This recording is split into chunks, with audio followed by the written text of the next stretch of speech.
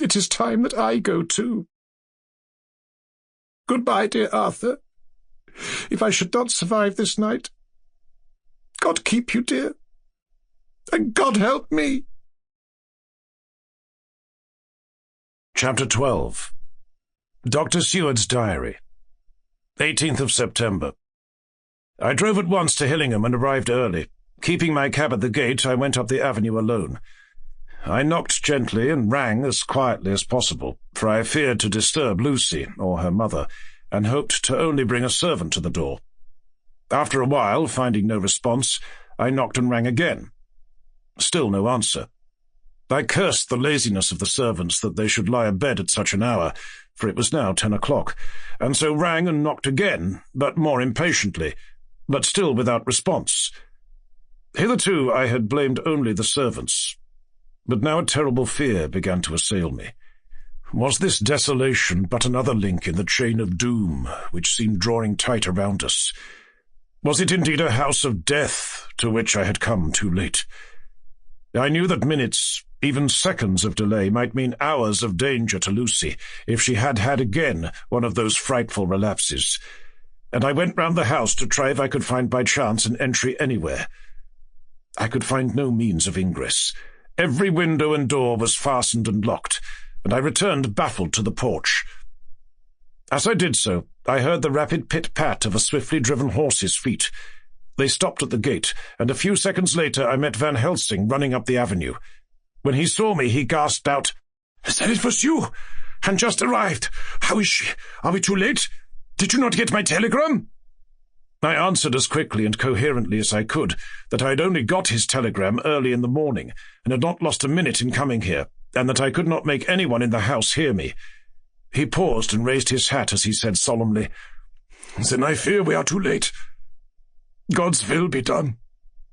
With his usual recuperative energy, he went on, "Come, if there be no way open to get in, we must make one. Time is all in all to us now." We went round to the back of the house, where there was a kitchen window. The professor took a small surgical saw from his case, and handing it to me, pointed to the iron bars which guarded the window. I attacked them at once, and had very soon cut through 3 of them. Then, with a long thin knife, we pushed back the fastening of the sashes and opened the window. I helped the professor in and followed him. There was no one in the kitchen or in the servants' rooms, which were close at hand. We tried all the rooms as we went along, and in the dining room, dimly lit by rays of light through the shutters, found 4 servant women lying on the floor. There was no need to think them dead, for their stertorous breathing and the acrid smell of laudanum in the room left no doubt as to their condition. Van Helsing and I looked at each other, and as we moved away he said, "We can attend to them later." Then we ascended to Lucy's room. For an instant or two we paused at the door to listen, but there was no sound that we could hear. With white faces and trembling hands, we opened the door gently and entered the room. How shall I describe what we saw? On the bed lay 2 women, Lucy and her mother. The latter lay farthest in, and she was covered with a white sheet, the edge of which had been blown back by the draught through the broken window, showing the drawn white face with a look of terror fixed upon it. By her side lay Lucy, with face white and still more drawn. The flowers, which had been round her neck, we found upon her mother's bosom, and her throat was bare, showing the 2 little wounds which we had noticed before, but looking horribly white and mangled. Without a word, the professor bent over the bed, his head almost touching poor Lucy's breast. Then he gave a quick turn of his head, as of one who listens, and leaping to his feet, he cried out to me, "It is not yet too late! Quick, quick, bring some brandy!" I flew downstairs and returned with it, taking care to smell and taste it, lest it too were drugged like the decanter of sherry which I found on the table. The maids were still breathing, but more restlessly, and I fancied that the narcotic was wearing off. I did not stay to make sure, but returned to Van Helsing. He rubbed the brandy, as on another occasion, on her lips and gums, and on her wrists and the palms of her hands. He said to me, "I can do this, all that can be at the present.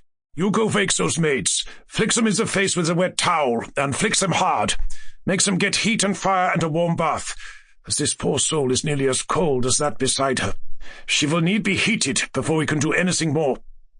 I went at once and found little difficulty in waking 3 of the women. The 4th was only a young girl, and the drug had evidently affected her more strongly, so I lifted her on the sofa and let her sleep. The others were dazed at first, but as remembrance came back to them, they cried and sobbed in a hysterical manner. I was stern with them, however, and would not let them talk. I told them that one life was bad enough to lose, and that if they delayed, they would sacrifice Miss Lucy. So, sobbing and crying, they went about their way, half-clad as they were, and prepared fire and water. Fortunately, the kitchen and boiler fires were still alive, and there was no lack of hot water. We got a bath and carried Lucy out, as she was, and placed her in it. Whilst we were busy chafing her limbs, there was a knock at the hall door. One of the maids ran off, hurried on some more clothes, and opened it. Then she returned and whispered to us that there was a gentleman who had come with a message from Mr. Holmwood. I bade her simply tell him that he must wait, for we could see no one now. She went away with the message, and, engrossed with our work, I clean forgot all about him. I never saw in all my experience the professor work in such deadly earnest. I knew, as he knew, that it was a stand-up fight with death, and in a pause told him so. He answered me in a way that I did not understand, but with the sternest look that his face could wear. "Is that for all? I would stop here, where we are now, and let her fade away into peace, for I see no light in life over her horizon." He went on with his work with, if possible, renewed and more frenzied vigour. Presently we both began to be conscious that the heat was beginning to be of some effect. Lucy's heart beat a trifle more audibly to the stethoscope, and her lungs had a perceptible movement. Van Helsing's face almost beamed, and as we lifted her from the bath and rolled her in a hot sheet to dry her, he said to me, "The first gain is ours. Check to the king." We took Lucy into another room, which had by now been prepared, and laid her in bed and forced a few drops of brandy down her throat. I noticed that Van Helsing tied a soft silk handkerchief round her throat. She was still unconscious, and was quite as bad as, if not worse, than we had ever seen her. Van Helsing called in one of the women, and told her to stay with her, and not to take her eyes off her till we returned, and then beckoned me out of the room. "We must consult as to what is to be done," he said as we descended the stairs. In the hall he opened the dining-room door, and we passed in, he closing the door carefully behind him. The shutters had been opened, but the blinds were already down, with that obedience to the etiquette of death which the British woman of the lower classes always rigidly observes. The room was therefore dimly dark. It was, however, light enough for our purposes. Van Helsing's sternness was somewhat relieved by a look of perplexity. He was evidently torturing his mind about something, so I waited for an instant, and he spoke. "What have we to do now? Where are we to turn for help? We must have another transfusion of blood, and that soon, or that poor girl's life won't be worth an hour's purchase. You are exhausted already. I am exhausted too. I fear to trust those women, even if they would have courage to submit. What have we to do for someone who will open his veins for her?" "What's the matter with me, anyhow?" The voice came from the sofa across the room, and its tones brought relief and joy to my heart, for they were those of Quincey Morris. Van Helsing started angrily at the first sound, but his face softened, and a glad look came into his eyes as I cried out, "Quincey Morris!" and rushed towards him with outstretched hands. "What brought you here?" I cried as our hands met. "I guess art is the cause." He handed me a telegram. "Have not heard from Seward for 3 days, and am terribly anxious. Cannot leave. Father still in same condition. Send me word how Lucy is. Do not delay. Holmwood." "I think I came just in the nick of time. You know you have only to tell me what to do." Van Helsing strode forward and took his hand, looking him straight in the eyes as he said, "A brave man's blood is the best thing on this earth when a woman is in trouble. You're a man, and no mistake. Well, the devil may work against us for all he's worth, but God sends us men when we want them." Once again we went through that ghastly operation. I have not the heart to go through with the details. Lucy had got a terrible shock, and it told on her more than before, for though plenty of blood went into her veins, her body did not respond to the treatment as well as on the other occasions. Her struggle back into life was something frightful to see and hear. However, the action of both heart and lungs improved, and Van Helsing made a subcutaneous injection of morphia as before, and with good effect. Her faint became a profound slumber. The professor watched whilst I went downstairs with Quincey Morris, and sent one of the maids to pay off one of the cabmen who were waiting. I left Quincey lying down after having a glass of wine, and told the cook to get ready a good breakfast. Then a thought struck me, and I went back to the room where Lucy now was. When I came softly in, I found Van Helsing with a sheet or two of notepaper in his hand. He had evidently read it, and was thinking it over as he sat with his hand on his brow. There was a look of grim satisfaction in his face, as of one who has had a doubt solved. He handed me the paper, saying only, "It dropped from Lucy's breast, when we carried her to the bath." When I had read it, I stood looking at the professor, and after a pause asked him, "In God's name, what does it all mean? Was she or is she mad? Or what sort of horrible danger is it?" I was so bewildered that I did not know what to say more. Van Helsing put out his hand and took the paper, saying, "Do not trouble about it now. Forget it for the present. You shall know and understand it all in good time. But it will be later. And now, what is it that you came to me to say?" This brought me back to fact, and I was all myself again. "I came to speak about the certificate of death. If we do not act properly and wisely, there may be an inquest, and that paper would have to be produced. I am in hopes that we need have no inquest, for if we had, it would surely kill poor Lucy, if nothing else did. I know, and you know, and the other doctor who attended her knows, that Mrs. Westenra had disease of the heart, and we can certify that she died of it. Let us fill up the certificate at once, and I shall take it myself to the registrar, and go on to the undertaker." "Good. Oh, my friend John, well thought of.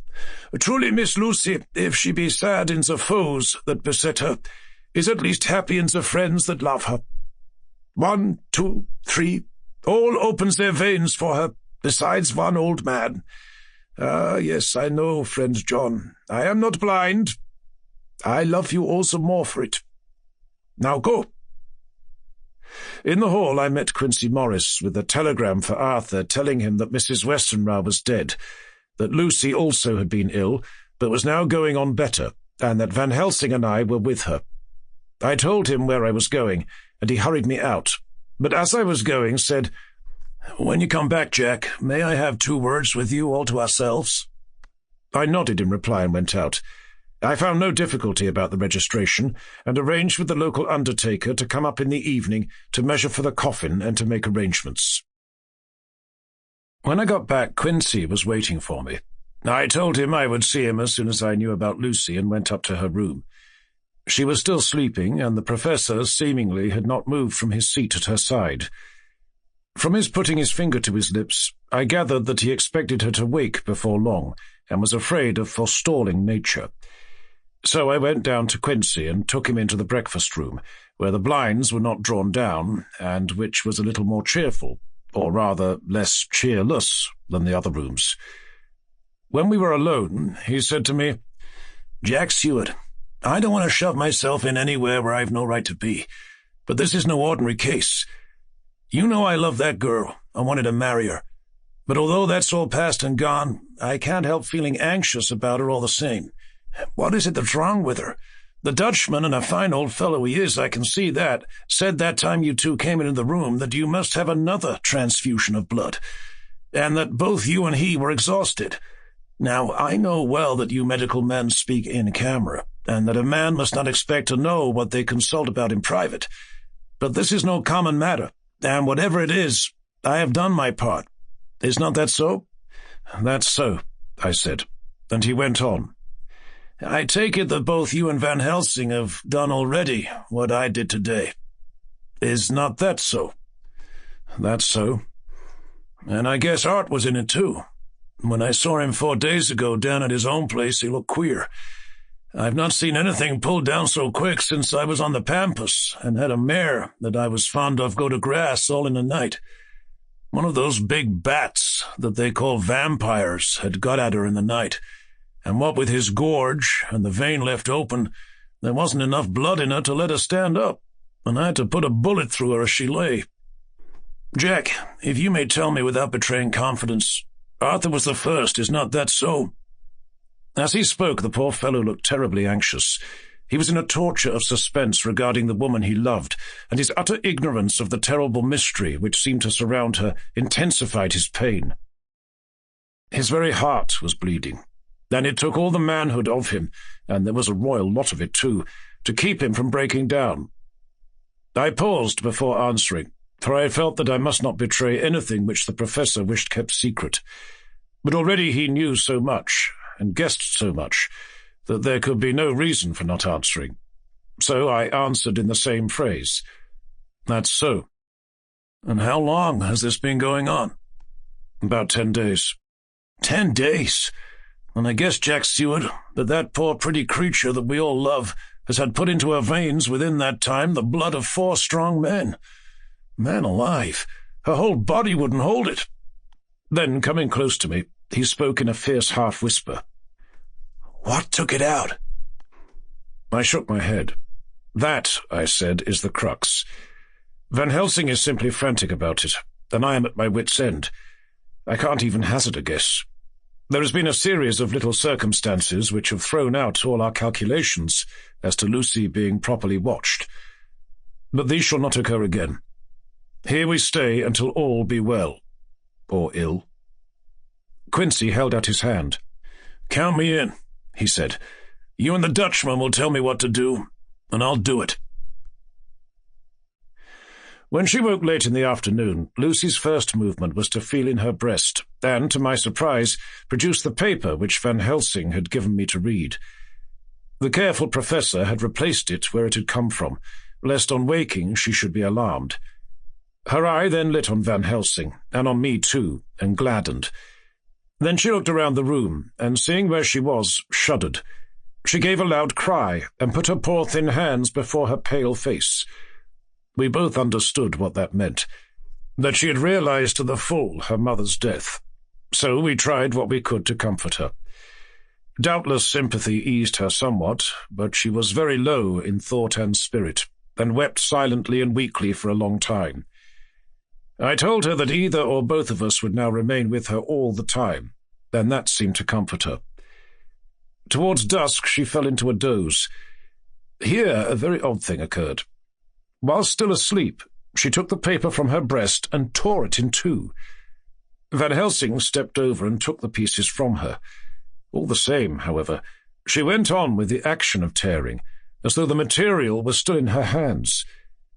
Finally she lifted her hands and opened them, as though scattering the fragments. Van Helsing seemed surprised, and his brows gathered, as if in thought, but he said nothing. 19th of September. All last night she slept fitfully, being always afraid to sleep, and something weaker when she woke from it. The professor and I took it in turns to watch, and we never left her for a moment unattended. Quincy Morris said nothing about his intention, but I knew that all night long he patrolled round and round the house. When the day came, its searching light showed the ravages in poor Lucy's strength. She was hardly able to turn her head, and the little nourishment which she could take seemed to do her no good. At times she slept, and both Van Helsing and I noticed the difference in her between sleeping and waking. Whilst asleep, she looked stronger, although more haggard, and her breathing was softer. Her open mouth showed the pale gums drawn back from the teeth, which thus looked positively longer and sharper than usual. When she woke, the softness of her eyes evidently changed the expression, for she looked her own self, although a dying one. In the afternoon she asked for Arthur, and we telegraphed for him. Quincy went off to meet him at the station. When he arrived, it was nearly 6 o'clock, and the sun was setting full and warm, and the red light streamed in through the window and gave more colour to the pale cheeks. When he saw her, Arthur was simply choking with emotion, and none of us could speak.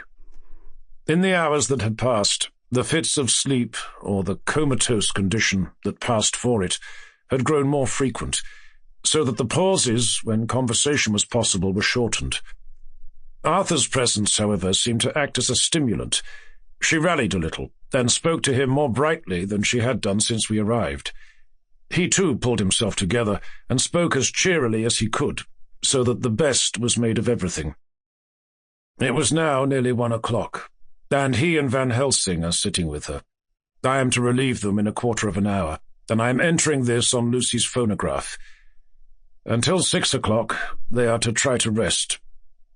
I fear that tomorrow will end our watching, for the shock has been too great. The poor child cannot rally. God help us all. Letter. Mina Harker to Lucy Westenra, unopened by her. 17th of September. My dearest Lucy, it seems an age since I heard from you, or indeed since I wrote. You will pardon me, I know, for all my faults when you have read all my budget of news. Well, I got my husband back all right. When we arrived at Exeter, there was a carriage waiting for us, and in it, though he had an attack of gout, Mr. Hawkins. He took us to his house, where there were rooms for us all, nice and comfortable, and we dined together. After dinner, Mr. Hawkins said, "My dears, I want to drink your health and prosperity, and may every blessing attend you both. I know you both from children, and have with love and pride seen you grow up. Now I want you to make your home here with me.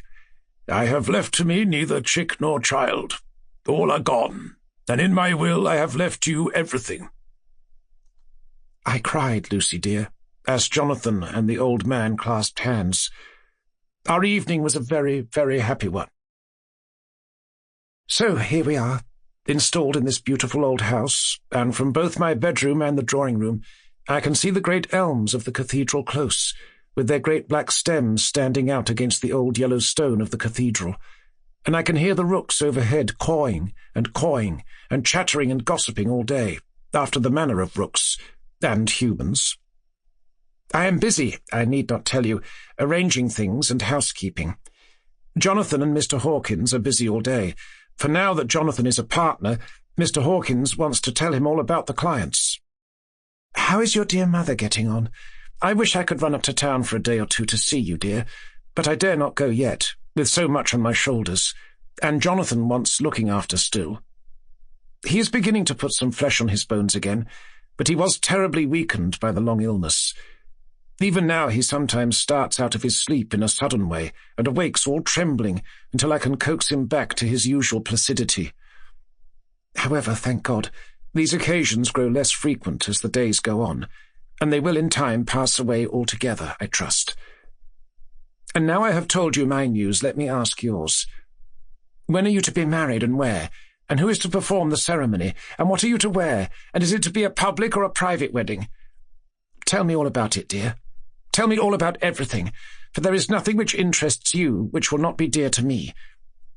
Jonathan asks me to send his respectful duty, but I do not think that is good enough from the junior partner of the important firm Hawkins and Harker. And so, as you love me, and he loves me, and I love you with all the moods and tenses of the verb, I send you simply his love instead. Goodbye, my dearest Lucy, and all blessings on you. Yours, Mina Harker. Report from Patrick Hennessy, M.D., M.R.C.S.L.K., Q.C.P.I., etc., etc., to John Seward, M.D. 20th of September. My dear Sir, in accordance with your wishes, I enclose report of the conditions of everything left in my charge.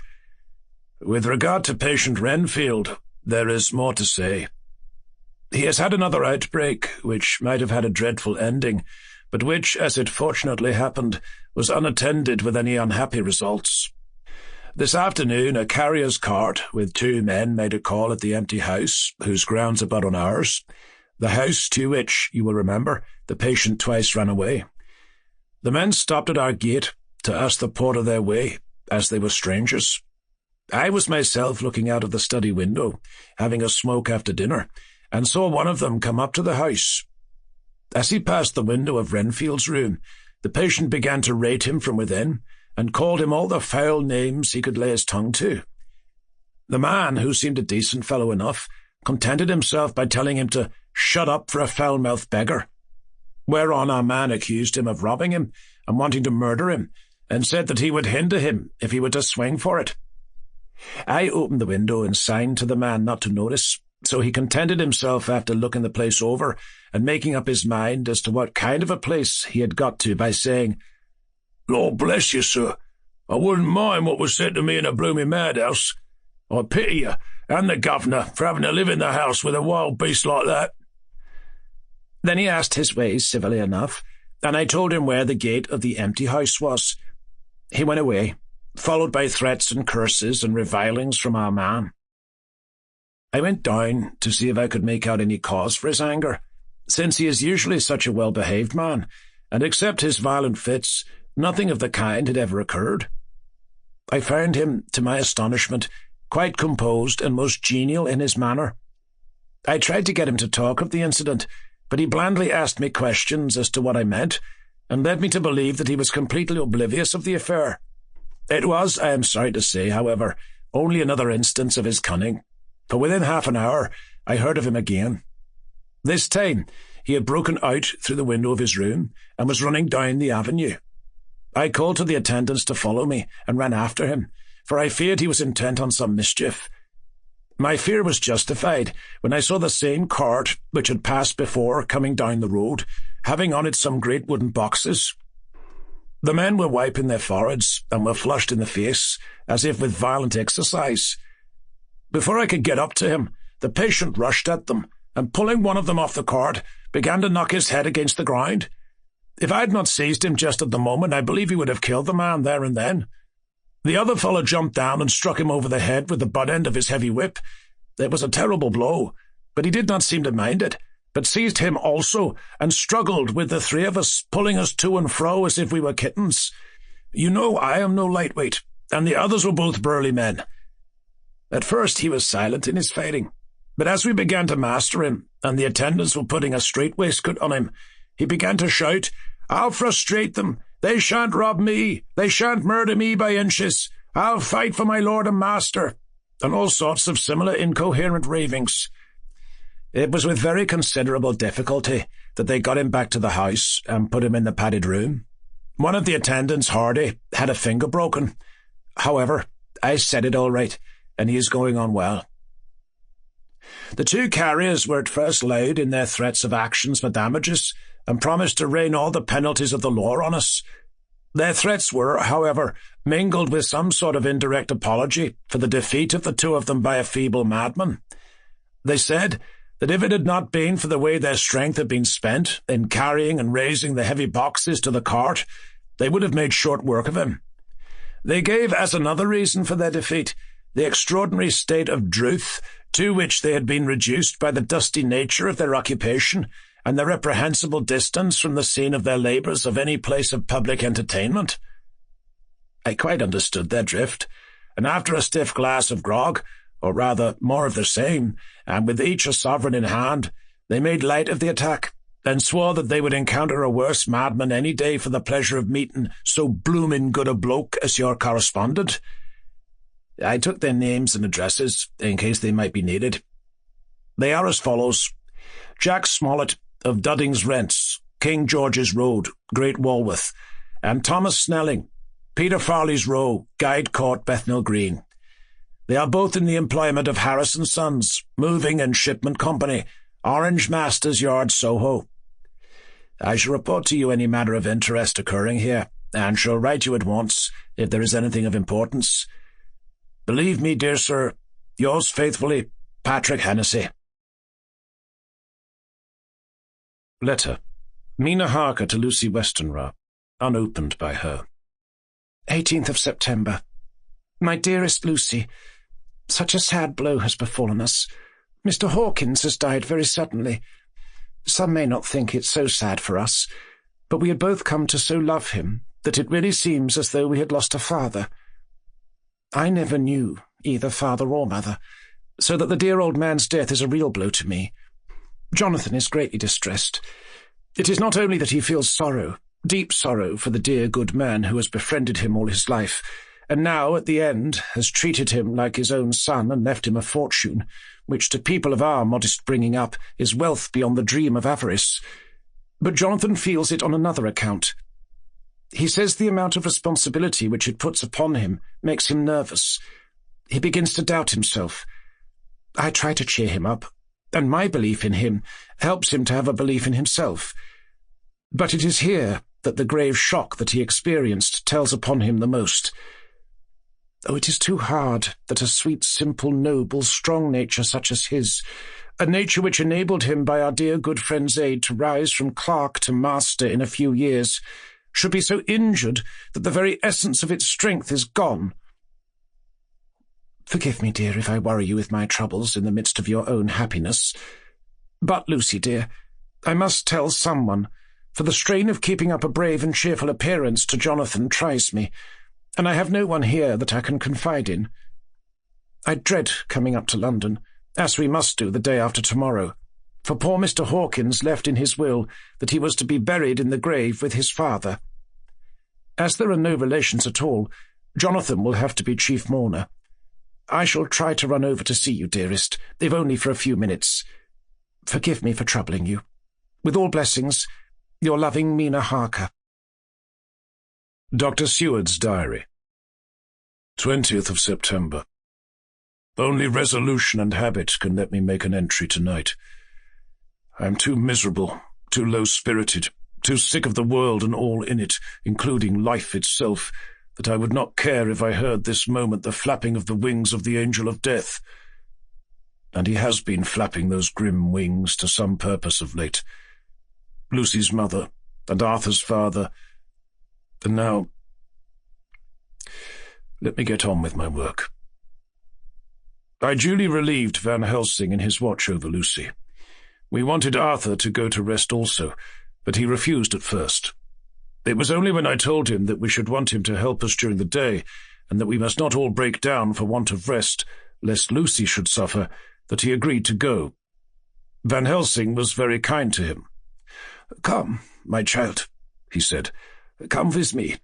You are sick and weak, and have had much sorrow and much mental pain, as well as that tax on your strength that we know of. You must not be alone, for to be alone is to be full of fears and alarms. Come to the drawing-room, where there is a big fire, and there are 2 sofas. You shall lie on one, and I on the other, and our sympathy will be comfort to each other, even though we do not speak, and even if we sleep." Arthur went off with him, casting back a longing look on Lucy's face, which lay in her pillow almost whiter than the lawn. She lay quite still, and I looked round the room to see that all was as it should be. I could see that the professor had carried out in this room, as in the other, his purpose of using the garlic. The whole of the window sashes reeked with it, and round Lucy's neck, over the silk handkerchief which Van Helsing made her keep on, was a rough chaplet of the same odorous flowers. Lucy was breathing somewhat stertorously, and her face was at its worst, for the open mouth showed the pale gums. Her teeth, in the dim, uncertain light, seemed longer and sharper than they had been in the morning. In particular, by some trick of the light, the canine teeth looked longer and sharper than the rest. I sat down by her, and presently she moved uneasily. At the same moment there came a sort of dull flapping or buffeting at the window. I went over to it softly and peeped out by the corner of the blind. There was a full moonlight, and I could see that the noise was made by a great bat, which wheeled round, doubtless attracted by the light, although so dim, and every now and again struck the window with its wings. When I came back to my seat, I found that Lucy had moved slightly, and had torn away the garlic flowers from her throat. I replaced them as well as I could, and sat watching her. Presently she woke, and I gave her food, as Van Helsing had prescribed. She took but a little, and that languidly. There did not seem to be with her now the unconscious struggle for life and strength that had hitherto so marked her illness. It struck me as curious that the moment she became conscious, she pressed the garlic flowers close to her. It was certainly odd that whenever she got into that lethargic state, with the stertorous breathing, she put the flowers from her, but that when she waked, she clutched them close. There was no possibility of making any mistake about this, for in the long hours that followed, she had many spells of sleeping and waking, and repeated both actions many times. At 6 o'clock Van Helsing came to relieve me. Arthur had then fallen into a doze, and he mercifully let him sleep on. When he saw Lucy's face, I could hear the hissing indraw of his breath, and he said to me in a sharp whisper, "Draw up the blind. I want light." Then he bent down, and with his face almost touching Lucy's, examined her carefully. He removed the flowers and lifted the silk handkerchief from her throat. As he did so, he started back, and I could hear his ejaculation, "Mein Gott!" as it was smothered in his throat. I bent over and looked too, and as I noticed, some queer chill came over me.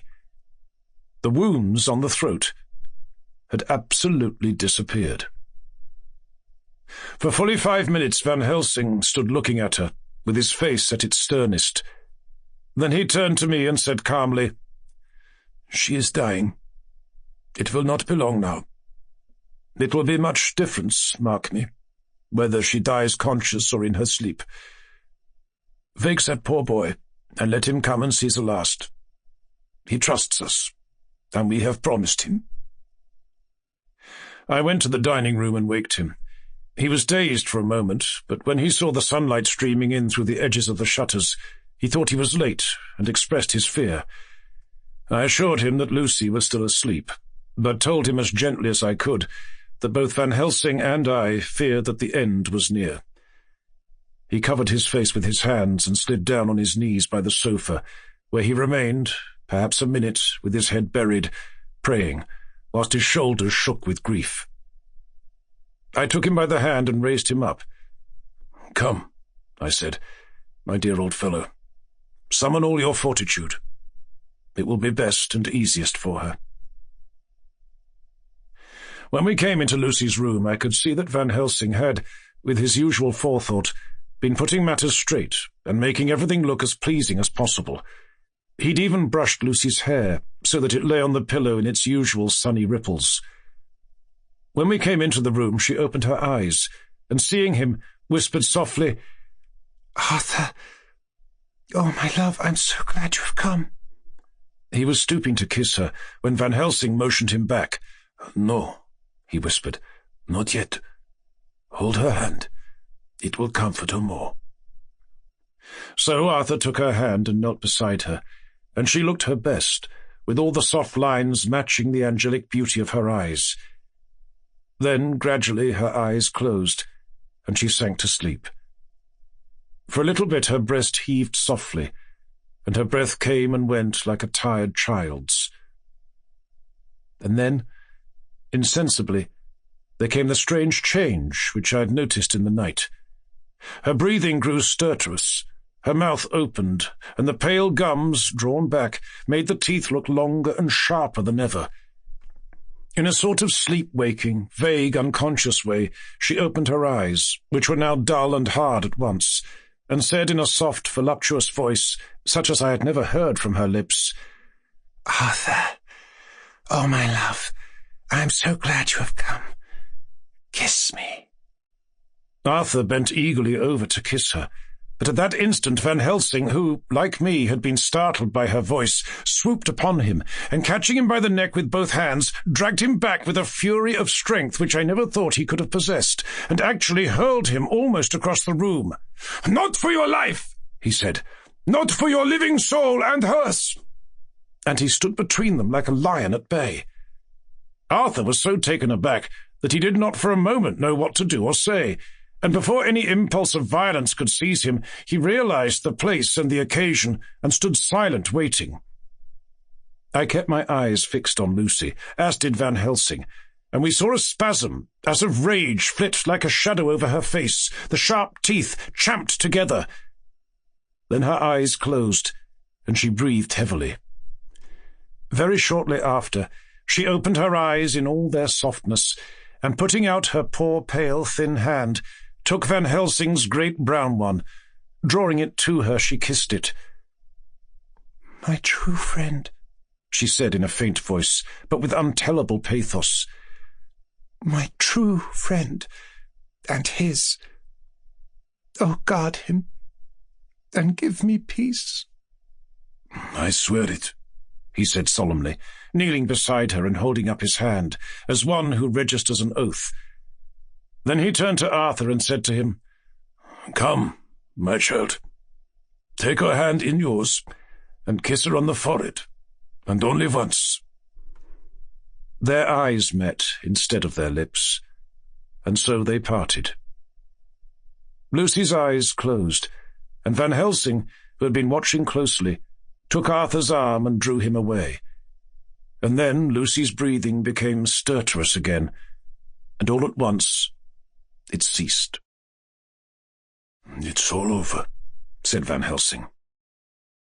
"She is dead." I took Arthur by the arm and led him away to the drawing-room, where he sat down and covered his face with his hands, sobbing in a way that nearly broke me down to see.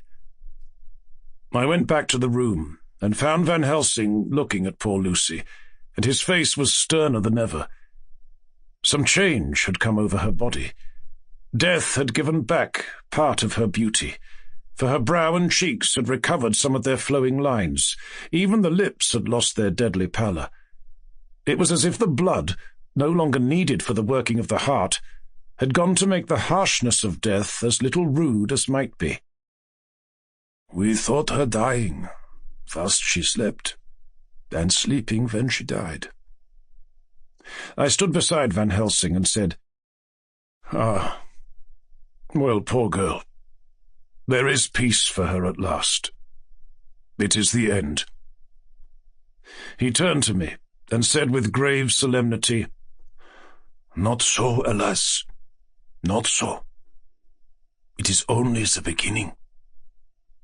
When I asked him what he meant, he only shook his head and answered, "We can do nothing as yet. Wait and see." Chapter 13.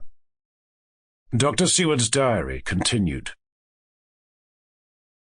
The funeral was arranged for the next succeeding day, so that Lucy and her mother might be buried together. I attended to all the ghastly formalities, and the urbane undertaker proved that his staff were afflicted, or blessed, with something of his own obsequious suavity. Even the woman who performed the last offices for the dead remarked to me, in a confidential, brother-professional way, when she had come out from the death-chamber, "She makes a very beautiful corpse, sir. It's quite a privilege to attend on her. It's not too much to say that she will do credit to our establishment." I noticed that Van Helsing never kept far away. This was possible from the disordered state of things in the household. There were no relatives at hand, and as Arthur had to be back the next day to attend at his father's funeral, we were unable to notify anyone who should have been bidden. Under the circumstances, Van Helsing and I took it upon ourselves to examine papers, etc. He insisted upon looking over Lucy's papers himself. I asked him why, for I feared that he, being a foreigner, might not be quite aware of English legal requirements, and so might in ignorance make some unnecessary trouble. He answered me, I know. You forget that I am a lawyer as well as a doctor, but this is not altogether for the law. You knew that when you avoided the coroner. I have more than him to avoid. There may be papers, more, such as this." As he spoke, he took from his pocket-book the memorandum which had been in Lucy's breast, and which she had torn in her sleep. "When you find anything of the solicitor who is for the late Mrs. Westenra, seal all her papers, and write him tonight.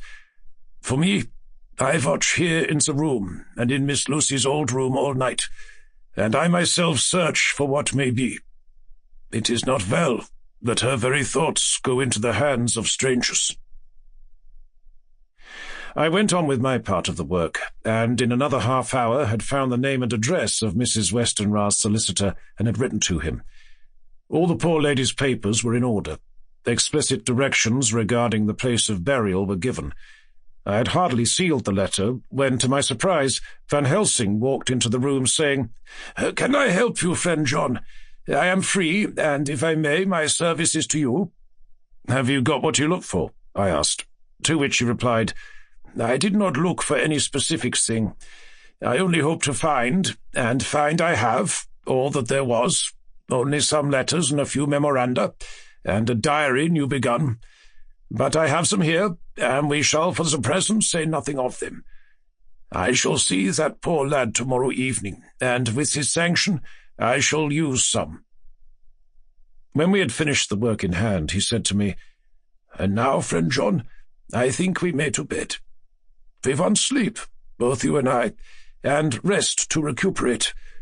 Tomorrow we shall have much to do, but for the tonight there is no need of us. Alas." Before turning in, we went to look at poor Lucy. The undertaker had certainly done his work well, for the room was turned into a small chapelle ardente. There was a wilderness of beautiful white flowers, and death was made as little repulsive as might be.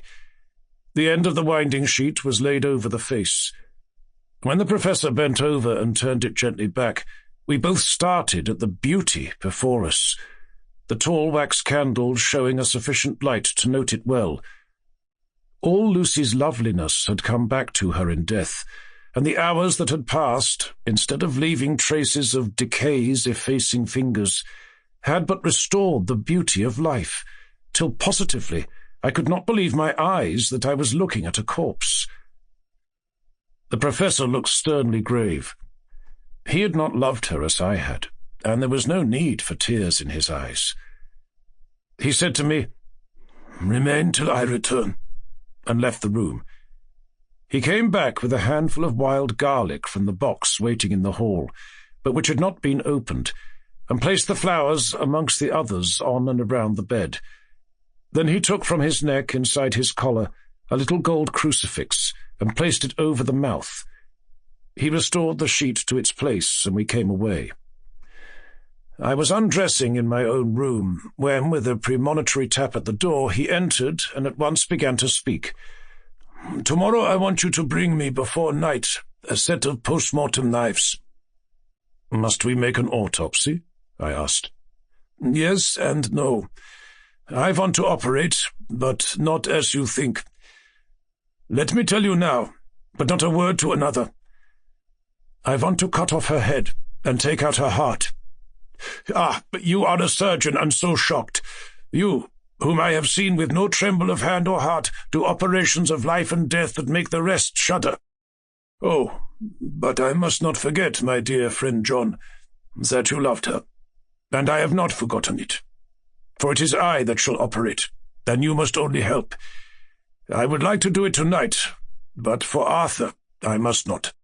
He will be free after his father's funeral tomorrow, and he will want to see her, to see it. Then, when she is coffined ready for the next day, you and I shall come when all sleep. We shall unscrew the coffin lid, and shall do our operation, and then replace all, so that none know, save we alone." "But why do it at all? The girl is dead. Why mutilate her poor body without need? And if there is no necessity for a post-mortem and nothing to gain by it, no good to her, to us, to science, to human knowledge, why do it? Without such, it is monstrous." For answer, he put his hand on my shoulder and said, with infinite tenderness, "Friend John, I pity your poor bleeding heart, and I love you the more because it does so bleed. If I could, I would take on myself the burden that you do bear. But there are things that you know not, but that you shall know, and bless me for knowing, though they are not pleasant things. John, my child, you have been my friend now many years, and yet did you ever know me to do any without good cause? I may err, I am but man, but I believe in all I do. Was it not for these causes that you sent for me when the great trouble came, yes? Were you not amazed, nay horrified, when I would not let Arthur kiss his love, though she was dying, and snatched him away by all my strength, yes? And yet you saw how she thanked me, with her so beautiful dying eyes, her voice too so weak, and she kissed my rough old hand and blessed me. Yes. And did you not hear me swear promise to her, that so she closed her eyes grateful? Yes? Well, I have good reason now for all I want to do. You have for many years trust me. You have believed me weeks past, when there be things so strange that you might have well doubt. Believe me yet a little, friend John. If you trust me not, then I must tell what I think, and that is not perhaps well. And if I work, as work I shall, no matter trust or no trust, without my friend trust in me, I work with heavy heart and feel oh so lonely, when I want all help and courage that may be. He paused a moment and went on solemnly. Friend John, there are strange and terrible days before us. Let us not be two, but one, so that we work to a good end. Will you not have faith in me? I took his hand and promised him. I held my door open as he went away, and watched him go into his room and close the door. As I stood without moving, I saw one of the maids pass silently along the passage. She had her back towards me, so did not see me, and go into the room where Lucy lay. The sight touched me. Devotion is so rare, and we are so grateful to those who show it unasked to those we love. Here was a poor girl putting aside the terrors which she naturally had of death, to go watch alone by the bier of the mistress whom she loved, so that the poor clay might not be lonely till laid to eternal rest. I must have slept long and soundly, for it was broad daylight when Van Helsing waked me by coming into my room. He came over to my bedside and said, "You need not trouble about the knives. We shall not do it." "Why not?" I asked, for his solemnity of the night before had greatly impressed me. "Because," he said sternly, "it is too late, or too early. See?" Here he held up the little golden crucifix. "This was stolen in the night." "How stolen?" I asked in wonder, "since you have it now." "Because I get it back from the worthless wretch who stole it, from the woman who robbed the dead and the living. Her punishment will surely come, but not through me. She knew not altogether what she did, and thus unknowing, she only stole. Now we must wait." He went away on the word, leaving me with a new mystery to think of, a new puzzle to grapple with. The forenoon was a dreary time, but at noon the solicitor came, Mr. Marquand, of Holman Sons, Marquand and Lidderdale. He was very genial and very appreciative of what we had done, and took off our hands all cares as to details. During lunch he told us that Mrs. Westenra had for some time expected sudden death from her heart, and had put her affairs in absolute order. He informed us that, with the exception of a certain entailed property of Lucy's father's, which now, in default of direct issue, went back to a distant branch of the family, the whole estate, real and personal, was left absolutely to Arthur Holmwood. When he had told us so much, he went on. "Frankly, we did our best to prevent such a testamentary disposition, and pointed out certain contingencies that might leave her daughter either penniless or not so free as she should be to act regarding a matrimonial alliance. Indeed, we pressed the matter so far that we almost came into collision, for she asked us if we were or were not prepared to carry out her wishes. Of course, we had then no alternative but to accept. We were right in principle, and 99 times out of 100 we should have proved, by the logic of events, the accuracy of our judgment. Frankly, however, I must admit that in this case any other form of disposition would have rendered impossible the carrying out of her wishes. For by her predeceasing her daughter, the latter would have come into possession of the property, and even had she only survived her mother by 5 minutes, her property would, in case there were no will, and a will was a practical impossibility in such a case, have been treated at her decease as under intestacy. in which case Lord Godalming, though so dear a friend, would have had no claim in the world, and the inheritors, being remote, would not be likely to abandon their just rights for sentimental reasons regarding an entire stranger. I assure you, my dear sirs, I am rejoiced at the result. Perfectly rejoiced." He was a good fellow, but his rejoicing at the one little part, in which he was officially interested, of so great a tragedy, was an object lesson in the limitations of sympathetic understanding. He did not remain long, but said he would look in later in the day and see Lord Godalming. His coming, however, had been a certain comfort to us, since it assured us that we should not have to dread hostile criticism as to any of our acts. Arthur was expected at 5 o'clock, so a little before that time we visited the death-chamber. It was so in very truth, for now both mother and daughter lay in it. The undertaker, true to his craft, had made the best display he could of his goods, and there was a mortuary air about the place that lowered our spirits at once. Van Helsing ordered the former arrangement to be adhered to, explaining that, as Lord Godalming was coming very soon, it would be less harrowing to his feelings to see all that was left of his fiancée quite alone. The undertaker seemed shocked at his own stupidity, and exerted himself to restore things to the condition in which we left them the night before, so that when Arthur came, such shocks to his feelings as we could avoid were saved. Poor fellow! He looked desperately sad and broken. Even his stalwart manhood seemed to have shrunk somewhat under the strain of his much-tried emotions. He had, I knew, been very genuinely and devotedly attached to his father, and to lose him, and at such a time, was a bitter blow to him. With me he was warm as ever, and to Van Helsing he was sweetly courteous, but I could not help seeing that there was some constraint with him. The professor noticed it too, and motioned me to bring him upstairs.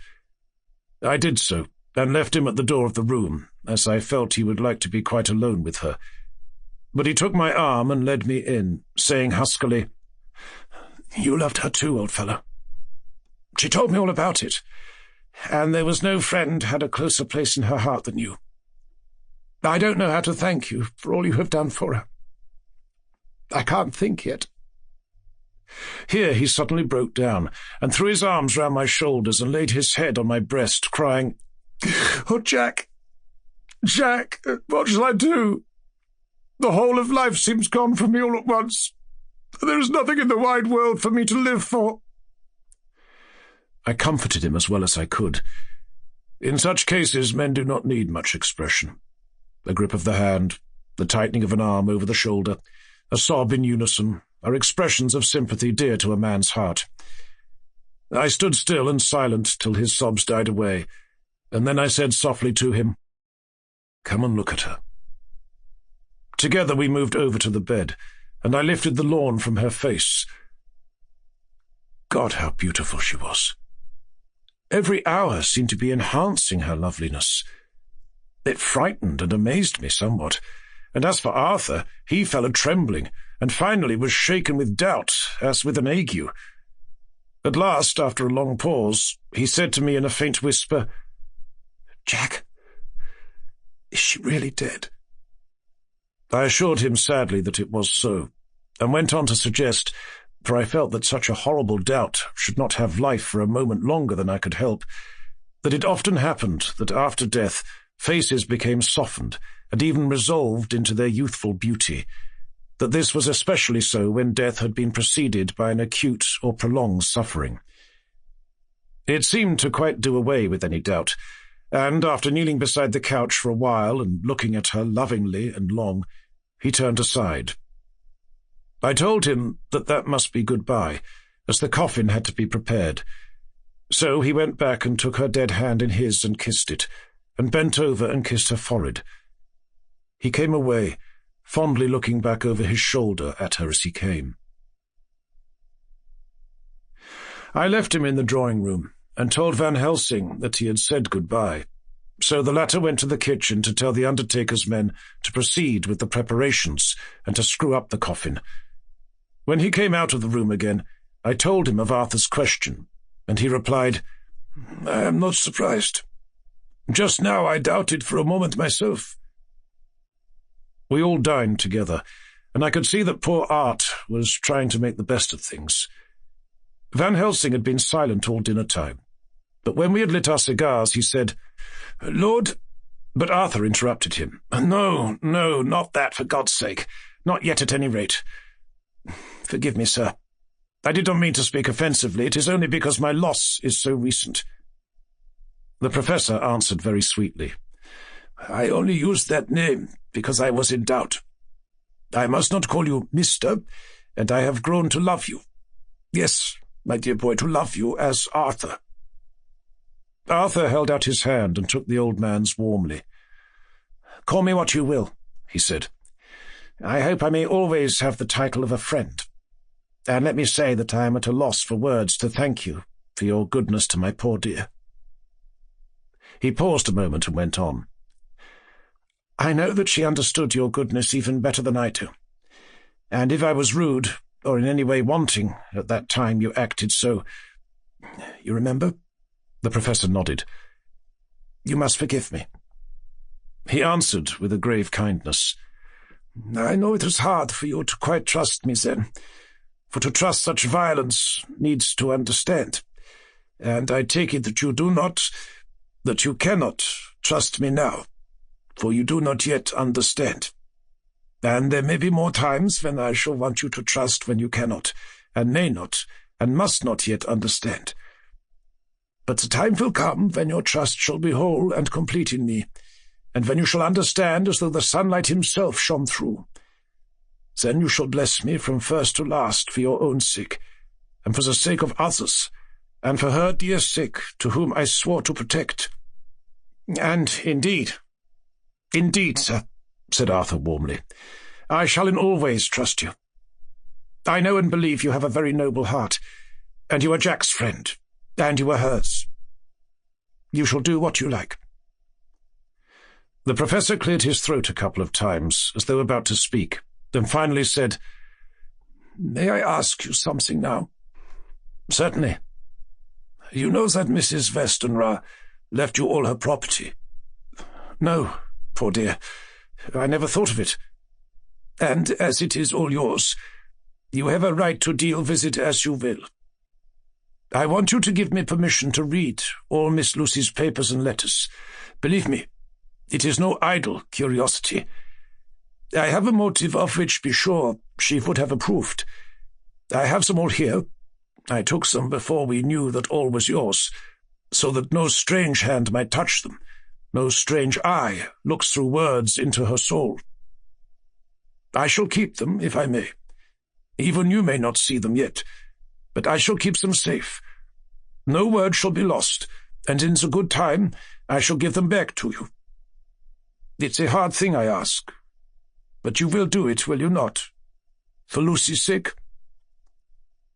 Arthur spoke out heartily, like his old self. "Dr. Van Helsing, you may do what you will. I feel that in saying this I am doing what my dear one would have approved. I shall not trouble you with questions till the time comes." The old professor stood up as he said solemnly, "And you are right.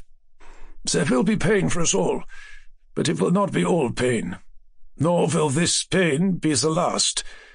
We, and you too, you, most of all, my dear boy, will have to pass through the bitter water before we reach the sweet. But we must be brave of heart and unselfish, and do our duty, and all will be well." I slept on a sofa in Arthur's room that night. Van Helsing did not go to bed at all. He went to and fro as if patrolling the house, and was never out of sight of the room where Lucy lay in her coffin, strewn with the wild garlic flowers, which sent, through the odour of lily and rose, a heavy, overpowering smell into the night. Mina Harker's journal.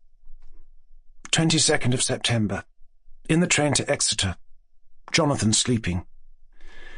It seems only yesterday that the last entry was made, and yet how much between then, in Whitby and all the world before me, Jonathan away and no news of him, and now, married to Jonathan, Jonathan a solicitor, a partner, rich, master of his business, Mr. Hawkins dead and buried, and Jonathan with another attack that may harm him. Some day he may ask me about it. Down it all goes. I am rusty in my shorthand. See what unexpected prosperity does for us? So it may be as well to freshen it up again with an exercise anyhow. The service was very simple and very solemn.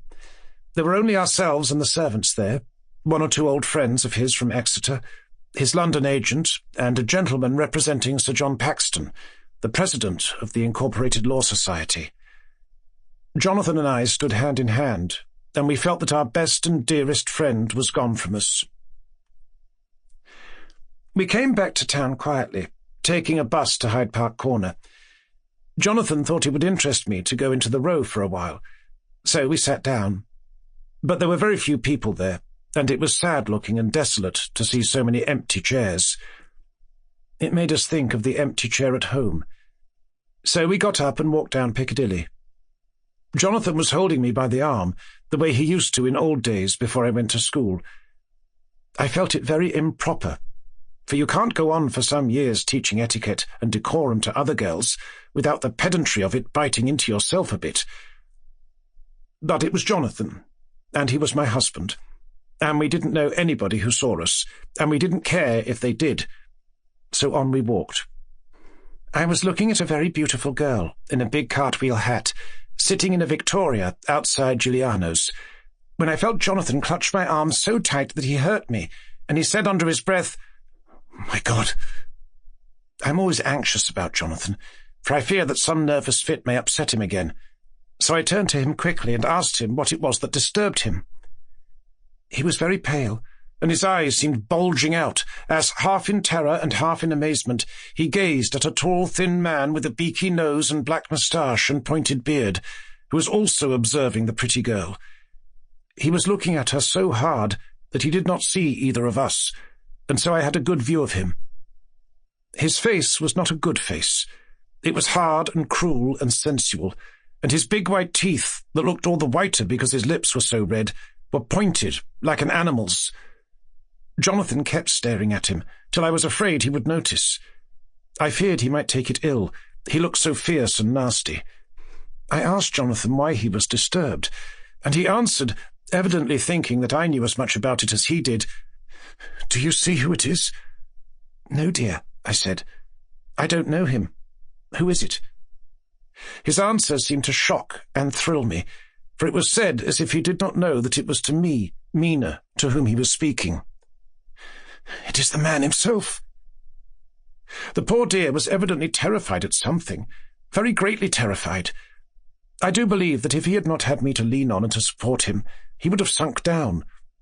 He kept staring. A man came out of the shop with a small parcel and gave it to the lady, who then drove off. The dark man kept his eyes fixed on her, and when the carriage moved up Piccadilly, he followed in the same direction and hailed a hansom. Jonathan kept looking after him, and said, as if to himself, "I believe it is the Count. But he has grown young. My God, if this be so! Oh, my God, if I only knew! If I only knew!" He was distressing himself so much that I feared to keep his mind on the subject by asking him any questions, so I remained silent. I drew him away quietly, and he, holding my arm, came easily. We walked a little further, and then went in and sat for a while in the Green Park. It was a hot day for autumn, and there was a comfortable seat in a shady place. After a few minutes staring at nothing, Jonathan's eyes closed, and he went quietly into a sleep, with his head on my shoulder. I thought it was the best thing for him, so did not disturb him. In about 20 minutes he woke up, and said to me quite cheerfully, "Why, Mina, have I been asleep? Oh, do forgive me for being so rude. Come, and we'll have a cup of tea somewhere." He had evidently forgotten all about the dark stranger, as in his illness he had forgotten all that this episode had reminded him of. I don't like this lapsing into forgetfulness. It may make or continue some injury to the brain. I must not ask him, for fear I shall do more harm than good, but I must somehow learn the facts of his journey abroad. The time is come, I fear, when I must open that parcel and know what is written. Oh, Jonathan, you will, I know, forgive me if I do wrong, but it is for your own dear sake. Later. A sad homecoming in every way. The house empty of the dear soul who was so good to us. Jonathan still pale and dizzy under a slight relapse of his malady. And now a telegram from Van Helsing, whoever he may be. You will be grieved to hear that Mrs. Westenra died 5 days ago, and that Lucy died the day before yesterday. They were both buried today. Oh, what a wealth of sorrow in a few words. Poor Mrs. Westenra. Poor Lucy. Gone. Gone, never to return to us. And poor Arthur, to have lost such sweetness out of his life. God help us all to bear our troubles. Dr. Seward's diary. 22nd of September. It is all over. Arthur has gone back to Ring and has taken Quincy Morris with him. What a fine fellow is Quincy. I believe in my heart of hearts that he suffered as much about Lucy's death as any of us, but he bore himself through it like a moral Viking. If America can go on breeding men like that, she will be a power in the world indeed. Van Helsing is lying down, having a rest preparatory to his journey. He goes over to Amsterdam tonight, but says he returns tomorrow night, that he only wants to make some arrangements which can only be made personally. He is to stop with me then, if he can. He says he has work to do in London, which may take him some time. Poor old fellow. I fear that the strain of the past week has broken down even his iron strength. All the time of the burial he was, I could see, putting some terrible restraint on himself. When it was all over, we were standing beside Arthur, who, poor fellow, was speaking of his part in the operation where his blood had been transfused to his Lucy's veins.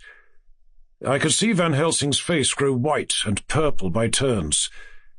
Arthur was saying that he felt since then as if they too had been really married, and that she was his wife in the sight of God. None of us said a word of the other operations, and none of us ever shall. Arthur and Quincy went away together to the station, and Van Helsing and I came on here. The moment we were alone in the carriage, he gave way to a regular fit of hysterics.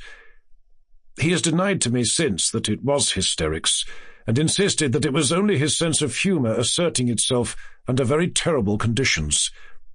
He laughed till he cried, and I had to draw down the blinds lest anyone should see us and misjudge. And then he cried till he laughed again, and laughed and cried together, just as a woman does. I tried to be stern with him, as one is to a woman under the circumstances, but it had no effect. Men and women are so different in manifestations of nervous strength or weakness. Then, when his face grew grave and stern again, I asked him why his mirth, and why at such a time. His reply was in a way characteristic of him, for it was logical and forceful and mysterious. He said, "Ah, you don't comprehend, friend John. Do not think that I am not sad, though I laugh. See, I have cried even when the laugh did choke me. But no more think that I am all sorry when I cry, for the laugh, he come just the same. Keep it always with you, that laughter who knock at your door and say, 'May I come in?' is not the true laughter. No, he is a king, and he come when and how he like.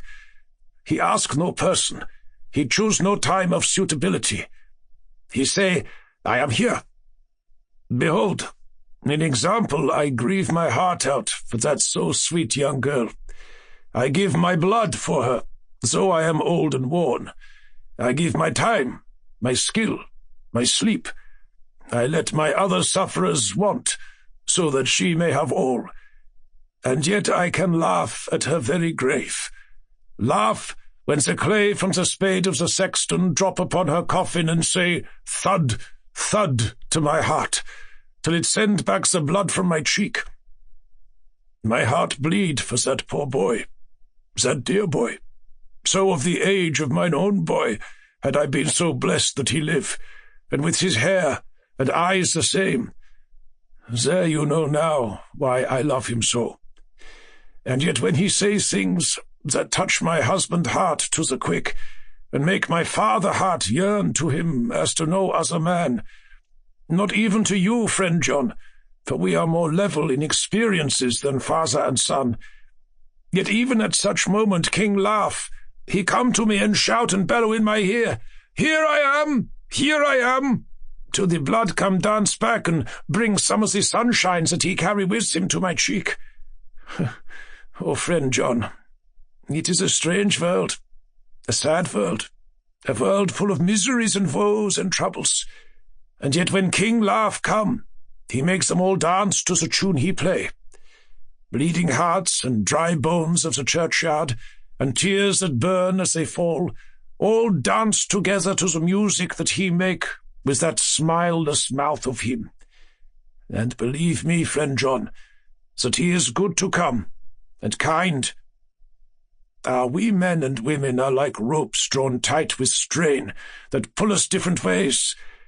Then tears come, and, like the rain on the ropes, they brace us up, until perhaps the strain become too great, and we break. But King laugh, he come like the sunshine, and he ease off the strain again, and we bear to go on with our labour, what it may be. I did not like to wound him by pretending not to see his idea, but as I did not yet understand the cause of his laughter, I asked him. As he answered me, his face grew stern, and he said in quite a different tone, Oh, it was the grim irony of it all. This so lovely lady garlanded with flowers, that looked so fair as life, till one by one we wondered if she were truly dead. She laid in that so fine marble house in that lonely churchyard, where rest so many of her kin, laid there with the mother, who loved her, and whom she loved, and that sacred bell going toll, toll, toll, so sad and slow, and those holy men, with the white garments of the angel, pretending to read books, and yet all the times their eyes never on the page, and all of us with a bowed head.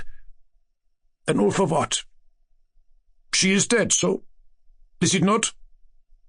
Well, for the life of me, Professor, I said, I can't see anything to laugh at in all that. Why, your explanation makes it a harder puzzle than before. But even if the burial service was comic, what about poor Art and his trouble? Why, his heart was simply breaking. Just so. Said he not that the transfusion of his blood to her veins had made her truly his bride? Yes, and it was a sweet and comforting idea for him. Quite so. But there was a difficulty, friend John. If so that, then what about the others? Then this so sweet maid is a polyandrist, and me, with my poor wife dead to me, but alive by church's law, though no wits, all gone, even I, who am faithful husband to this now no wife, am bigamist. I don't see where the joke comes in there either, I said, and I did not feel particularly pleased with him for saying such things. He laid his hand on my arm and said, Friend John, forgive me if I pain. I showed not my feeling to others, then it would wound, but only to you, my old friend, whom I can trust. If you could have looked into my very heart then, when I want to laugh, if you could have done so when the laugh arrived, if you could do so now, when King Laugh have pack up his crown and all that is to him, for he go far, far away from me, and for a long, long time, maybe you would perhaps pity me, the most of all. I was touched by the tenderness of his tone, and asked why. Because I know.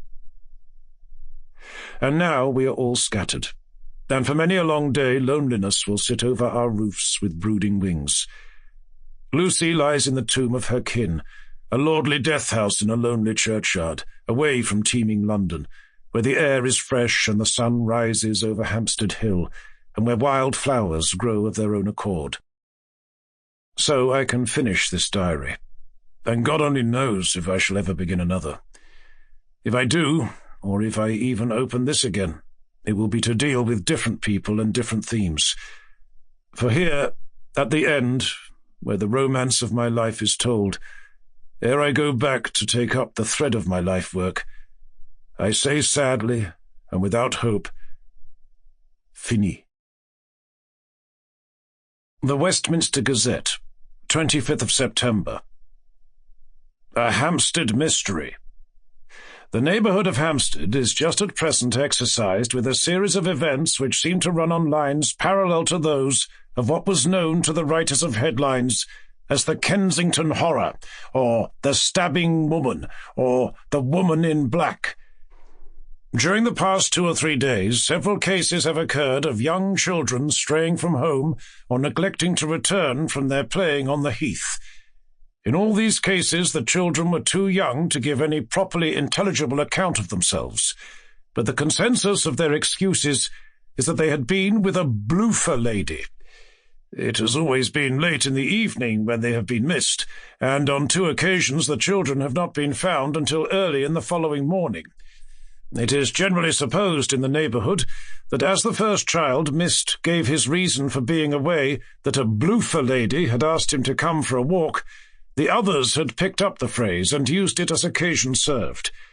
This is the more natural, as the favourite game of the little ones at present is luring each other away by wiles. A correspondent writes us that to see some of the tiny tots pretending to be the bloofer lady is supremely funny. Some of our caricaturists might, he says, take a lesson in the irony of grotesque by comparing the reality and the picture. It is only in accordance with general principles of human nature that the bloofer lady should be the popular role of these al fresco performances. Our correspondent naively says that even Ellen Terry could not be so winningly attractive as some of these grubby-faced little children pretend, and even imagine themselves to be. There is, however, possibly a serious side to the question. For some of the children, indeed all who have been missed at night, have been slightly torn or wounded in the throat. The wounds seem such as might be made by a rat or a small dog, and although of not much importance individually, would tend to show that whatever animal inflicts them has a system or method of its own. The police of the division have been instructed to keep a sharp lookout for straying children, especially when very young, in and around Hampstead Heath, and for any stray dog which may be about. The Westminster Gazette, 25th of September, Extra Special. The Hampstead Horror. Another child injured. The bloofer lady. We have just received intelligence that another child missed last night was only discovered late in the morning under a furze bush at the Shooter's Hill side of Hampstead Heath, which is perhaps less frequented than the other parts. It has the same tiny wound in the throat as has been noticed in other cases. It was terribly weak and looked quite emaciated. It too, when partially restored, had the common story to tell of being lured away by the bloofer lady. Chapter 14. Mina Harker's Journal. 23rd of September. Jonathan is better after a bad night. I am so glad that he has plenty of work to do, for that keeps his mind off the terrible things. And oh, I am rejoiced that he is not now weighed down with the responsibility of his new position. I knew he would be true to himself, and now how proud I am to see my Jonathan rising to the height of his advancement, and keeping pace in all ways with the duties that come upon him. He will be away all day till late, for he said he could not lunch at home. My household work is done, so I shall take his foreign journal and lock myself up in my room and read it. 24th of September. I hadn't the heart to write last night. That terrible record of Jonathan's upset me so. Poor dear, how he must have suffered, whether it be true or only imagination. I wonder if there is any truth in it at all. Did he get his brain fever, and then write all those terrible things? Or had he some cause for it all? I suppose I shall never know. for I dare not open the subject to him. And yet that man he saw yesterday, he seemed quite certain of him. Poor fellow. I suppose it was the funeral upset him and sent his mind back on some train of thought. He believes it all himself. I remember how on our wedding day he said, "Unless some solemn duty come upon me to go back to the bitter hours, asleep or awake, mad or sane." There seems to be through it all some thread of continuity. That fearful Count was coming to London.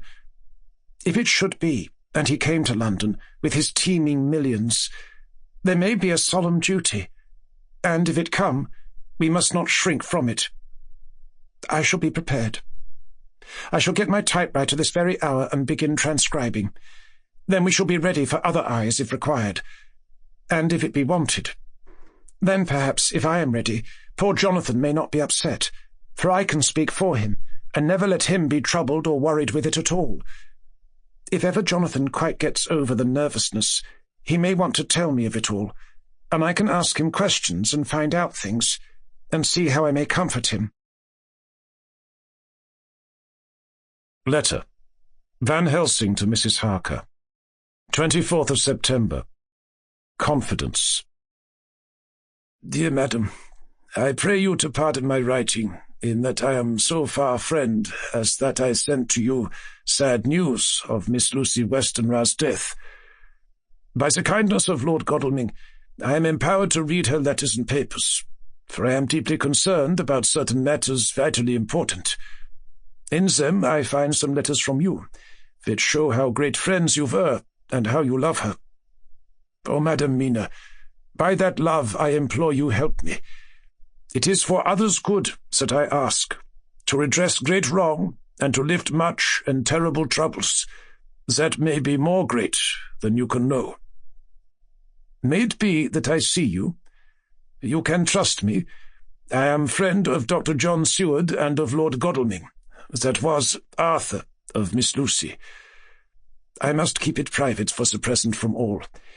I should come to Exeter to see you at once, if you tell me I am privileged to come, and where and when. I implore your pardon, madam. I have read your letters to poor Lucy, and know how good you are, and how your husband suffer. So I pray you, if it may be, enlighten him not, lest it may harm. Again, your pardon and forgive me, Van Helsing. Telegram. Mrs. Harker to Van Helsing. 25th September. Come today by 10:15 train if you can catch it. Can see you any time you call. Wilhelmina Harker. Mina Harker's Journal. 25th of September. I cannot help feeling terribly excited as the time draws near for the visit of Dr. Van Helsing, for somehow I expect that it will throw some light upon Jonathan's sad experience, and as he attended poor dear Lucy in her last illness, he can tell me all about her. That is the reason of his coming. It is concerning Lucy and her sleepwalking, and not about Jonathan. Then I shall never know the real truth now. How silly I am. That awful journal gets hold of my imagination and tinges everything with something of its own colour. Of course it is about Lucy. That habit came back to the poor dear, and that awful night on the cliff must have made her ill. I had almost forgotten in my own affairs how ill she was afterwards. She must have told him of her sleepwalking adventure on the cliff, and that I knew all about it, and now he wants me to tell him what she knows, so that he may understand. I hope I did right in not saying anything of it to Mrs. Westenra. I should never forgive myself if any act of mine, were it even a negative one, brought harm on poor dear Lucy. I hope, too, Dr. Van Helsing will not blame me. I have had so much trouble and anxiety of late that I feel I cannot bear more just at present. I suppose a cry does us all good at times. Clears the air, as other rain does. Perhaps it was reading the journal yesterday that upset me, and then Jonathan went away this morning to stay away from me a whole day and night, the first time we have been parted since our marriage. I do hope the dear fellow will take care of himself, and that nothing will occur to upset him. It is 2:00, and the doctor will be here soon now. I shall say nothing of Jonathan's journal unless he asks me. I am so glad I have typewritten out my own journal, so that in case he asks about Lucy, I can hand it to him. It will save much questioning. Later. He has come and gone. Oh, what a strange meeting, and how it all makes my head whirl round. I feel like one in a dream. Can it be all possible, or even a part of it? If I had not read Jonathan's journal first, I should never have accepted even a possibility. Poor, poor dear Jonathan! How he must have suffered! Please the good God, all this may not upset him again. I shall try to save him from it. But it may be even a consolation and a help to him, terrible though it be, and awful in its consequences, to know for certain that his eyes and ears and brain did not deceive him, and that it is all true. It may be that it is the doubt which haunts him, that when the doubt is removed, no matter which, waking or dreaming, may prove the truth, he will be more satisfied and better able to bear the shock. Dr. Van Helsing must be a good man, as well as a clever one, if he is Arthur's friend and Dr. Seward's, and if they brought him all the way from Holland to look after Lucy. I feel from having seen him that he is good and kind and of a noble nature. When he comes tomorrow, I shall ask him about Jonathan, and then, please God, all this sorrow and anxiety may lead to a good end. I used to think I would like to practice interviewing. Jonathan's friend on the Exeter News told him that memory was everything in such work, that you must be able to put down exactly almost every word spoken, even if you had to refine some of it afterwards. Here was a rare interview. I shall try to record it verbatim. It was 2:30 when the knock came. I took my courage, à deux mains, and waited. In a few minutes Mary opened the door and announced Dr. Van Helsing. I rose and bowed, and he came towards me. A man of medium weight, strongly built, with his shoulders set back over a broad, deep chest, and a neck well balanced on the trunk, as the head is on the neck. The poise of the head strikes one at once as indicative of thought and power. The head is noble, well-sized, broad, and large behind the ears. The face, clean-shaven, shows a hard, square chin, a large, resolute, mobile mouth, a good-sized nose, rather straight, but with quick, sensitive nostrils that seem to broaden as the big, bushy brows come down and the mouth tightens. The forehead is broad and fine, rising at first almost straight and then sloping back above two bumps or ridges wide apart. Such a forehead that the reddish hair cannot possibly tumble over it, but falls naturally back and to the sides. Big dark blue eyes are set widely apart, and are quick and tender, or stern, with the man's moods. He said to me, "Mrs. Harker, is it not?" I bowed assent. "That was Miss Mina Murray?" Again I assented.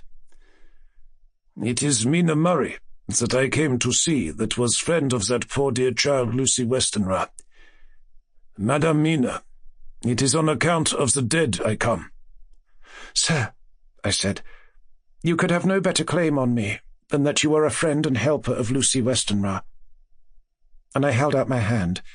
He took it and said tenderly, "Oh, Madame Mina, I knew that the friend of that poor little girl must be good, but I had yet to learn."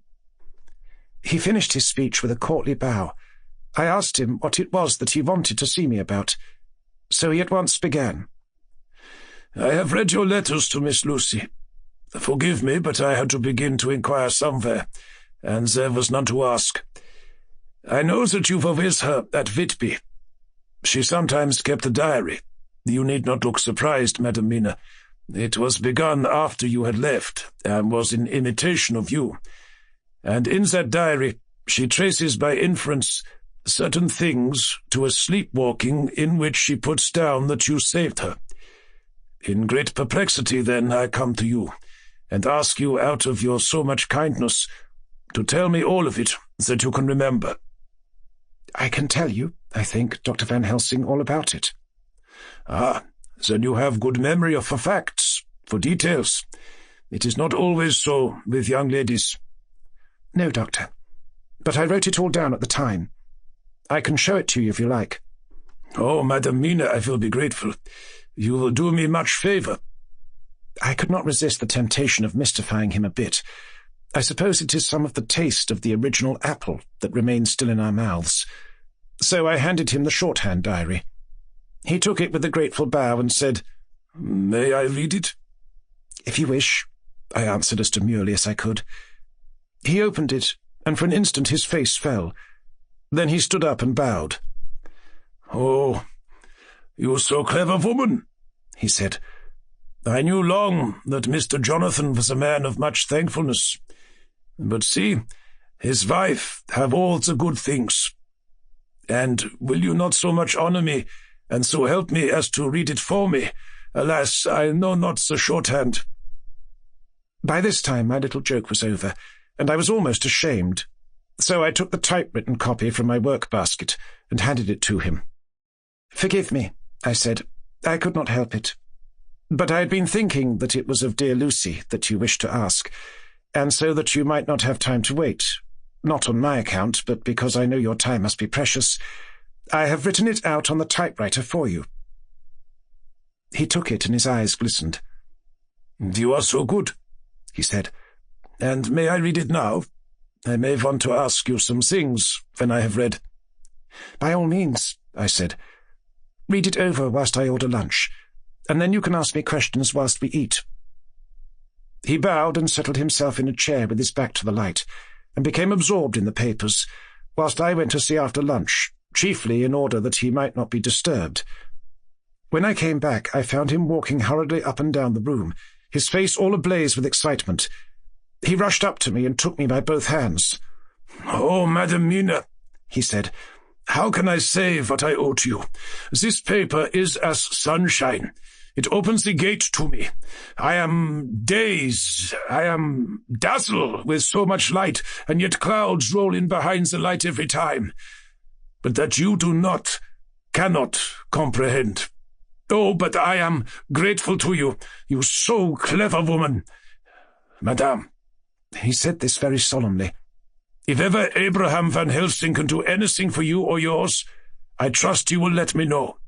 It will be pleasure and delight if I may serve you as a friend. But all I have ever learned, all I can ever do, shall be for you and those you love. There are darknesses in life, and there are lights. You are one of the lights. You will have happy life and good life, and your husband will be blessed in you." "But, Doctor, you praise me too much, and you do not know me." "Not know you? I, who am old, and who have studied all my life men and women? I, who have made my speciality the brain, and all that belongs to him, and all that follow from him? And I have read your diary, that you have so goodly written for me, and which breathes out truth in every line. I, who have read your so sweet letter to poor Lucy of your marriage and your trust, not know you? Oh, Madam Mina, good women tell all their lives, and by day and by hour and by minute, such things that angels can read. And we men, who wish to know, have in us something of angels' eyes. Your husband is noble nature, and you are noble too, for you trust, and trust cannot be where there is mean nature. And your husband? Tell me of him. Is he quite well? Is all that fever gone, and is he strong and hearty?" I saw here an opening to ask him about Jonathan, so I said, "He was almost recovered, but he has been greatly upset by Mr. Hawkins's death." He interrupted. "Oh, yes, I know. I have read your last 2 letters. I went on. "I suppose this upset him, for when we were in town on Thursday last, he had a sort of shock." "A shock? And after brain fever so soon? That was not good. What kind of a shock was it?" "He thought he saw someone who recalled something terrible, something which led to his brain fever." And here the whole thing seemed to overwhelm me in a rush. The pity for Jonathan, the horror which he experienced, the whole fearful mystery of his diary, and the fear that has been brooding over me ever since, all came in a tumult. I suppose I was hysterical, for I threw myself on my knees and held up my hands to him, and implored him to make my husband well again. He took my hands and raised me up, and made me sit on the sofa, and sat by me. He held my hand in his and said to me with, oh, such infinite sweetness, "My life is a barren and lonely one, and so full of work that I have not had much time for friendships. But since I have been summoned to here by my friend John Seward, I have known so many good people and seen such nobility that I feel more than ever, and it has grown with my advancing years, the loneliness of my life. Believe me, then, when I come here full of respect for you, and you have given me hope, not in what I am seeking of, but that there are good women still left to make life happy. Good women whose lives and whose truths may make good lesson for the children that are to be. I am glad that I may here be of some use to you. For if your husband suffer, he suffer within the range of my study and experience. I promise you that I will gladly do all for him that I can, all to make his life strong and manly, and your life a happy one. Now, you must eat. You are overwrought and perhaps over-anxious. Husband Jonathan would not like to see you so pale, and what he like not, where he love, is not to his good. Therefore, for his sake, you must eat and smile. You have told me all about Lucy, and so now we shall not speak of it, lest it distress. I shall stay in Exeter tonight, for I want to think much over what you have told me, and when I have thought, I will ask you questions, if I may, and then, too, you will tell me of husband Jonathan's trouble, so far as you can, but not yet. You must eat now. Afterwards you shall tell me all." After lunch, when we went back to the drawing-room, he said to me, "And now, tell me all about him." When it came to speaking to this great learned man, I began to fear that he would think me a weak fool, and Jonathan a madman. That journal is also strange, and I hesitated to go on. But he was so sweet and kind, and he had promised to help, and I trusted him. So I said, "Dr. Van Helsing, what I have to tell you is so queer that you must not laugh at me, or at my husband. I have been since yesterday in a sort of fever of doubt. You must be kind to me, and not think me foolish that I have even half believed some very strange things." He reassured me by his manner, as well as his words, when he said, "Oh, my dear, if you only know how strange is the matter regarding which I am here, it is you who would laugh. I have learned not to think little of anyone's belief, no matter how strange it be. I have tried to keep an open mind, and it is not the ordinary things of life that could close it, but the strange things, the extraordinary things, the things that make one doubt if they be mad or sane." "Thank you. Thank you 1,000 times. You have taken a weight off my mind. If you will let me, I shall give you a paper to read. It is long, but I have typewritten it out. It will tell you my trouble, and Jonathan's. It is the copy of his journal when abroad, and all that happened. I dare not say anything of it. You will read for yourself and judge. And then, when I see you, perhaps, you will be very kind and tell me what you think." "I promise," he said as I gave him the papers. "I shall in the morning, so soon as I can, come to see you and your husband, if I may." "Jonathan will be here at 11:30, and you must come to lunch with us and see him then. You could catch the quick 3:34 train, which will leave you at Paddington before 8. He was surprised at my knowledge of the trains offhand, but he does not know that I have made up all the trains to and from Exeter, so that I may help Jonathan in case he is in a hurry. So he took the papers with him and went away, and I sit here thinking I don't know what. Letter. By hand. Van Helsing to Mrs. Harker. 25th of September, 6 o'clock. Dear Madam Mina, I have read your husband's so wonderful diary. You may sleep without doubt. Strange and terrible as it is true. I will pledge my life on it. It may be worse for others, but for him and you there is no dread. He is a noble fellow, and let me tell you from experience of men that one who would do as he did in going down that wall into that room, aye, and going a second time, is not one to be injured in permanence by a shock. His brain and his heart are all right. This I swear, before I have even seen him. So be at rest. I shall have much to ask him of other things. I am blessed that today I come to see you, for I have learned all at once so much that again I am dazzled more than ever, and I must think. Yours, the most faithful Abraham Van Helsing. Letter. Mrs. Harker to Van Helsing. 25th of September, 6:30 p.m. My dear Dr. Van Helsing, 1,000 thanks for your kind letter, which has taken a great weight off my mind. And yet, if it be true, what terrible things there are in the world, and what an awful thing if that man, that monster, be really in London. I fear to think. I have this moment, whilst writing, had a wire from Jonathan, saying that he leaves by the 6:25 tonight from Launceston, and will be here at 10:18, so that I shall have no fear tonight.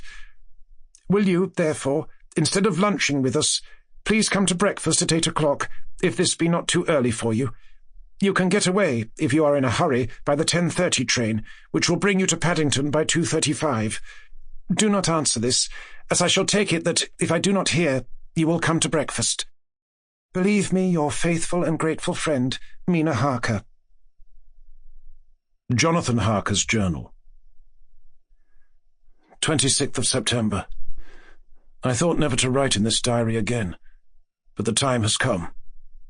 When I got home last night, Mina had supper ready, and when we had supped, she told me of Van Helsing's visit, and of her having given him the 2 diaries copied out, and of how anxious she has been about me. She showed me in the doctor's letter that all I wrote down was true. It seems to have made a new man of me. It was the doubt as to the reality of the whole thing that knocked me over. I felt impotent and in the dark and distrustful. But now that I know, I am not afraid, even of the Count. He has succeeded, after all, then, in his design in getting to London, and it was he I saw. He has got younger. And how? Van Helsing is the man to unmask him and hunt him out, if he is anything like what Mina says. We sat late and talked it all over. Mina is dressing, and I shall call at the hotel in a few minutes and bring him over. He was, I think, surprised to see me. When I came into the room where he was and introduced myself, he took me by the shoulder and turned my face round to the light and said, after a sharp scrutiny, "But Madame Mina told me you were ill, that you had had a shock." It was so funny to hear my wife called Madame Mina by this kindly, strong-faced old man. I smiled and said, "I was ill. I have had a shock. But you have cured me already." "And how?" "By your letter to Mina last night. I was in doubt, and then everything took a hue of unreality, and I did not know what to trust, even the evidence of my own senses. Not knowing what to trust, I did not know what to do, and so had only to keep on working in what had hitherto been the groove of my life. The groove ceased to avail me, and I mistrusted myself. Doctor, you don't know what it is to doubt everything, even yourself. No, you don't. You couldn't, with eyebrows like yours." He seemed pleased and laughed as he said, "So, you are physiognomist. I learn more here with each hour. I am with so much pleasure coming to you to breakfast. And also, you will pardon praise from an old man, but you are blessed in your wife." I would listen to him go on praising Mina for a day, so I simply nodded and stood silent. "She is one of God's women, fashioned by his own hand to show us men and other women that there is a heaven where we can enter, and that its light can be here on earth. So true, so sweet, so noble, so little an egoist, and that, let me tell you, is much in this age, so sceptical and selfish. And you, sir, I have read all the letters to poor Miss Lucy, and some of them speak of you, so I know you since some days from the knowing of others. But I have seen your true self since last night. You will give me your hand, will you not, and let us be friends for all our lives." We shook hands, and he was so earnest and so kind that it made me quite choky.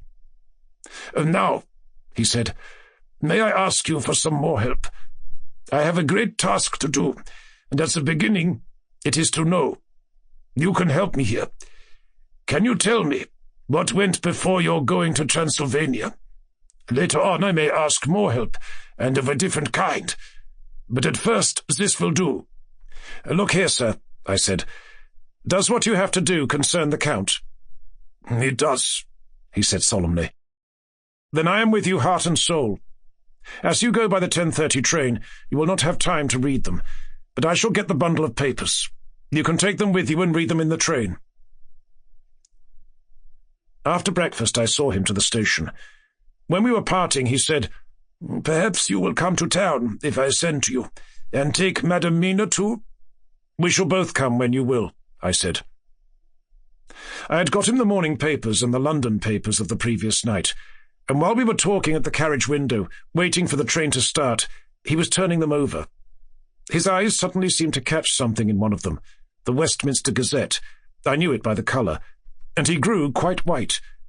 He read something intently, groaning to himself, Mein Gott, so soon, so soon." I do not think he remembered me at the moment. Just then the whistle blew and the train moved off. This recalled him to himself, and he leaned out of the window and waved his hand, calling out, "Love to Madam Mina! I shall write so soon as ever I can." Dr. Seward's Diary. 26th of September. Truly there is no such thing as finality. Not a week since I said fini, and yet here I am starting fresh again, or rather going on with the same record. Until this afternoon I had no cause to think of what is done. Renfield had become, to all intents, as sane as he ever was. He was already well ahead with his fly business, and he had just started in the spider line also, so he had not been of any trouble to me. I had a letter from Arthur, written on Sunday, and from it I gather that he is bearing up wonderfully well. Quincy Morris is with him, and that is much of a help, for he himself is a bubbling well of good spirits. Quincy wrote me a line too, and from him I hear that Arthur is beginning to recover something of his old buoyancy. So as to them, all my mind is at rest. As for myself, I was settling down to my work with the enthusiasm which I used to have for it, so that I might fairly have said that the wound which poor Lucy left on me was becoming cicatrized. Everything is, however, now reopened, and what is to be the end, God only knows. I have an idea that Van Helsing thinks he knows too, but he will only let out enough at a time to whet curiosity. He went to Exeter yesterday, and stayed there all night. Today he came back, and almost bounded into the room at about 5:30 o'clock, and thrust last night's Westminster Gazette into my hand. "What do you think of that?" he asked, as he stood back and folded his arms. I looked over the paper, for I really did not know what he meant, but he took it from me and pointed out a paragraph about children being decoyed away at Hampstead. It did not convey much to me, until I reached a passage where it described small punctured wounds on their throats. An idea struck me, and I looked up. "Well," he said, "it is like poor Lucy's." "And what do you make of it?" "Simply that there is some cause in common. Whatever it was that injured her has injured them." I did not quite understand his answer. "That is true, indirectly, but not directly." "How do you mean, Professor?" I asked. I was a little inclined to take his seriousness lightly, for after all, 4 days of rest and freedom from burning, harrowing anxiety does help to restore one's spirits. But when I saw his face, it sobered me. Never, even in the midst of our despair about poor Lucy, had he looked more stern. "Tell me," I said. "I can hazard no opinion. I do not know what to think, and I have no data on which to found a conjecture." "Do you mean to tell me, friend John, that you have no suspicion as to what poor Lucy died of? Not after all the hints given, not only by events, but by me? of nervous prostration following on great loss or waste of blood. And how the blood lost or waste? I shook my head. He stepped over and sat down beside me, and went on. You are a clever man, friend John.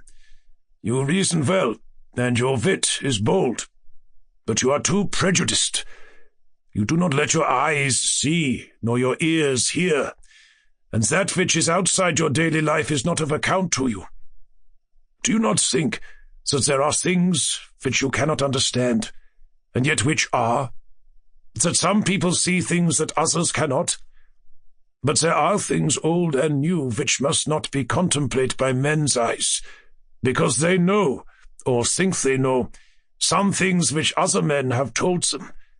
Ah, it is the fault of our science that it wants to explain all, and if it explain not, then it says there is nothing to explain. But yet we see around us every day the growth of new beliefs, which think themselves new, and which are yet but the old, which pretend to be young, like the fine ladies at the opera. I suppose now you do not believe in corporeal transference? No? Nor in materialization? No? Nor in astral bodies? No? Nor in the reading of thought? No? Nor in hypnotism? Yes, I said. Charcot has proved that pretty well. He smiled as he went on. Then you are satisfied as to it. Yes, and of course, then you understand how it act, and can follow the mind of the great Charcot. Alas that he is no more, into the very soul of the patient that he influenced. No? Then, friend John, am I to take it that you simply accept fact, and are satisfied to let that premise to conclusion be a blank? No? Then tell me, for I am student of the brain, how you accept the hypnotism and reject the thought-reading. Let me tell you, my friend, that there are things done today in electrical science which would have been deemed unholy by the very men who discovered electricity, who would themselves not so long before have been burned as wizards. There are always mysteries in life. Why was it that Methuselah lived 900 years, and old Pa 169, and yet that poor Lucy, with 4 men's blood in her poor veins, could not live even 1 day? For had she lived 1 more day, we could have saved her. Do you know all the mystery of life and death? Do you know the altogether of comparative anatomy, and can say wherefore the qualities of brutes are in some men and not in others? Can you tell me why, when other spiders die small and soon, that one great spider lived for centuries in the tower of the old Spanish church, and grew, till on descending he could drink the oil of all the church lamps? Can you tell me why, in the pampas, aye, and elsewhere, there are bats that come at night and open the veins of cattle and horses and suck dry their veins? How in some islands of the western seas there are bats which hang on the trees all day, and those who have seen describe as like giant nuts or pods, and that when the sailors sleep on the deck, because that it is hot, flit down on them. And then,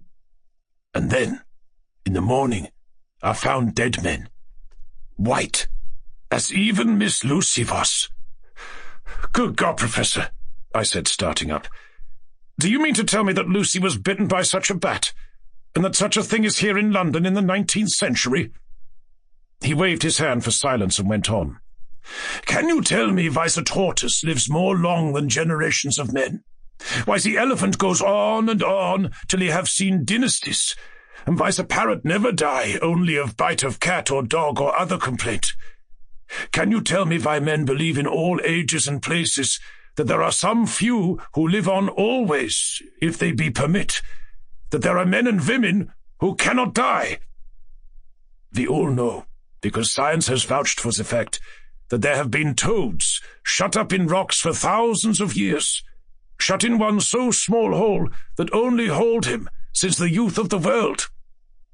Can you tell me how the Indian fakir can make himself to die, and have been buried, and his grave sealed, and corn sowed on it, and the corn reaped, and be cut and sown, and reaped and cut again, and then men come and take away the unbroken seal, and that there lie the Indian fakir, not dead, but that rise up and walk amongst them as before?" Here I interrupted him. I was getting bewildered. He so crowded on my mind his list of nature's eccentricities and possible impossibilities that my imagination was getting fired. I had a dim idea that he was teaching me some lesson, as long ago he used to do in his study at Amsterdam. But he used then to tell me the thing, so that I could have the object of thought in mind all the time. But now I was without this help, yet I wanted to follow him, so I said, "Professor, let me be your pet student again. Tell me the thesis, so that I may apply your knowledge as you go on. At present I am going in my mind from point to point as a madman, and not a sane one follows an idea. I feel like a novice lumbering through a bog in a mist, jumping from one tussock to another in the mere blind effort to move on without knowing where I am going." "That is good image," he said. "Well, I shall tell you. My thesis is this. I want you to believe." "To believe what?" "To believe in things that you cannot. Let me illustrate. I heard once of an American who so defined faith: that faculty which enables us to believe things which we know to be untrue. For one, I follow that man. He meant that we shall have an open mind, and not let a little bit of truth check the rush of a big truth, like a small rock does a railway truck. We get the small truth first. Good. We keep him, and we value him, but all the same, we must not let him think himself all the truth in the universe." "Then you want me not to let some previous conviction injure the receptivity of my mind with regard to some strange matter. Do I read your lesson aright?" "You are my favorite pupil still. It is worth to teach you. Now that you are willing to understand, you have taken the first step to understand. You think, then, that those so small holes in the children's throats were made by the same that made the hole in Miss Lucy?" "I suppose so." He stood up and said solemnly, "Then you are wrong. Oh, would it were so! But alas, no. It is worse. Far, far worse." "In God's name, Professor Van Helsing, what do you mean?" I cried. He threw himself with a despairing gesture into a chair, and placed his elbows on the table, covering his face with his hands as he spoke. "They were made by Miss Lucy." Chapter 15. Dr. Seward's diary continued. For a while sheer anger mastered me. It was as if he had, during her life, struck Lucy on the face. I smote the table hard and rose up as I said to him, "Dr. Van Helsing, are you mad?" He raised his head and looked at me, and somehow the tenderness of his face calmed me at once. "Would I were," he said. "Madness were easy to bear, compared with truth like this. Oh, my friend, why, think you, did I go so far out? Why take so long to tell you so simple a thing? Was it because I hate you, and have hated you all my life? Was it because I wished to give you pain? Was it that I wanted, now so late, revenge for that time when you saved my life and from a fearful death? Ah, no. Forgive me, said I. He went on. My friend, it was because I wished to be gentle in the breaking to you, for I know you have loved that so sweet lady. But even yet, I do not expect you to believe. It is so hard to accept at once any abstract truth that we may doubt such to be possible when we have always believed and know of it. It is more hard still to accept so sad a concrete truth, and of such a one as Miss Lucy. Tonight, I go to prove it. Dare you come with me? This staggered me. A man does not like to prove such a truth. Byron accepted from the category jealousy, and proved the very truth he most abhorred. He saw my hesitation and spoke. The logic is simple. No madman's logic this time, jumping from tussock to tussock in a misty bog. If it be not true, then proof will be relief. At first, it will not harm. If it be true, there is the dread. Yet very dread should help my cause, for in it is some need of belief.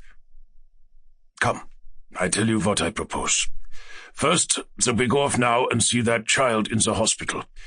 Dr. Vincent of the North Hospital, where the papers say the child is friend of mine, and I think of yours, since you were in class in Amsterdam.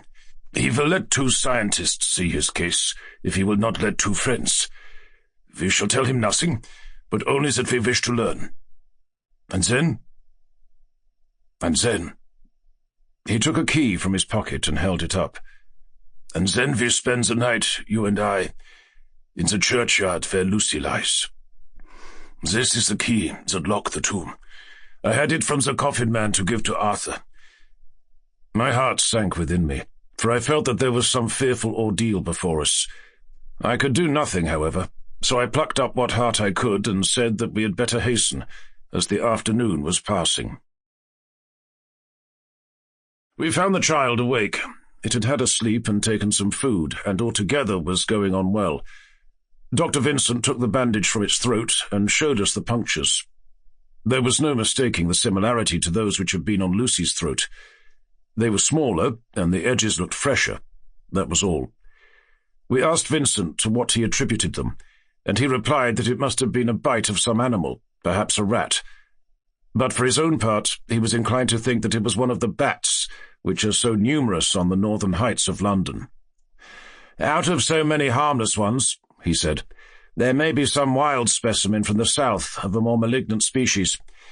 Some sailor may have brought one home, and it managed to escape. Or even from the zoological gardens, a young one may have got loose, or one be bred there from a vampire. These things do occur, you know. Only 10 days ago a wolf got out, and was, I believe, traced up in this direction. For a week after, the children were playing nothing but Red Riding Hood on the heath, and in every alley in the place, until this Bloofer lady scare came along, since when it has been quite a gala time with them. Even this poor little mite, when he woke up today, asked the nurse if he might go away. When she asked him why he wanted to go, he said he wanted to play with the Bloofer lady." "I hope," said Van Helsing, "that when you are sending the child home, you will caution its parents to keep strict watch over it. These fancies to stray are most dangerous, and if the child were to remain out another night, it would probably be fatal. But in any case, I suppose you will not let it away for some days?" "Certainly not for a week at least. Longer, if the wound is not healed." Our visit to the hospital took more time than we had reckoned on, and the sun had dipped before we came out. When Van Helsing saw how dark it was, he said, "There is no hurry. It is more late than I thought. Come, let us seek somewhere that we may eat, and then we shall go on our way." We dined at Jack Straw's castle, along with a little crowd of bicyclists and others who were genially noisy. About 10 o'clock we started from the inn. It was then very dark, and the scattered lamps made the darkness greater when we were once outside their individual radius. The professor had evidently noted the road we were to go, for he went on unhesitatingly. But as for me, I was in quite a mix-up as to locality. As we went further, we met fewer and fewer people, till at last we were somewhat surprised when we met even the patrol of horse police going their usual suburban round. At last we reached the wall of the churchyard, which we climbed over. With some little difficulty, for it was very dark and the whole place seemed so strange to us, we found the Westenra tomb. The professor took the key, opened the creaky door, and standing back, politely, but quite unconsciously, motioned me to precede him. There was a delicious irony in the offer, in the courtliness of giving preference on such a ghastly occasion.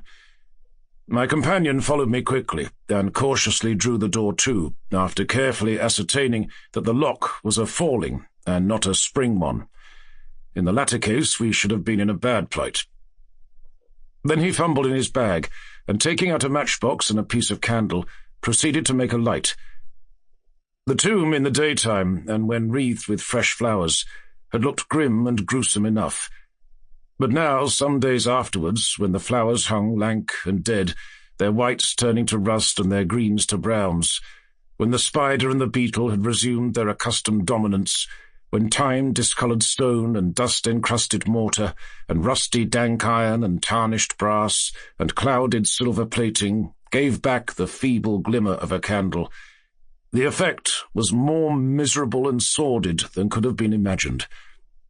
It conveyed irresistibly the idea that life, animal life, was not the only thing which could pass away. Van Helsing went about his work systematically, holding his candle so that he could read the coffin plates, and so holding it that the sperm dropped in white patches which congealed as they touched the metal. He made assurance of Lucy's coffin. Another search in his bag, and he took out a turnscrew. "What are you going to do?" I asked. "To open the coffin. You shall yet be convinced." Straightway he began taking out the screws, and finally lifted off the lid, showing the casing of lead beneath. The sight was almost too much for me. It seemed to be as much an affront to the dead as it would have been to have stripped off her clothing in her sleep whilst living. I actually took hold of his hand to stop him. He only said, "You shall see," and again, fumbling in his bag, took out a tiny fret saw. Striking the turnscrew through the lead with a swift downward stab, which made me wince, he made a small hole, which was, however, big enough to admit the point of the saw. I had expected a rush of gas from the weak old corpse. We doctors, who have had to study our dangers, have to become accustomed to such things, and I drew back towards the door. But the professor never stopped for a moment. He sawed down a couple of feet along one side of the lead coffin, and then across and down the other side. Taking the edge of the loose flange, he bent it back towards the foot of the coffin, and holding up the candle into the aperture, motioned to me to look. I drew near and looked. The coffin was empty. It was certainly a surprise to me, and gave me a considerable shock, but Van Helsing was unmoved. He was now more sure than ever of his ground, and so emboldened to proceed in his task. "Are you satisfied now, friend John?" he asked. I felt all the dogged argumentativeness of my nature awake within me as I answered him, "I am satisfied that Lucy's body is not in that coffin, but that only proves one thing." "And what is that, friend John?" "That it is not there." "That is good logic," he said, "so far as it goes. But how can you account for it not being there?" "Perhaps a body snatcher," I suggested. "Some of the undertaker's people may have stolen it." I felt that I was speaking folly, and yet it was the only real cause which I could suggest. The professor sighed. "Ah, well," he said, "we must have more proof. Come with me." He put on the coffin lid again, gathered up all his things and placed them in the bag, blew out the light and placed the candle also in the bag. We opened the door and went out. Behind us he closed the door and locked it. He handed me the key, saying, "Will you keep it? You had better be assured." I laughed. It was not a very cheerful laugh, I am bound to say, as I motioned him to keep it. "A key is nothing," I said.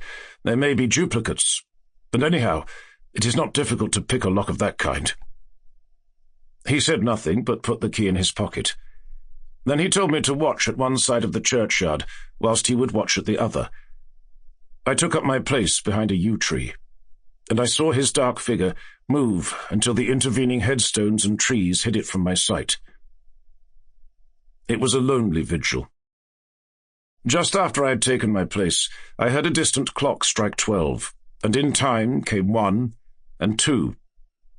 I was chilled and unnerved, and angry with the professor for taking me on such an errand, and with myself for coming. I was too cold and too sleepy to be keenly observant, and not sleepy enough to betray my trust, so altogether I had a dreary, miserable time. Suddenly, as I turned round, I thought I saw something like a white streak moving between 2 dark yew trees at the side of the churchyard, farthest from the tomb. At the same time, a dark mass moved from the professor's side of the ground, and hurriedly went towards it. Then I too moved, but I had to go round headstones and railed-off tombs, and I stumbled over graves. The sky was overcast, and somewhere far off an early cock crew. A little way off, beyond a line of scattered juniper trees, which marked the pathway to the church, a white, dim figure flitted in the direction of the tomb. The tomb itself was hidden by trees, and I could not see where the figure disappeared. I heard the rustle of actual movement, where I had first seen the white figure, and coming over found the professor holding in his arms a tiny child. When he saw me, he held it out to me and said, "Are you satisfied now?" "No," I said, in a way that I felt was aggressive. "Do you not see the child?" "Yes, it is a child, but who brought it here?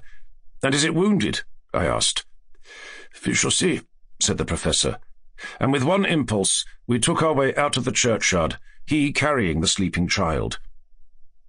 When we had got some little distance away, we went into a clump of trees and struck a match, and looked at the child's throat. It was without a scratch or scar of any kind. "Was I right?" I asked triumphantly. "We were just in time," said the professor thankfully.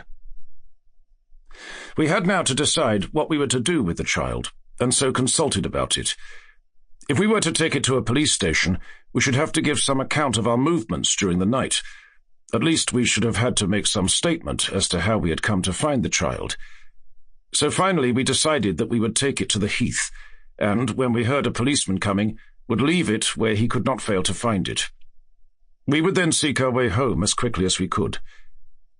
All fell out well. At the edge of Hampstead Heath, we heard a policeman's heavy tramp, and, laying the child on the pathway, we waited and watched until he saw it as he flashed his lantern to and fro. We heard his exclamation of astonishment, and then we went away silently. By good chance, we got a cab near the Spaniards and drove to town. I cannot sleep, so I make this entry. But I must try to get a few hours' sleep, as Van Helsing is to call for me at noon. He insists that I shall go with him on another expedition. 27th of September. It was 2:00 before we found a suitable opportunity for our attempt. The funeral held at noon was all completed, and the last stragglers of the mourners had taken themselves lazily away, when, looking carefully from behind a clump of alder trees, we saw the sexton lock the gate after him. We knew then that we were safe till morning, did we desire it, but the professor told me that we should not want more than an hour at most. Again I felt that horrid sense of the reality of things, in which any effort of imagination seemed out of place, and I realized distinctly the perils of the law which we were incurring in our unhallowed work. Besides, I felt it was also useless. Outrageous as it was to open a leaden coffin, to see if a woman dead nearly a week were really dead, it now seemed the height of folly to open the tomb again when we knew, from the evidence of our own eyesight, that the coffin was empty. I shrugged my shoulders, however, and rested silent, for Van Helsing had a way of going on his own road, no matter who remonstrated. He took the key, opened the vault, and again courteously motioned me to proceed. The place was not so gruesome as last night, but oh, how unutterably mean-looking when the sunshine streamed in. Van Helsing walked over to Lucy's coffin, and I followed. He bent over and again forced back the leaden flange. And then a shock of surprise and dismay shot through me. There lay Lucy, seemingly just as we had seen her the night before her funeral. She was, if possible, more radiantly beautiful than ever, and I could not believe that she was dead. The lips were red, nay, redder than before, and on the cheeks was a delicate bloom. "Is this a juggle?" I said to him. "Are you convinced now?" said the professor in response, and as he spoke he put over his hand, and in a way that made me shudder, pulled back the dead lips and showed the white teeth. "See," he went on, "see, they are even sharper than before. With this, and he touched one of the canine teeth, and that below it, the little children can be bitten. Are you of belief now, friend John?" Once more, argumentative hostility woke within me. I could not accept such an overwhelming idea as he suggested. So, with an attempt to argue, of which I was even at the moment ashamed, I said, "She may have been placed here since last night." "Indeed, that is so. And by whom?" "I do not know. Someone has done it." "And yet she has been dead 1 week. Most people since that time would not look so." I had no answer for this, so was silent. Van Helsing did not seem to notice my silence. At any rate, he showed neither chagrin nor triumph. He was looking intently at the face of the dead woman, raising the eyelids and looking at the eyes, and once more opening the lips and examining the teeth. Then he turned to me and said, "Here there is one thing which is different from all recorded. Here is some dual life that is not as the common. She was bitten by the vampire when she was in a trance sleepwalking. Oh, you start. You do not know that, friend John, but you shall know it all later. And in trance could he best come to take more blood. In trance she died, and in trance she is undead too. So it is that she differ from all other. Usually, when the undead sleep at home—" As he spoke, he made a comprehensive sweep of his arm to designate what to a vampire was home. "Their face show what they are, but this so sweet, that was when she not undead, she go back to the nothings of the common dead. There is no malign there, see? And so it make hard that I must kill her in her sleep." This turned my blood cold, and it began to dawn upon me that I was accepting Van Helsing's theories. But if she were really dead, what was there of terror in the idea of killing her? He looked up at me, and evidently saw the change in my face, for he said, almost joyously, "Ah, you believe now?" I answered, "Do not press me too hard all at once. I am willing to accept. How will you do this bloody work?" "I shall cut off her head, and fill her mouth with garlic, and I shall drive a stake through her body." It made me shudder to think of so mutilating the body of the woman whom I had loved, and yet the feeling was not so strong as I had expected. I was in fact beginning to shudder at the presence of this being, this undead, as Van Helsing called it, and to loathe it. Is it possible that love is all subjective, or all objective? I waited a considerable time for Van Helsing to begin, but he stood as if wrapped in thought. Presently he closed the catch of his bag with a snap and said, "I have been thinking, and have made up my mind as to what is best. If I did simply follow my inclining, I would do now, at this moment, what is to be done. But there are other things to follow, and things that are 1,000 times more difficult, in that them we do not know. This is simple. She have yet no life taken, though that is of time, and to act now would be to take danger from her forever. But then we may have to want Arthur, and how shall we tell him of this?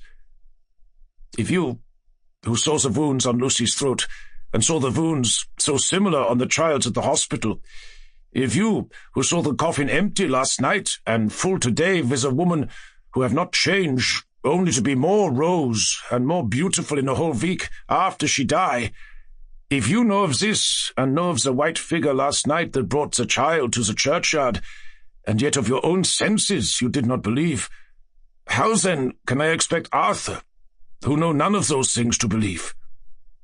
He doubted me when I took him from her kiss when she was dying.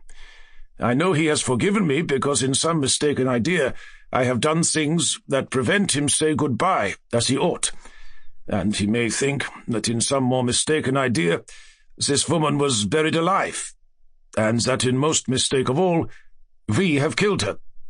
He will then argue back that it was we, mistaken ones, that have killed her by our ideas, and so he will be much unhappy always. Yet he never can be sure, and that is the worst of all. And he will sometimes think that she he loved was buried alive, and that will paint his dreams with horrors of what she must have suffered. And again, he will think that we may be right, and that his so beloved was, after all, an undead.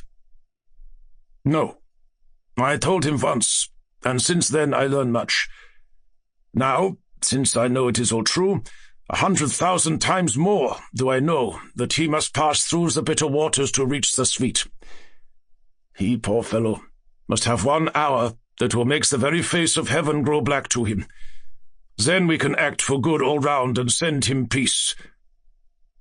My mind is made up. Let us go. You return home for tonight to your asylum, and see that all be well. As for me, I shall spend the night here, in this churchyard, in my own way. Tomorrow night you will come to me to the Berkeley Hotel at 10 o'clock. I shall send for Arthur to come too, and also that so fine young man of America that gave his blood. Later, we shall all have work to do. I come with you so far as Piccadilly, and there dine, for I must be back here before the sunset. So we locked the tomb and came away, and got over the wall of the churchyard, which was not much of a task, and drove back to Piccadilly.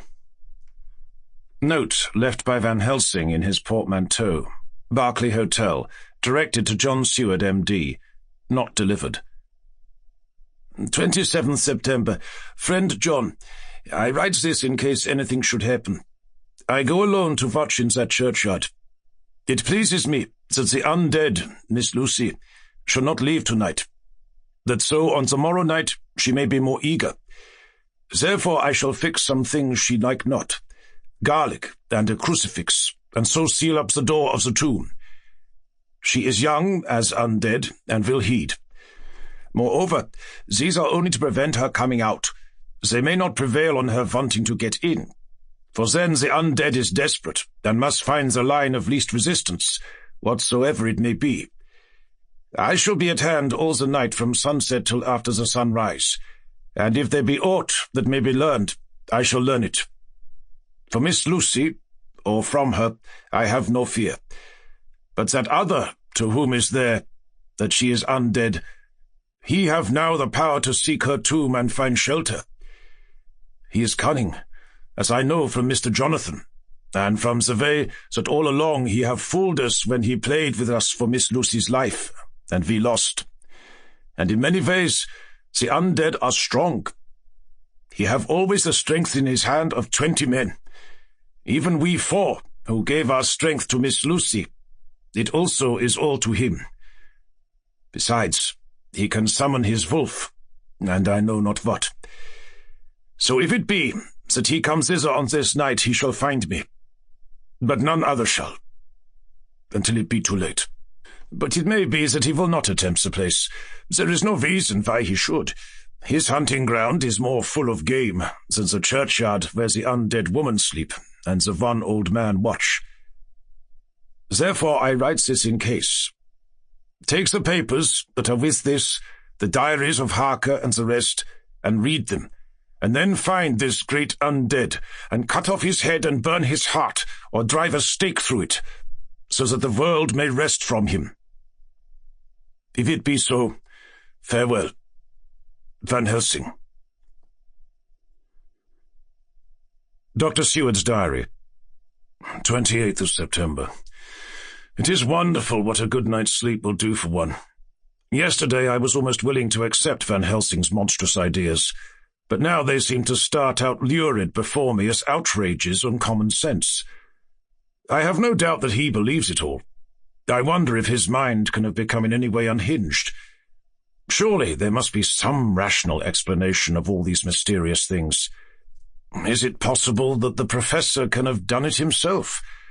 He is so abnormally clever that if he went off his head, he would carry out his intent with regard to some fixed idea in a wonderful way. I am loath to think it, and indeed it would be almost as great a marvel as the other to find that Van Helsing was mad. But anyhow, I shall watch him carefully. I may get some light on the mystery. 29th of September, morning. Last night, at a little before 10 o'clock, Arthur and Quincy came into Van Helsing's room. He told us all what he wanted us to do, but especially addressing himself to Arthur, as if all our wills were centred in his. He began by saying that he hoped we would all come with him too. For, he said, there is a grave duty to be done there. You are doubtless surprised at my letter." This query was directly addressed to Lord Godalming. "I was. It rather upset me for a bit. There has been so much trouble around my house of late that I could do without any more. I have been curious, too, as to what you mean. Quincy and I talked it over, but the more we talked, the more puzzled we got. Till now I can say for myself that I'm about up a tree as to any meaning about anything." "Me too," said Quincy Morris laconically. "Oh," said the professor, "then you are nearer the beginning, both of you, than friend John here, who has to go a long way back before he can even get so far as to begin." It was evident that he recognized my return to my old doubting frame of mind without my saying a word. Then, turning to the other two, he said with intense gravity, "I want your permission to do what I think good this night. It is, I know, much to ask, and when you know what it is I propose to do, you will know, and only then, how much. Therefore, may I ask that you promise me in the dark, so that afterwards, though you may be angry with me for a time, I must not disguise from myself the possibility that such may be, you shall not blame yourselves for anything." "Well, that's frank anyhow," broke in Quincy. "I'll answer for the professor. I don't quite see his drift, but I swear he's honest, and that's good enough for me." "I thank you, sir," said Van Helsing proudly. "I have done myself the honor of counting you one trusting friend, and such endorsement is dear to me." He held out a hand, which Quincy took. Then Arthur spoke out. "Dr. Van Helsing, I don't quite like to buy a pig in a poke, as they say in Scotland, and if it be anything in which my honour as a gentleman, or my faith as a Christian is concerned, I cannot make such a promise. If you can assure me that what you intend does not violate either of these two, then I give my consent at once, though for the life of me I cannot understand what you are driving at." "I accept your limitation," said Van Helsing, "and all I ask of you is that if you feel it necessary to condemn any act of mine, you will first consider it well, and be satisfied that it does not violate your reservations." "Agreed," said Arthur. "That is only fair.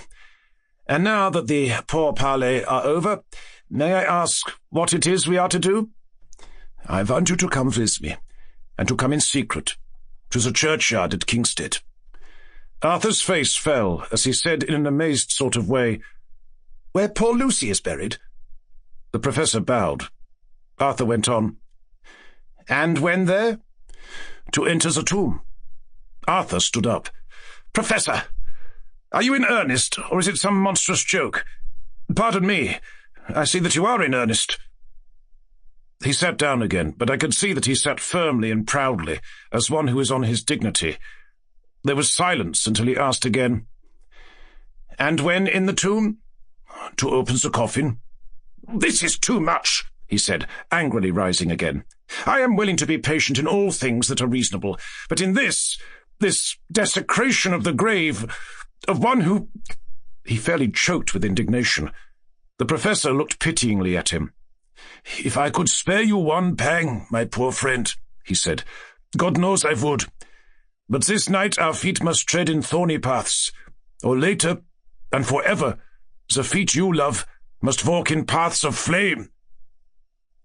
Arthur looked up with set white face and said, "Take care, sir. Take care." "Would it not be well to hear what I have to say?" said Van Helsing. "And then you will at least know the limit of my purpose. Shall I go on?" "Well, that's fair enough," broke in Morris. After a pause, Van Helsing went on, evidently with an effort. "Miss Lucy is dead. Is it not so?" "Yes." "Then there can be no wrong to her. But if she be not dead—" Arthur jumped to his feet. "Good God!" he cried. "What do you mean? Has there been any mistake? Has she been buried alive?" He groaned in anguish that not even hope could soften. "I did not say she was alive, my child. I did not think it. I go no further than to say that she might be undead." "Undead?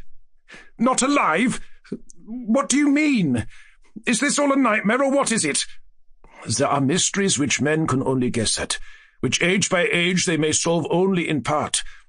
Believe me, we are now on the verge of one. but I have not done. May I cut off the head of dead Miss Lucy?" "Heavens and earth, no!" cried Arthur in a storm of passion. "Not for the wide world will I consent to any mutilation of her dead body. Dr. Van Helsing, you try me too far. What have I done to you that you should torture me so? What did that poor sweet girl do that you should want to cast such dishonour on her grave?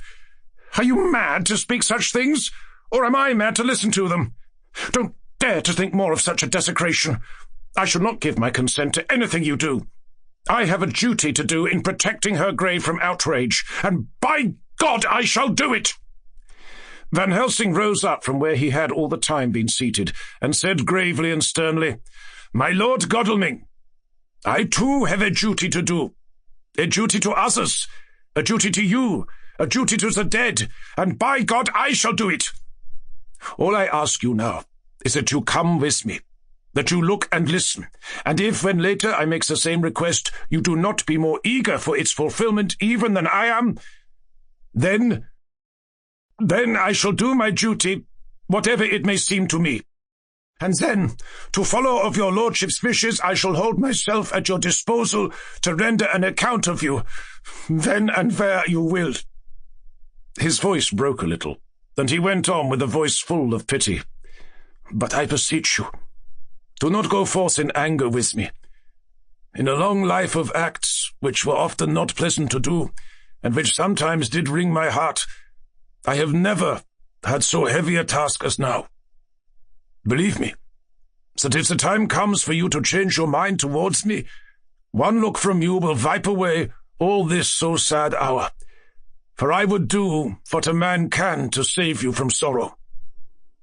Just think, for why should I give myself so much labour and so much of sorrow? I have come here from my own land to do what I can of good, at the first to please my friend John, and then to help a sweet young lady whom, too, I came to love. For her, I am ashamed to say so much, but I say it in kindness, I gave what you gave, the blood of my veins. I gave it, I, who was not like you her lover, but only her physician and her friend.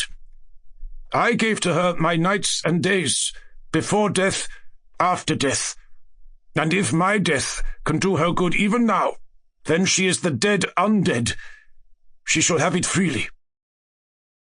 He said this with a very grave, sweet pride, and Arthur was much affected by it.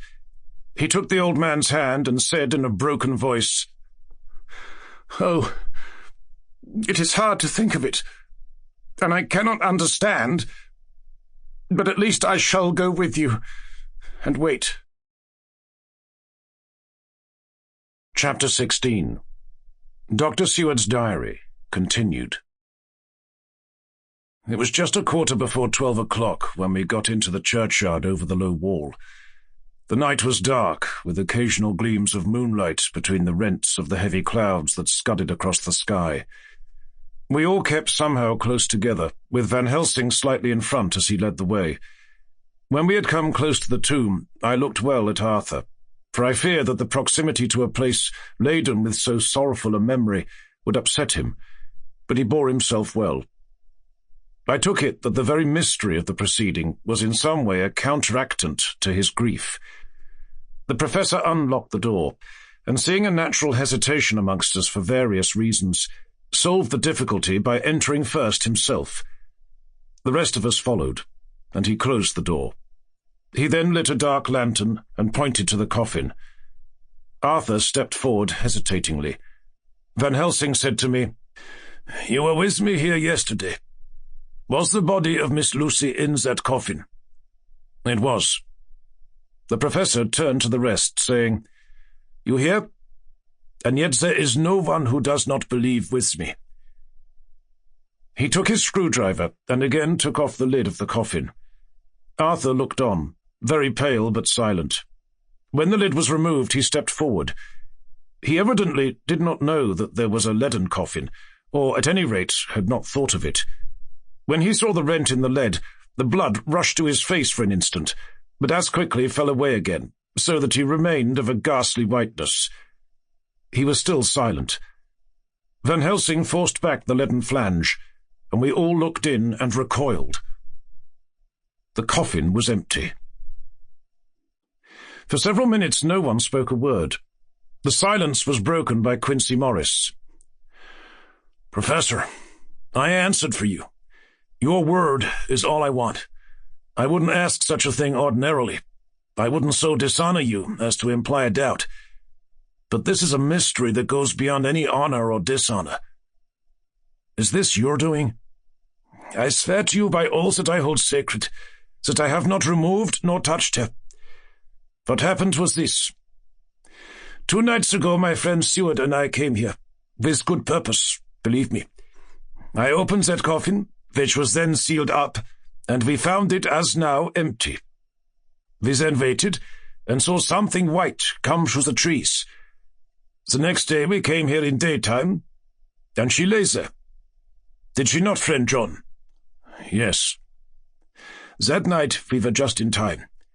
One more so small child was missing, and we find it, thank God, unharmed amongst the graves. Yesterday I came here before sundown, for at sundown the undead can move. I waited here all the night till the sun rose, but I saw nothing.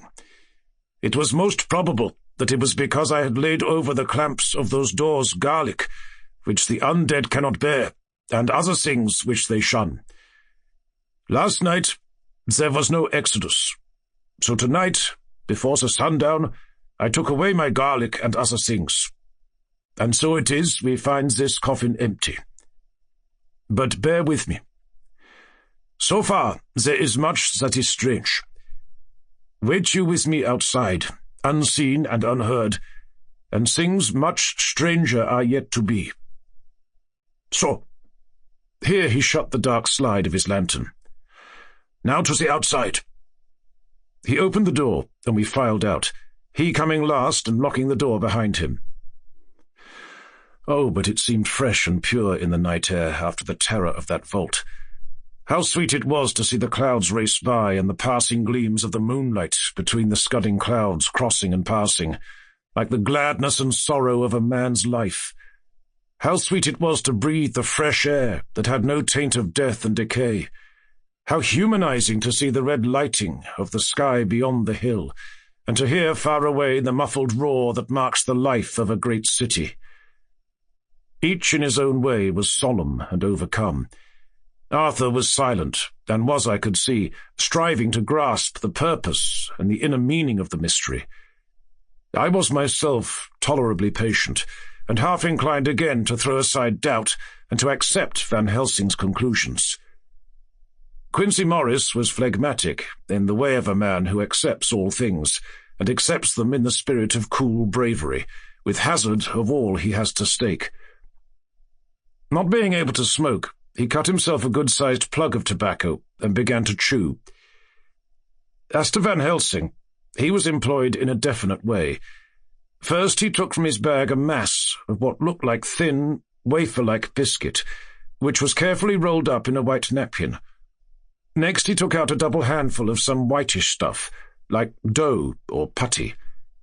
He crumbled the wafer up fine and worked it into the mass between his hands. This he then took, and rolling it into thin strips, began to lay them into the crevices between the door and its setting in the tomb. I was somewhat puzzled at this, and being close, asked him what it was that he was doing. Arthur and Quincey drew near also, as they too were curious. He answered, "I am closing the tomb, so that the undead may not enter." "And is that stuff you have put there going to do it?" asked Quincey. "Great Scott, is this a game?" "It is." "What is that which you are using?" This time the question was by Arthur. Van Helsing reverently lifted his hat as he answered. "The host. I brought it from Amsterdam. I have an indulgence." It was an answer that appalled the most sceptical of us, and we felt individually that in the presence of such earnest purpose as the Professor's, a purpose which could use the most sacred of things, it was impossible to distrust.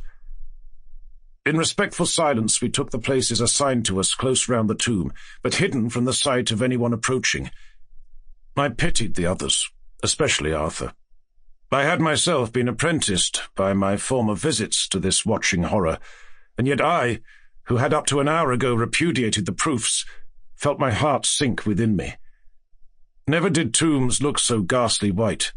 Never did cypress or yew or juniper so seem the embodiment of funereal gloom. Never did tree or grass wave or rustle so ominously. Never did bough creak so mysteriously. And never did the faraway howling of dogs send such a woeful presage through the night. There was a long spell of silence, a big, aching void. And then, from the professor, a keen "ss." He pointed, and far down the avenue of yews we saw a white figure advance. A dim white figure, which held something dark at its breast. The figure stopped, and at the moment a ray of moonlight fell upon the masses of driving clouds and showed in startling prominence a dark-haired woman, dressed in the cerements of the grave. We could not see the face, for it was bent down over what we saw to be a fair-haired child. There was a pause, and a sharp little cry, such as a child gives in sleep, or a dog as it lies before the fire and dreams. We were starting forward, but the professor's warning hand, seen by us as he stood behind a yew tree, kept us back. And then as we looked, the white figure moved forwards again. It was now near enough for us to see clearly, and the moonlight still held. My own heart grew cold as ice, and I could hear the gasp of Arthur as we recognized the features of Lucy Westenra. Lucy Westenra, but yet how changed! The sweetness was turned to adamantine, heartless cruelty, and the purity to voluptuous wantonness. Van Helsing stepped out, and, obedient to his gesture, we all advanced too, the four of us ranged in a line before the door of the tomb. Van Helsing raised his lantern and drew the slide. By the concentrated light that fell on Lucy's face, we could see that the lips were crimson with fresh blood, and that the stream had trickled over her chin and stained the purity of her lawn death-robe. We shuddered with horror. I could see by the tremulous light that even Van Helsing's iron nerve had failed. Arthur was next to me, and if I had not seized his arm and held him up, he would have fallen. When Lucy— I call the thing that was before us Lucy, because it bore her shape— saw us, she drew back with an angry snarl such as a cat gives when taken unawares. Then her eyes ranged over us. Lucy's eyes in form and colour, but Lucy's eyes unclean and full of hellfire instead of the pure, gentle orbs we knew. At that moment the remnant of my love passed into hate and loathing. Had she then to be killed, I could have done it with savage delight. As she looked, her eyes blazed with unholy light, and the face became wreathed with a voluptuous smile. Oh, God, how it made me shudder to see it! With a careless motion, she flung to the ground, callous as a devil, the child that up to now she had clutched strenuously to her breast, growling over it as a dog growls over a bone. The child gave a sharp cry and lay there moaning. There was a cold-bloodedness in the act, which wrung a groan from Arthur. When she advanced to him, with outstretched arms and a wanton smile, he fell back and hid his face in his hands. She still advanced, however, and, with a languorous, voluptuous grace, said, "Come to me, Arthur. Leave these others and come to me. My arms are hungry for you. Come, and we can rest together. Come, my husband, come." There was something diabolically sweet in her tones, something of the tingling of glass when struck, which rang through the brains even of us who heard the words addressed to another. As for Arthur, he seemed under a spell. Moving his hands from his face, he opened wide his arms. She was leaping for them when Van Helsing sprang forward and held between them his little golden crucifix. She recoiled from it, and, with a suddenly distorted face, full of rage, dashed past him as if to enter the tomb. When, within a foot or two of the door, however, she stopped, as if arrested by some irresistible force. Then she turned, and her face was shown in the clear burst of moonlight and by the lamp, which had now no quiver from Van Helsing's iron nerves. Never did I see such baffled malice on a face, and never, I trust, shall such ever be seen again by mortal eyes. The beautiful colour became livid. The eyes seemed to throw out sparks of hellfire. The brows were wrinkled as though the folds of the flesh were the coils of Medusa's snakes, and the lovely blood-stained mouth grew to an open square, as in the passion masks of the Greeks and Japanese. If ever a face meant death, if looks could kill, we saw it at that moment. And so, for full half a minute, which seemed an eternity, she remained between the lifted crucifix and the sacred closing of her means of entry. Van Helsing broke the silence by asking Arthur, "Answer me, O my friend. Am I to proceed in my work?" Arthur threw himself on his knees and hid his face in his hands as he answered, "Do as you will, friend. Do as you will. There can be no horror like this ever any more." And he groaned in spirit. Quincy and I simultaneously moved towards him and took his arms. We could hear the click of the closing lantern as Van Helsing held it down. Coming close to the tomb, he began to remove from the chinks some of the sacred emblem which he had placed there. We all looked on in horrified amazement as we saw, when he stood back, the woman, with a corporeal body as real at the moment as our own, pass in through the interstice where scarce a knife blade could have gone. We all felt a glad sense of relief when we saw the professor calmly restoring the strings of putty to the edges of the door. When this was done, he lifted the child and said, "Come now, my friends. We can do no more till tomorrow. There is a funeral at noon, so here we shall all come before long after that. The friends of the dead will all be gone by 2, and when the sexton locks the gate, we shall remain.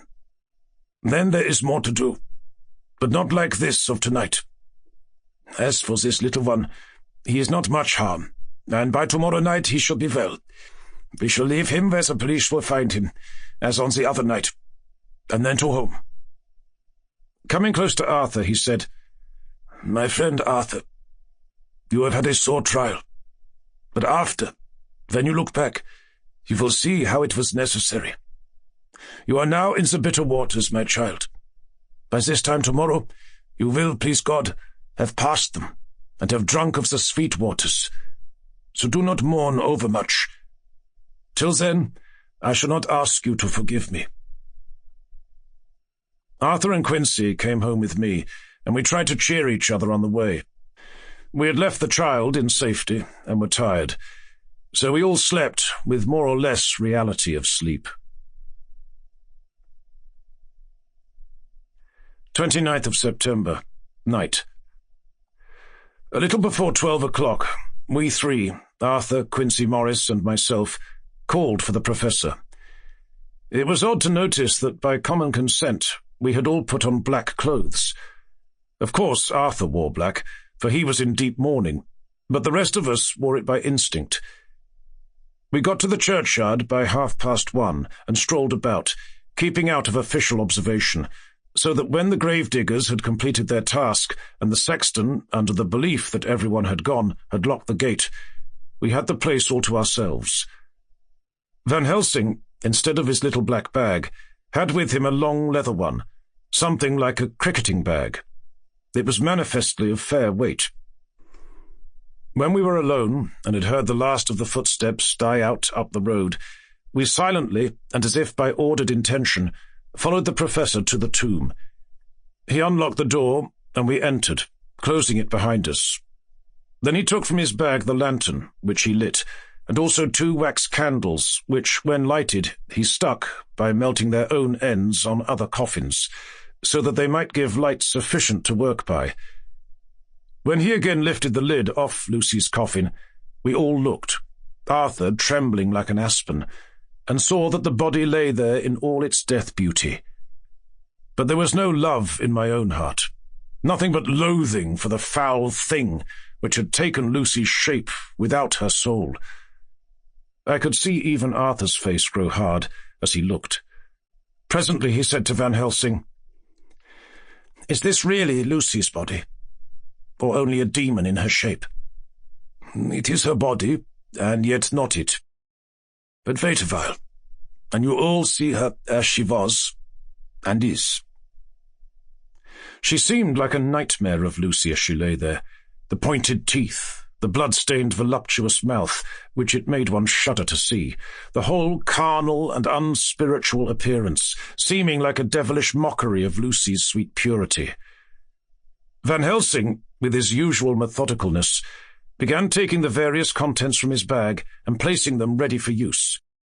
First he took out a soldering iron and some plumbing solder, and then a small oil lamp, which gave out, when lit in a corner of the tomb, gas which burned at fierce heat with a blue flame. Then his operating knives, which he placed to hand, and last, a round wooden stake, some 2.5 or 3 inches thick and about 3 feet long. One end of it was hardened by charring in the fire, and was sharpened to a fine point.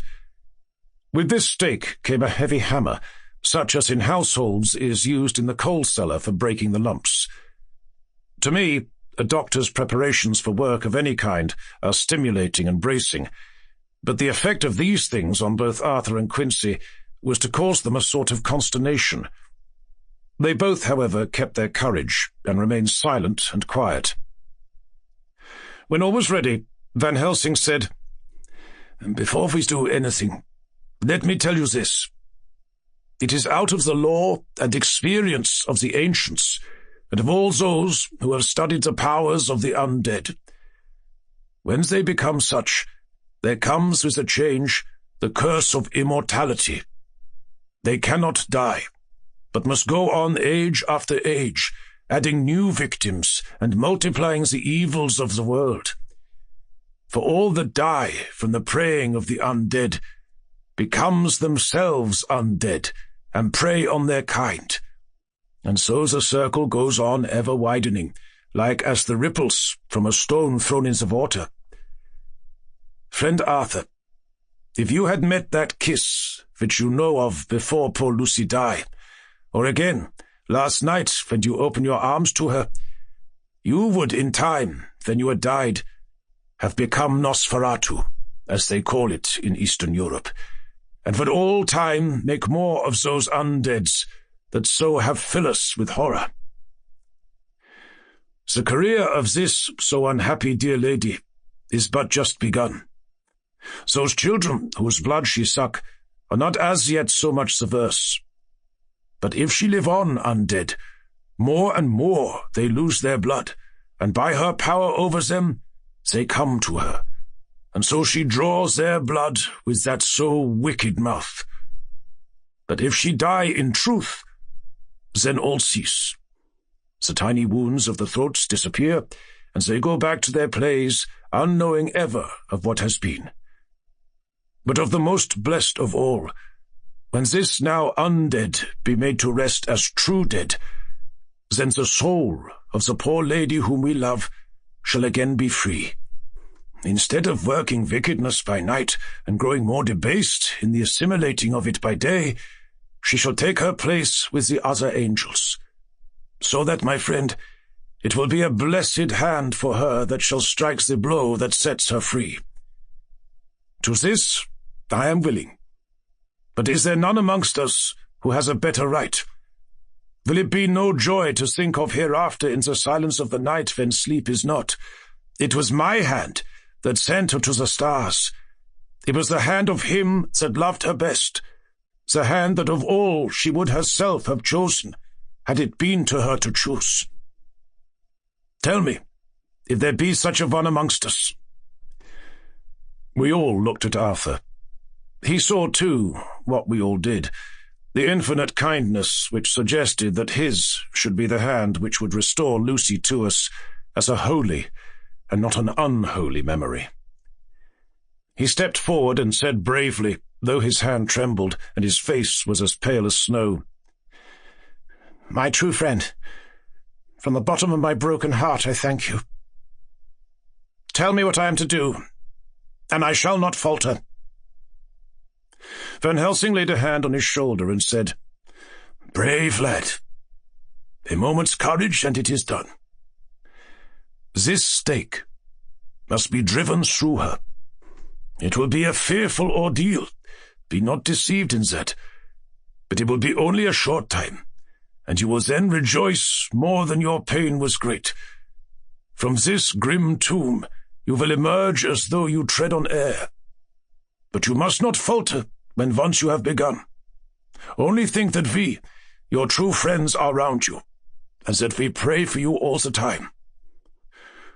"Go on," said Arthur hoarsely. "Tell me what I am to do."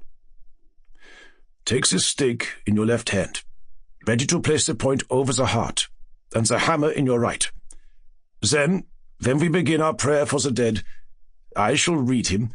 I have here the book, and the others shall follow. Strike, in God's name, that so all may be well with the dead that we love, and that the undead pass away." Arthur took the stake and the hammer, and when once his mind was set on action, his hands never trembled nor even quivered. Van Helsing opened his missal and began to read, and Quincy and I followed as well as we could. Arthur placed the point over the heart, and as I looked, I could see its dint in the white flesh. Then he struck with all his might. The thing in the coffin writhed, and a hideous blood-curdling screech came from the opened red lips.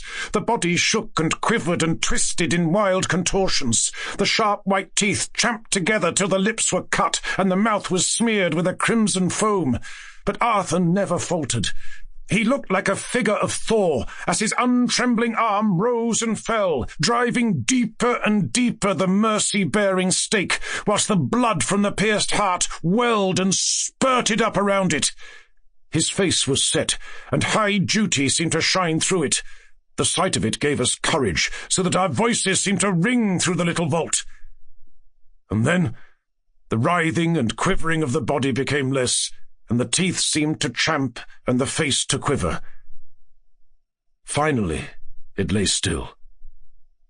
The terrible task was over. The hammer fell from Arthur's hand.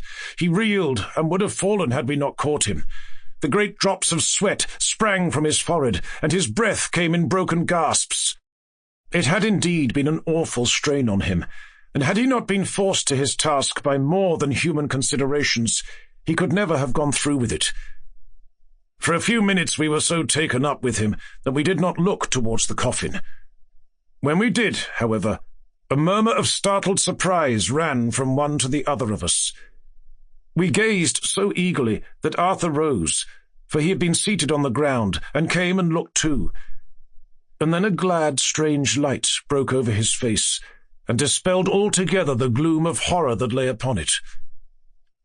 There, in the coffin, lay no longer the foul thing that we had so dreaded and grown to hate, that the work of her destruction was yielded as a privilege to the one best entitled to it, but Lucy as we had seen her in her life, with her face of unequalled sweetness and purity. True that there were there, as we had seen them in life, the traces of care and pain and waste, but these were all dear to us, for they marked her truth to what we knew. One and all, we felt that the holy calm that lay like sunshine over the wasted face and form was only an earthly token and symbol of the calm that was to reign forever. Van Helsing came and laid his hand on Arthur's shoulder, and said to him, "And now, Arthur, my friend, dear lad, am I not forgiven?" The reaction of the terrible strain came as he took the old man's hand in his, and raising it to his lips, pressed it and said, "Forgiven? God bless you, that you have given my dear one her soul again. And me peace." He put his hands on the professor's shoulder, and laying his head on his breast, cried for a while silently, whilst we stood unmoving. When he raised his head, Van Helsing said to him, "And now, my child, you may kiss her. Kiss her dead lips, if you will, as she would have you to, if for her to choose. For she is not a grinning devil now, not any more a foul thing for all eternity. No longer, she is the devil's undead. She is God's true dead, whose soul is with him." Arthur bent and kissed her, and then we sent him and Quincy out of the tomb. The professor and I sawed the top off the stake, leaving the point of it in the body. Then we cut off the head and filled the mouth with garlic. We soldered up the leaden coffin, screwed on the coffin lid, and gathering up our belongings, came away. When the professor locked the door, he gave the key to Arthur. Outside the air was sweet. The sun shone and the birds sang, and it seemed as if all nature were tuned to a different pitch. There was gladness and mirth and peace everywhere, for we were at rest ourselves on one account, and we were glad, though it was with a tempered joy. Before we moved away, Van Helsing said, "Now, my friends, one step of our work is done, one the most harrowing to ourselves. But there remains a greater task, to find out the author of all this our sorrow, and to stamp him out. I have clues which we can follow, but it is a long task, and a difficult, and there is danger in it, and pain. Shall you not all help me? We have learned to believe, all of us. Is it not so? And since so, do we not see our duty? Yes? And do we not promise to go on to the bitter end?" Each in turn we took his hand, and the promise was made. Then said the professor as we moved off, "2 nights hence you shall meet with me, and dine together at 7 of the clock with friend John. I shall entreat 2 others, 2 that you know not as yet, and I shall be ready to all our work show, and our plans unfold. Friend John, you come with me home, for I have much to consult about, and you can help me. Tonight I leave for Amsterdam, but shall return tomorrow night, and then begins our great quest. But first, I shall have much to say, so that you may know what it is to do and to dread. Then our promise shall be made to each other anew, for there is a terrible task before us, and once our feet are on the ploughshare, we must not draw back." Chapter 17. Dr. Seward's diary continued. When we arrived at the Berkeley Hotel, Van Helsing found a telegram waiting for him. "I'm coming up by train. Jonathan at Whitby. Important news. Mina Harker." The professor was delighted. "Ha! That wonderful Madame Mina," he said. "Pearl among women. She arrive, but I cannot stay. She must go to your house, friend John. You must meet her at the station. Telegraph her en route, so that she may be prepared." When the wire was dispatched, he had a cup of tea. Over it he told me of a diary kept by Jonathan Harker when abroad, and gave me a typewritten copy of it, as also of Mrs. Harker's diary at Whitby. "Take these," he said, "and study them well. When I have returned, you will be master of all the facts, and we can then better enter on our inquisition. Keep them safe, for there is in them much of treasure. You will need all your faith, even you, who have had such an experience as that of today. What is here told—" He laid his hand heavily and gravely on the packet of papers as he spoke. "May be the beginning of the end to you and me and many another.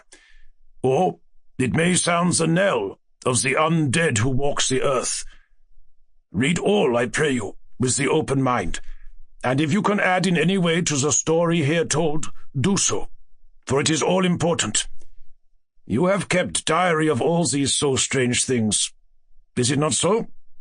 Yes? Then we shall go through all these together when we meet." He then made ready for his departure, and shortly after drove off to Liverpool Street. I took my way to Paddington, where I arrived about 15 minutes before the train came in. The crowd melted away after the bustling fashion common to arrival platforms, and I was beginning to feel uneasy lest I might miss my guest, when a sweet-faced, dainty-looking girl stepped up to me, and, after a quick glance, said, "Dr. Seward, is it not?" "And you are Mrs. Harker," I answered at once, whereupon she held out her hand. "I knew you from the description of poor dear Lucy, but—" She stopped suddenly, and a quick blush overspread her face. The blush that rose to my own cheeks somehow set us both at ease, for it was a tacit answer to her own. I got her luggage, which included a typewriter, and we took the Underground to Fenchurch Street, after I had sent a wire to my housekeeper to have a sitting room and bedroom prepared at once for Mrs. Harker. In due time we arrived. She knew, of course, that the place was a lunatic asylum, but I could see that she was unable to repress a shudder when we entered. She told me that, if she might, she would come presently to my study, as she had much to say. So here I am, finishing my entry in my phonograph diary whilst I wait her. As yet, I have not had the chance of looking at the papers which Van Helsing left with me, though they lie open before me. I must get her interested in something, so that I may have an opportunity of reading them. She does not know how precious time is, or what a task we have in hand. I must be careful not to frighten her. Here she is. Mina Harker's journal. 29th of September. After I had tidied myself, I went down to Dr. Seward's study. At the door I paused a moment, for I thought I heard him talking with someone. As, however, he had pressed me to be quick, I knocked at the door, and on his calling out, "Come in," I entered. To my intense surprise, there was no one with him. He was quite alone, and on the table opposite him was what I knew at once from the description to be a phonograph. I had never seen one, and was much interested. "I hope I did not keep you waiting," I said, "but I stayed at the door as I heard you talking, and thought there was someone with you." "Oh," he replied with a smile, "I was only entering my diary." "Your diary?" I asked him in surprise. "Yes," he answered. I keep it in this." As he spoke, he laid his hand on the phonograph. I felt quite excited over it, and blurted out, "Why, this beats even shorthand. May I hear it say something?" "Certainly," he replied with alacrity, and stood up to put it in train for speaking. Then he paused, and a troubled look overspread his face. "The fact is," he began awkwardly, "I only keep my diary in it, and as it is entirely, or almost entirely, about my cases, it may be awkward. That is, I mean—" He stopped, and I tried to help him out of his embarrassment. "You helped to attend dear Lucy at the end. Let me hear how she died. For all that I know of her, I shall be very grateful. She was very, very dear to me." To my surprise, he answered, with a horror-struck look in his face, "Tell you of her death? Not for the wide world." "Why not?" I asked, for some grave, terrible feeling was coming over me. Again he paused, and I could see that he was trying to invent an excuse. At length he stammered out, "You see, I do not know how to pick out any particular part of the diary." Even while he was speaking, an idea dawned upon him, and he said with unconscious simplicity, in a different voice, and with the naivety of a child, "Well, that's quite true, upon my honour. Honest Indian." I could not but smile, at which he grimaced. "I gave myself away that time," he said. "But do you know that, although I have kept the diary for months past, it never once struck me how I was going to find any particular part of it in case I wanted to look it up?" By this time my mind was made up that the diary of a doctor who attended Lucy might have something to add to the sum of our knowledge of that terrible being. And I said boldly, "Then, Dr. Seward, you had better let me copy it out for you on my typewriter." He grew to a positively deathly pallor as he said, No, no, no. For all the world, I wouldn't let you know that terrible story." Then it was terrible. My intuition was right. For a moment I thought, and as my eyes ranged the room, unconsciously looking for something or some opportunity to aid me, they lit on a great batch of typewriting on the table. His eyes caught the look in mine, and, without his thinking, followed their direction. As they saw the parcel, he realized my meaning. "You do not know me," I said. "When you have read those papers, my own diary and my husband's also, which I have typed, you will know me better. I have not faltered in giving every thought of my own heart in this cause, but of course you do not know me, yet, and I must not expect you to trust me so far. He is certainly a man of noble nature. Poor dear Lucy was right about him." He stood up and opened a large drawer, in which were arranged in order a number of hollow cylinders of metal covered with dark wax, and said, "You are quite right. I did not trust you because I did not know you. But I know you now, and let me say that I should have known you long ago. I know that Lucy told you of me. She told me of you, too. May I make the only atonement in my power? Take the cylinders and hear them. The first half-dozen of them are personal to me, and they will not horrify you. Then you will know me better. Dinner will by then be ready. In the meantime, I shall read over some of these documents, and shall be better able to understand certain things." He carried the phonograph himself up to my sitting-room, and adjusted it for me.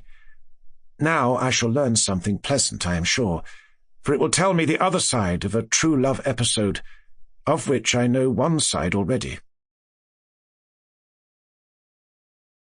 Dr. Seward's Diary.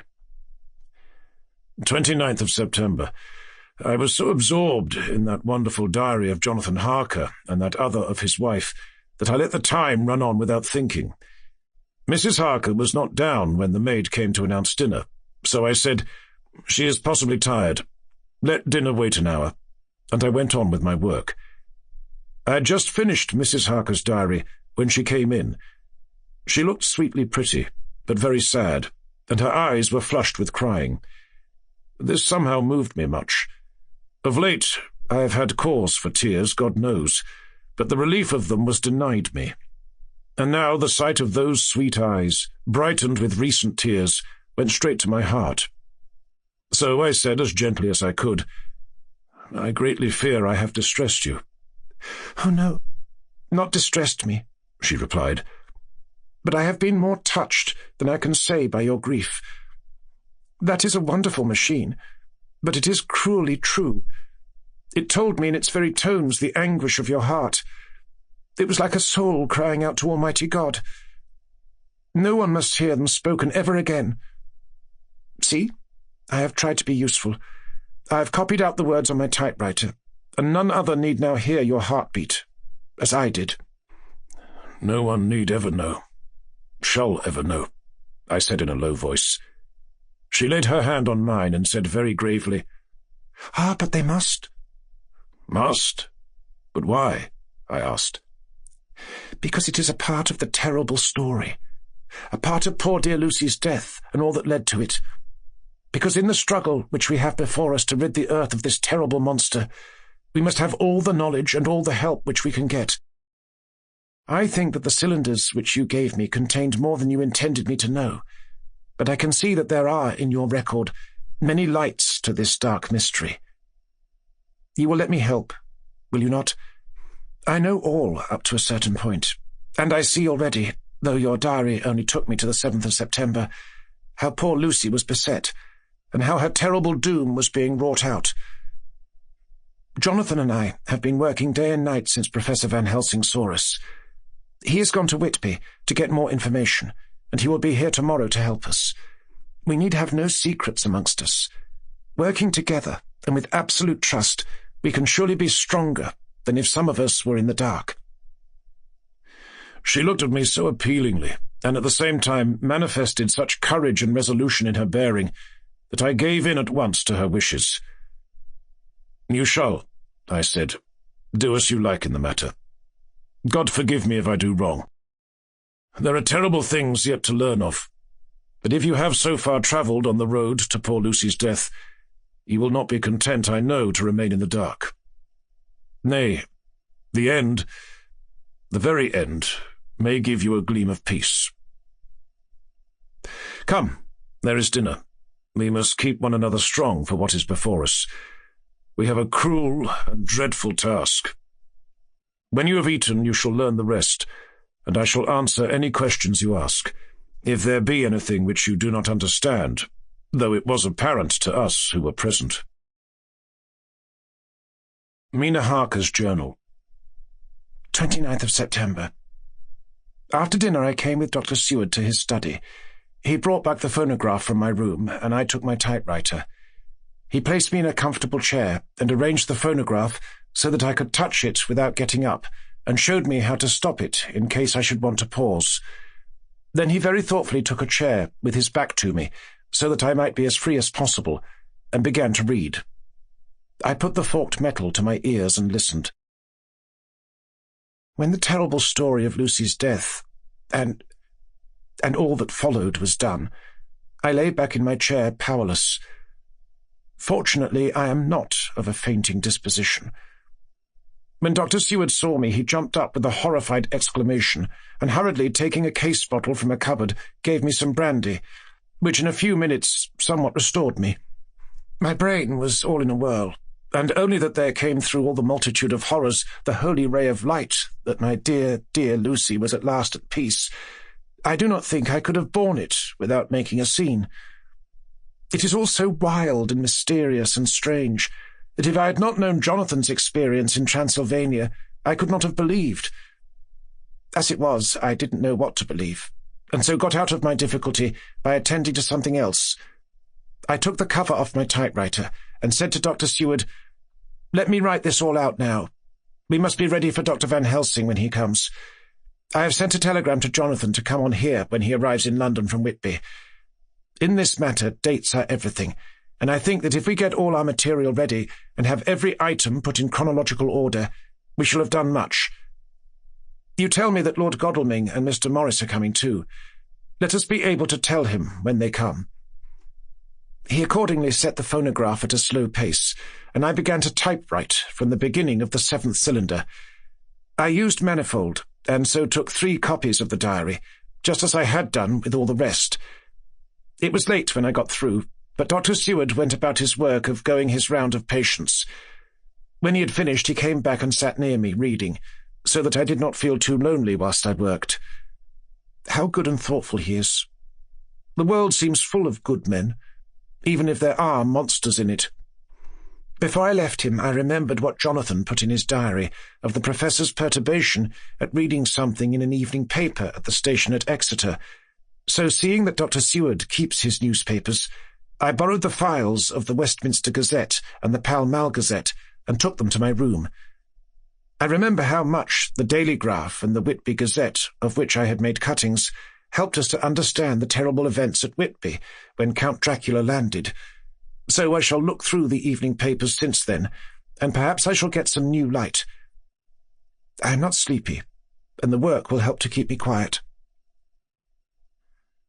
Dr. Seward's Diary, 30th of September. Mr. Harker arrived at 9 o'clock. He had got his wife's wire just before starting. He is uncommonly clever, if one can judge from his face, and full of energy. If this journal be true, and judging by one's own wonderful experiences it must be, he is also a man of great nerve. That going down to the vault a second time was a remarkable piece of daring. After reading his account of it, I was prepared to meet a good specimen of manhood, but hardly the quiet, businesslike gentleman who came here today. Later. After lunch, Harker and his wife went back to their own room, and as I passed a while ago, I heard the click of the typewriter. They are hard at it. Mrs. Harker says that they are knitting together in chronological order every scrap of evidence they have. Harker has got the letters between the consignee of the boxes at Whitby and the carriers in London who took charge of them. He is now reading his wife's typescript of my diary. I wonder what they make out of it. Here it is. Strange that it never struck me that the very next house might be the Count's hiding place. Goodness knows that we had enough clues from the conduct of the patient Renfield. The bundle of letters relating to the purchase of the house were with the typescript. Oh, if we had only had them earlier, we might have saved poor Lucy.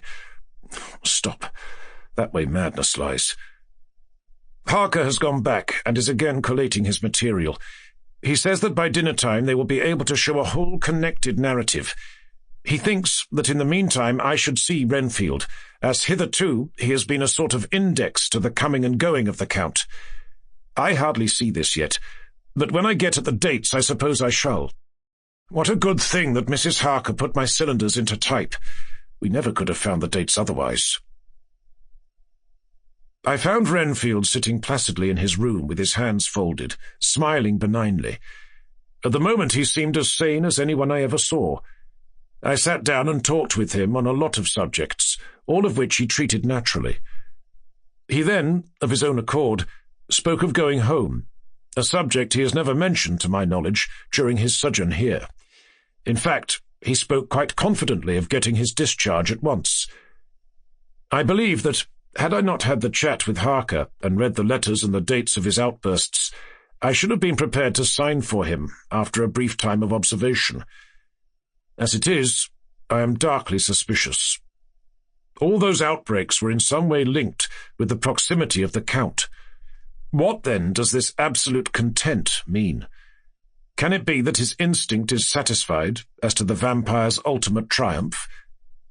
Stay. He is himself Zoophagus, and in his wild ravings outside the chapel door of the deserted house he always spoke of Master. This all seems confirmation of our idea. However, after a while I came away. My friend is just a little too sane at present to make it safe to probe him too deep with questions. He might begin to think. And then... So I came away. I mistrust these quiet moods of his, so I have given the attendant a hint to look closely after him, and to have a strait waistcoat ready in case of need. Jonathan Harker's Journal. 29th of September, in train to London. When I received Mr. Billington's courteous message that he would give me any information in his power, I thought it best to go down to Whitby and make, on the spot, such inquiries as I wanted. It was now my object to trace that horrid cargo of the Count's to its place in London. Later we may be able to deal with it. Billington Jr., a nice lad, met me at the station, and brought me to his father's house, where they had decided that I must stay the night. They are hospitable, with true Yorkshire hospitality, give a guest everything and leave him free to do as he likes. They all knew that I was busy, and that my stay was short, and Mr. Billington had ready in his office all the papers concerning the consignment of boxes. It gave me almost a turn to see again one of the letters which I had seen on the Count's table before I knew of his diabolical plans. Everything had been carefully thought out, and done systematically and with precision. He seemed to have been prepared for every obstacle which might be placed by accident in the way of his intentions being carried out. To use an Americanism, he had taken no chances, and the absolute accuracy with which his instructions were fulfilled was simply the logical result of his care.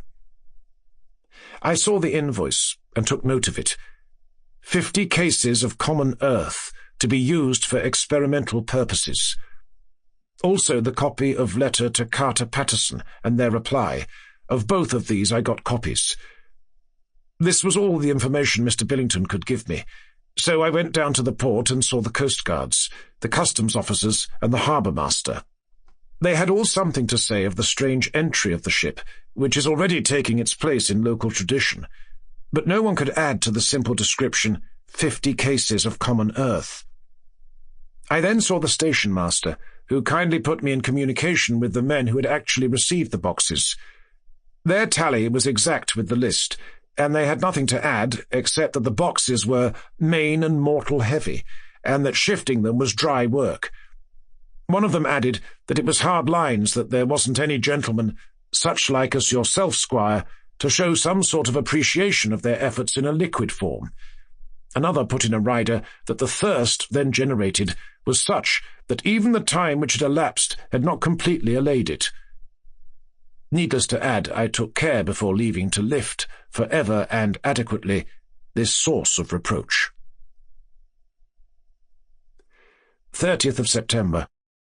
The station-master was good enough to give me a line to his old companion, the station-master at King's Cross, so that when I arrived there in the morning, I was able to ask him about the arrival of the boxes. He, too, put me at once in communication with the proper officials, and I saw that their tally was correct with the original invoice. The opportunities of acquiring an abnormal thirst had been here limited. A noble use of them had, however, been made, and again I was compelled to deal with the result in an ex post facto manner. From thence I went on to Carter Patterson's central office, where I met with the utmost courtesy. They looked up the transaction in their day-book and letter-book, and at once telephoned to their King's Cross office for more details. By good fortune, the men who did the teaming were waiting for work, and the official at once sent them over, sending also by one of them the waybill and all the papers connected with the delivery of the boxes at Carfax. Here again I found the tally agreeing exactly. The carrier's men were able to supplement the paucity of the written words with a few details.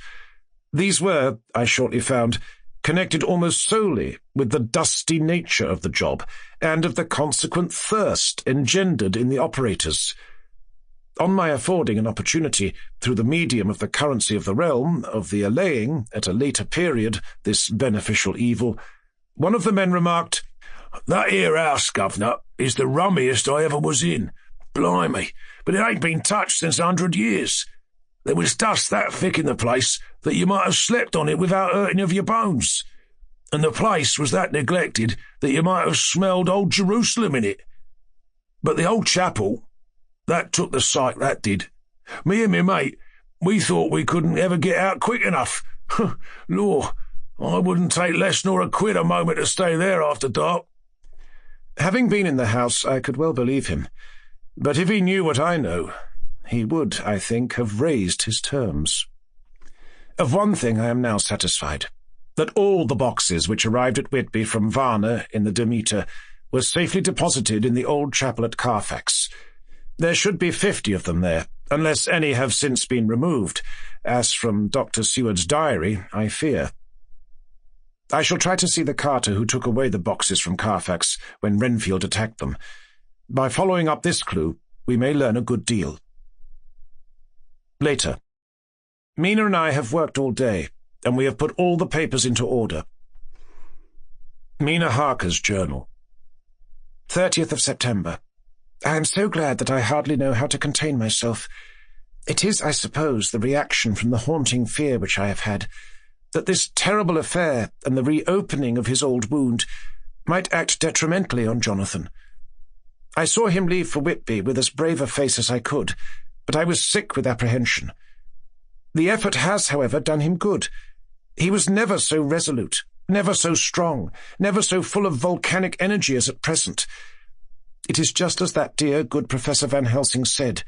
He is true grit, and he improves under strain that would kill a weaker nature.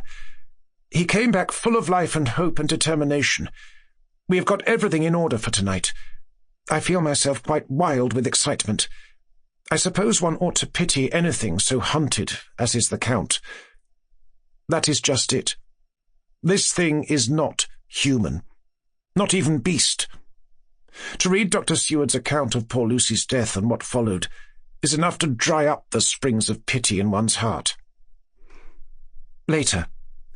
Lord Godalming and Mr. Morris arrived earlier than we expected. Dr. Seward was out on business and had taken Jonathan with him, so I had to see them. It was to me a painful meeting, for it brought back all poor dear Lucy's hopes of only a few months ago. Of course they had heard Lucy speak of me, and it seemed that Dr. Van Helsing, too, has been quite blowing my trumpet, as Mr. Morris expressed it. Poor fellows. Neither of them is aware that I know all about the proposals they made to Lucy. They did not quite know what to say or do, as they were ignorant of the amount of my knowledge, so they had to keep on neutral subjects. However, I thought the matter over, and came to the conclusion that the best thing I could do would be to post them in affairs right up to date. I knew from Dr. Seward's diary that they had been at Lucy's death, her real death, and that I need not fear to betray any secret before the time. So I told them as well as I could that I had read all the papers and diaries, and that my husband and I, having typewritten them, had just finished putting them in order. I gave them each a copy to read in the library. When Lord Godalming got his and turned it over, it does make a pretty good pile, he said, "Did you write all this, Mrs. Harker?" I nodded, and he went on, "I don't quite see the drift of it. But you people are all so good and kind, and have been working so earnestly and so energetically, that all I can do is to accept your ideas blindfold and try to help you. I have had one lesson already in accepting facts, that should make a man humble to the last hour of his life. Besides, I know you loved my poor Lucy." Here he turned away and covered his face with his hands. I could hear the tears in his voice. Mr. Morris, with instinctive delicacy, just laid a hand for a moment on his shoulder, and then walked quietly out of the room. I suppose there is something in woman's nature that makes a man free to break down before her and express his feelings on the tender or emotional side without feeling it derogatory to his manhood. For when Lord Godalming found himself alone with me, he sat down on the sofa and gave way utterly and openly. I sat down beside him and took his hand. I hope he didn't think it forward of me, and that if he ever thinks of it afterwards, he never will have such a thought. There I wrong him. I know he never will. He is too true a gentleman. I said to him, for I could see that his heart was breaking, "I loved dear Lucy, and I know what she was to you, and what you were to her. She and I were like sisters, and now she is gone. Will you not let me be like a sister to you in your trouble? I know what sorrows you have had, though I cannot measure the depth of them. If sympathy and pity can help in your affliction, won't you let me be of some little service, for Lucy's sake?" In an instant the poor dear fellow was overwhelmed with grief. It seemed to me that all that he had of late been suffering in silence found a vent at once. He grew quite hysterical, and raising his open hands, beat his palms together in a perfect agony of grief. He stood up and then sat down again, and the tears rained down his cheeks. I felt an infinite pity for him, and opened my arms unthinkingly. With a sob he laid his head on my shoulder and cried like a wearied child, whilst he shook with emotion. We women have something of the mother in us that makes us rise above smaller matters when the mother spirit is invoked.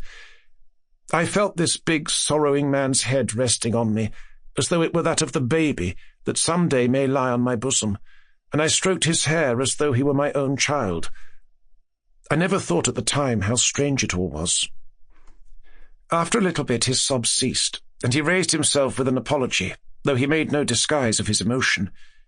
He told me that for days and nights past, weary days and sleepless nights, he had been unable to speak with anyone, as a man must speak in his time of sorrow. There was no woman whose sympathy could be given to him, or with whom, owing to the terrible circumstance with which his sorrow was surrounded, he could speak freely. "I know now how I suffered," he said as he dried his eyes. "But I do not know even yet, and none other can ever know, how much your sweet sympathy has been to me today.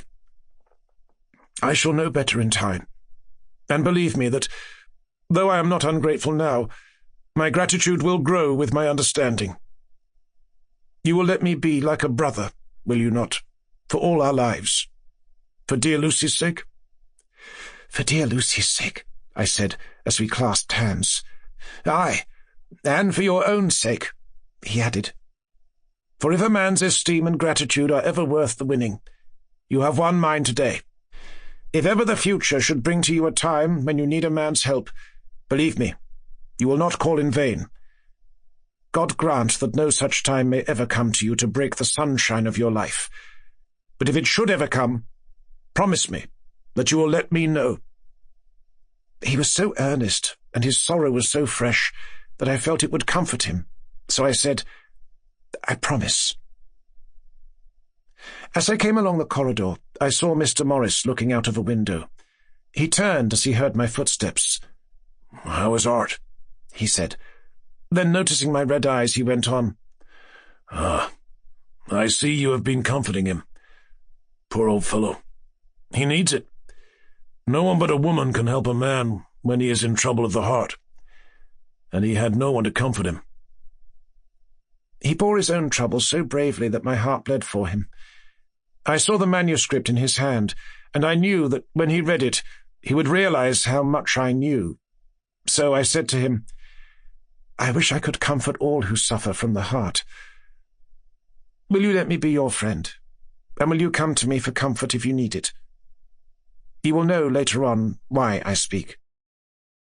He saw that I was in earnest, and stooping took my hand, and raising it to his lips kissed it. It seemed but poor comfort to so brave and unselfish a soul, and impulsively I bent over and kissed him. The tears rose in his eyes, and there was a momentary choking in his throat. He said quite calmly, "Little girl, you will never regret that true-hearted kindness, so long as ever you live." Then he went into the study to his friend. Little girl. The very words he had used to Lucy. And oh, but he proved himself a friend. Chapter 18. Dr. Seward's Diary. 30th of September. I got home at 5 o'clock and found that Godalming and Morris had not only arrived, but had already studied the transcript of the various diaries and letters which Harker and his wonderful wife had made and arranged. Harker had not yet returned from his visit to the carrier's men, of whom Dr. Hennessy had written to me. Mrs. Harker gave us a cup of tea, and I can honestly say that for the first time since I have lived in it, this old house seemed like home. When we had finished, Mrs. Harker said, "Dr. Seward, may I ask a favour? I want to see your patient, Mr. Renfield. Do let me see him. What you have said of him in your diary interests me so much." She looked so appealing and so pretty that I could not refuse her, and there was no possible reason why I should. So I took her with me. When I went into the room, I told the man that a lady would like to see him, to which he simply answered, "Why?" "She is going through the house, and wants to see everyone in it," I answered. "Oh, very well," he said. "Let her come in, by all means. But just wait a minute, till I tidy up the place." His method of tidying was peculiar. He simply swallowed all the flies and spiders in the boxes before I could stop him. It was quite evident that he feared, or was jealous of, some interference. When he had got through his disgusting task, he said cheerfully, "Let the lady come in," and sat down on the edge of his bed with his head down, but with his eyelids raised, so that he could see her as she entered. For a moment I thought that he might have some homicidal intent. I remembered how quiet he had been just before he attacked me in my own study, and I took care to stand where I could seize him at once, if he attempted to make a spring at her. She came into the room with an easy gracefulness which would at once command the respect of any lunatic, for easiness is one of the qualities mad people most respect. She walked over to him, smiling pleasantly, and held out her hand. "Good evening, Mr. Renfield," said she. "You see, I know you, for Dr. Seward has told me of you." He made no immediate reply, but eyed her all over intently, with a set frown on his face. This look gave way to one of wonder, which merged in doubt. Then, to my intense astonishment, he said, "You're not the girl the doctor wanted to marry, are you? You can't be, you know, for she's dead." Mrs. Harker smiled sweetly as she replied, "Oh, no. I have a husband of my own, to whom I was married before I ever saw Dr. Seward, or he me. I am Mrs. Harker." "Then what are you doing here?" "My husband and I are staying on a visit with Dr. Seward." "Then don't stay." "But why not?" I thought that this style of conversation might not be pleasant to Mrs. Harker, any more than it was to me, so I joined in. "How did you know I wanted to marry anyone?" His reply was simply contemptuous, given in a pause, in which he turned his eyes from Mrs. Harker to me, instantly turning them back again. "What an asinine question." "I don't see that at all, Mr. Renfield," said Mrs. Harker, at once championing me. He replied to her with as much courtesy and respect as he had shown contempt to me. "You will, of course, understand, Mrs. Harker, that when a man is so loved and honoured as our host is, everything regarding him is of interest in our little community. Dr. Seward is loved, not only by his household and his friends, but even by his patients, who, being some of them hardly in mental equilibrium, are apt to distort causes and effects. Since I myself have been an inmate of a lunatic asylum, I cannot but notice that the sophistic tendencies of some of its inmates lean towards the errors of non causa and ignoratio elenchi." I positively opened my eyes at this new development. Here was my own pet lunatic, the most pronounced of his type that I had ever met with, talking elemental philosophy, and with the manner of a polished gentleman. I wonder if it was Mrs. Harker's presence which had touched some chord in his memory. If this new phase was spontaneous, or in any way due to her unconscious influence, she must have some rare gift or power. We continued to talk for some time, and seeing that he was seemingly quite reasonable, she ventured, looking at me questioningly as she began, to lead him to his favourite topic. I was again astonished, for he addressed himself to the question with the impartiality of the completest sanity. He even took himself as an example when he mentioned certain things. "Why, I myself am an instance of a man who had a strange belief. Indeed, it is no wonder that my friends were alarmed, and insisted on my being put under control.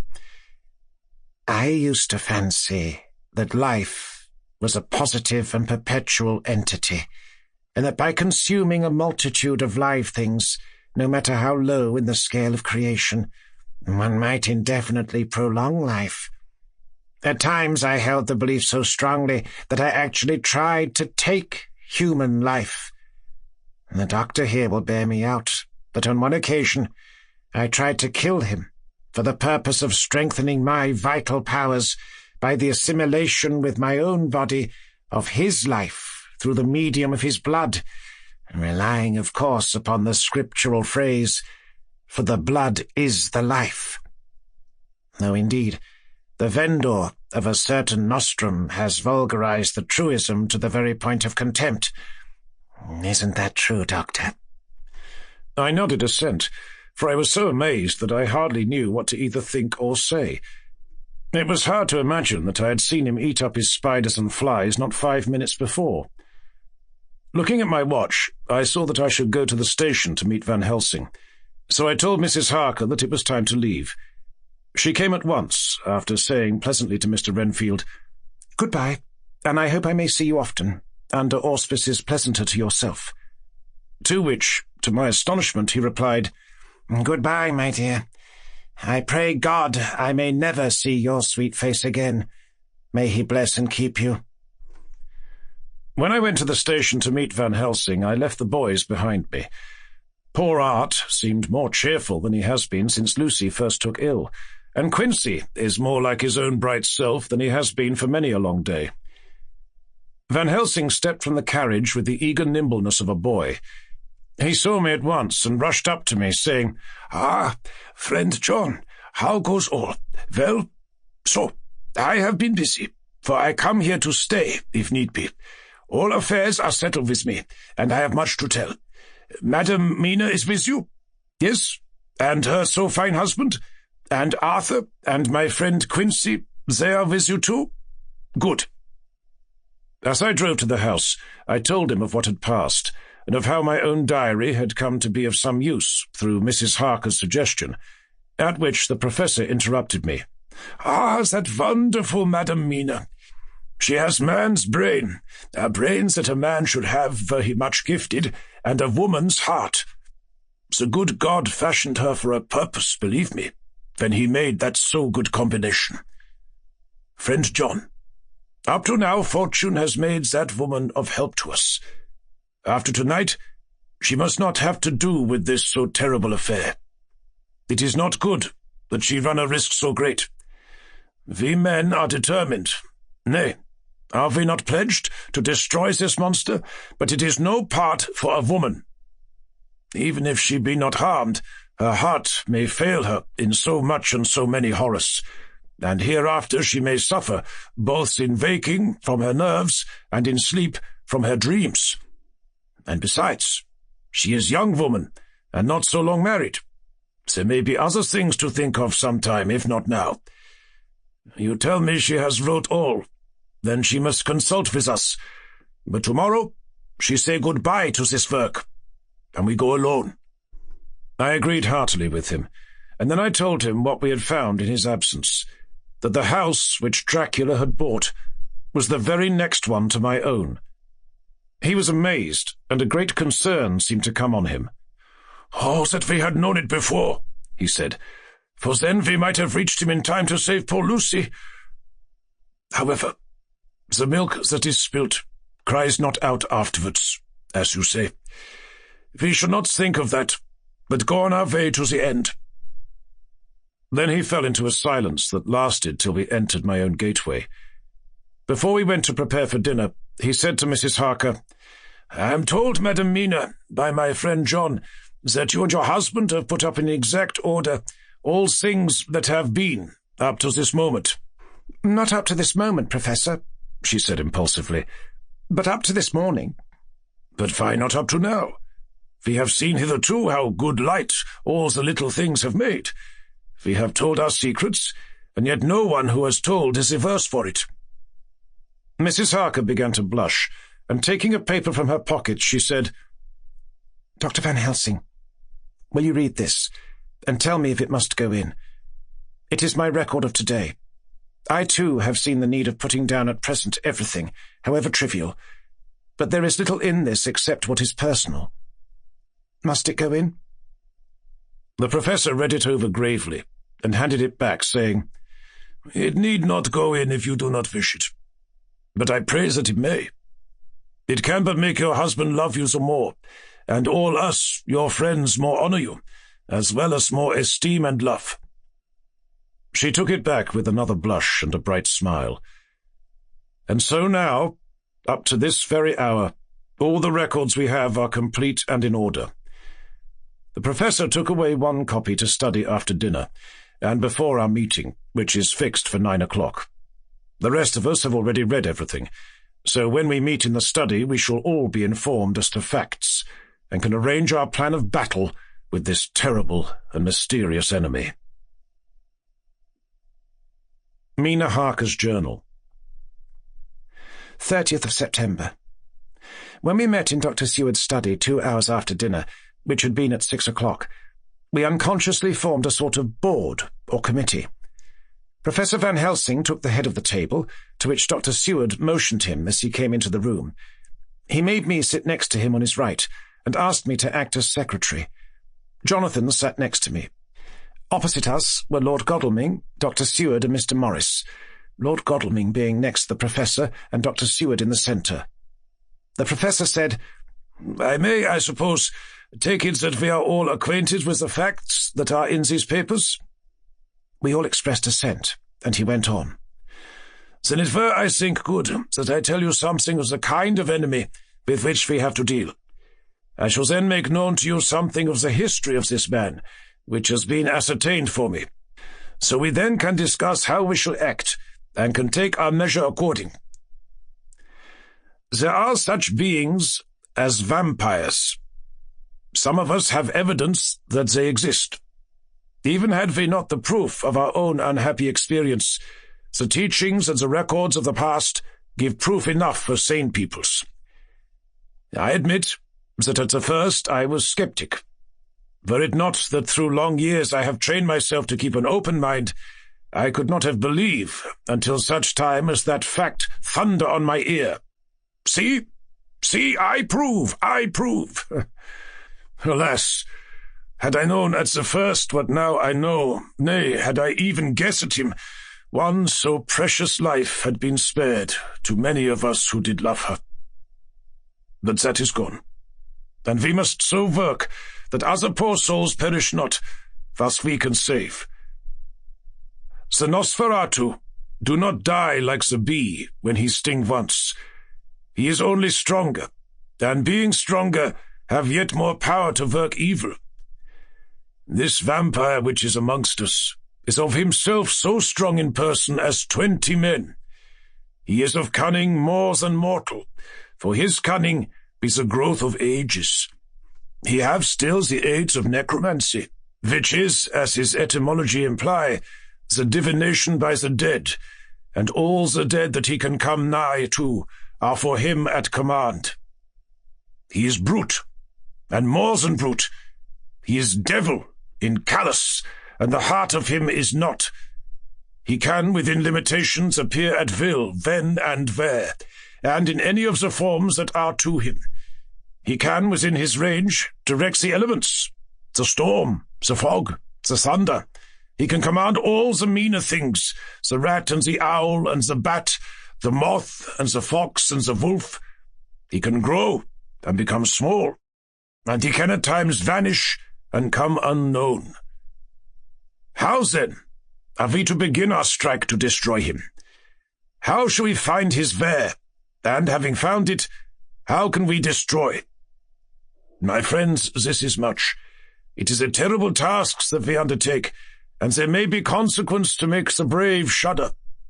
For if we fail in this, our fight, he must surely win. And then where end we? Life is nothings.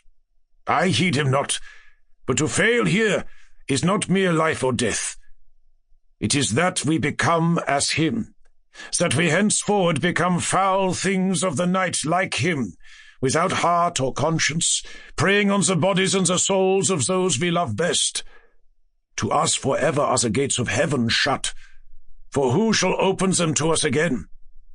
We go on for all time abhorred by all, a blot on the face of God's sunshine, an arrow in the side of him who died for man. But we are face to face with duty, and in such case must we shrink? For me, I say no, but then I am old, and life, with his sunshine, his fair places, his song of birds, his music and his love, lie far behind. You others are young. Some have seen sorrow, but there are fair days yet in store. What say you? Whilst he was speaking, Jonathan had taken my hand. I feared oh so much that the appalling nature of our danger was overcoming him when I saw his hand stretch out. But it was life to me to feel its touch, so strong, so self-reliant, so resolute. A brave man's hand can speak for itself. It does not even need a woman's love to hear its music. When the professor had done speaking, my husband looked in my eyes and I in his. There was no need for speaking between us. I answer for Mina and myself, he said. Count me in, Professor, said Mr. Quincy Morris, laconically, as usual. I am with you, said Lord Godalming, for Lucy's sake, if for no other reason. Dr. Seward simply nodded. The professor stood up and, after laying his golden crucifix on the table, held out his hand on either side. I took his right hand, and Lord Godalming his left. Jonathan held my right with his left and stretched across to Mr. Morris. So as we all took hands, our solemn compact was made. I felt my heart icy cold, but it did not even occur to me to draw back.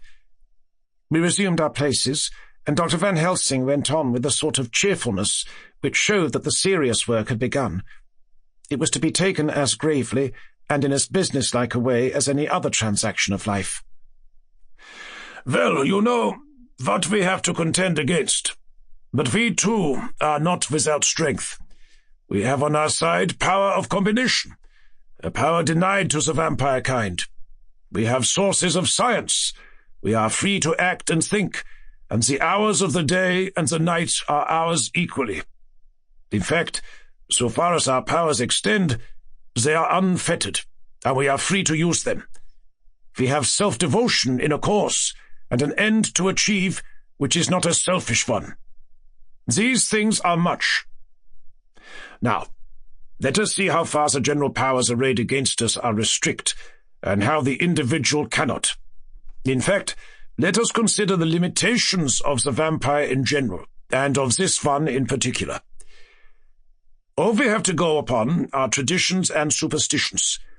These do not at the first appear much, when the matter is one of life and death, nay, of more than either life or death.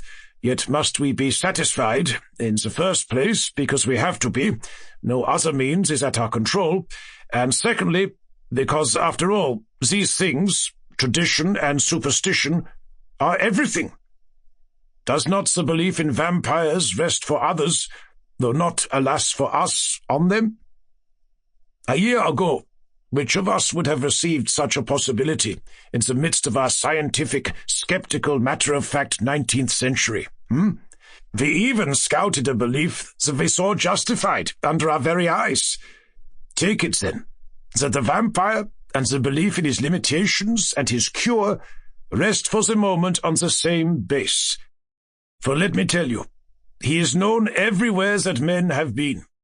In old Greece, in old Rome, he flourished in Germany all over, in France, in India, even in the Colonel Seas, and in China, so far from us in all ways. There even is he, and the peoples fear him at this day.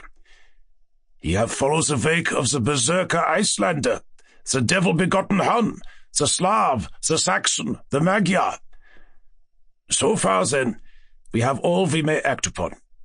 And let me tell you that very much of the beliefs are justified by what we have seen in our own so unhappy experience. The vampire live on, and cannot die by mere passing of the time. He can flourish when that he can fatten on the blood of the living. Even more, we have seen amongst us that he can even grow younger, that his vital faculties grow strenuous, and seem as though they refresh themselves when his special pabulum is plenty. But he cannot flourish without this diet. He eat not as others. Even friend Jonathan, who lived with him for weeks, did never see him to eat. Never. He throws no shadow. He make in the mirror no reflect, as again Jonathan observe. He has the strength of many of his hand. Witness again Jonathan, when he shuts the door against the wolves, and when he help him from the diligence too. He can transform himself to wolf, as we gather from the ship arrival in Whitby, where he tear open the dog. He can be as bat, as Madam Mina saw him on the window at Whitby, and as friend John saw him fly from this so near house, and as my friend Quincy saw him at the window of Miss Lucy. He can come in mist, which he create. That noble ship's captain proved him of this. But, from what we know, the distance he can make this mist is limited, and it can only be round himself. He come on moonlight rays as elemental dust, as again Jonathan saw those sisters in the castle of Dracula. He becomes so small, we ourselves saw Miss Lucy, ere she was at peace, slip through a hair-breadth space at the tomb door. He can, when once he find his way, come out from anything or into anything, no matter how close it be bound or even fused up with fire. Solder, you call it. He can see in the dark. No small power this, in a world which is one half shut from the light. Ah, but hear me through. He can do all these things, yet he is not free. Nay, he is even more prisoner than the slave of the galley, than the madman in his cell. He cannot go where he lists. He who is not of nature has yet to obey some of nature's laws. Why, we know not. He may not enter anywhere at the first, unless there be someone of the household who bid him to come, though afterwards he can come as he please. His power ceases, as does that of all evil things, at the coming of the day. Only at certain times can he have limited freedom. If he be not at the place whither he is bound, he can only change himself at noon, or at exact sunrise or sunset. These things we are told, and in this record of ours we have proof by inference. Thus, whereas he can do as he will within his limit, when he have his earth home, his coffin home, his hell home, the place unhallowed, as we saw when he went to the grave of the suicide at Whitby, still at other time he can only change when the time come. It is said, too, that he can only pass running water at the slack or the flood of the tide. Then there are things which so afflict him that he has no power, as the garlic that we know of, and as for things sacred, as this symbol, my crucifix, that was amongst us even now when we resolve. To them he is nothing, but in their presence he take his place far off and silent with respect. There are others too, which I shall tell you of, lest in our seeking we may need them. The branch of wild rose on his coffin, keep him, that he move not from it. A sacred bullet, fired into the coffin, kill him, so that he be true dead. And as for the stake through him, we know already of its piece, or the cut-off head that giveth rest. We have seen it with our eyes. Thus, when we find the habitation of this man that was, we can confine him to his coffin and destroy him, if we obey what we know. But he is clever. I have asked my friend Arminius of Budapest University to make his record, and from all the means that are, he tell me of what he has been. He must indeed have been that voivoda Dracula who won his name against the Turk over the great river on the very frontier of Turkeyland. If it be so, then he was no common man, for in that time, and for centuries after, he was spoken of as the cleverest and the most cunning, as well as the bravest of the sons of the land beyond the forest. That mighty brain and that iron resolution went with him to his grave, and are even now arrayed against us. The Draculas were, says Arminius, a great and noble race, though now and again were scions who were held by their coevals to have had dealings with the evil one. They learned his secrets in the Scolomancy, amongst the mountains over Lake Hermannstadt, where the devil claims the 10th scholar as his due. In the records are such words as Stregoica, witch, Ordog, and Pokol, Satan and hell.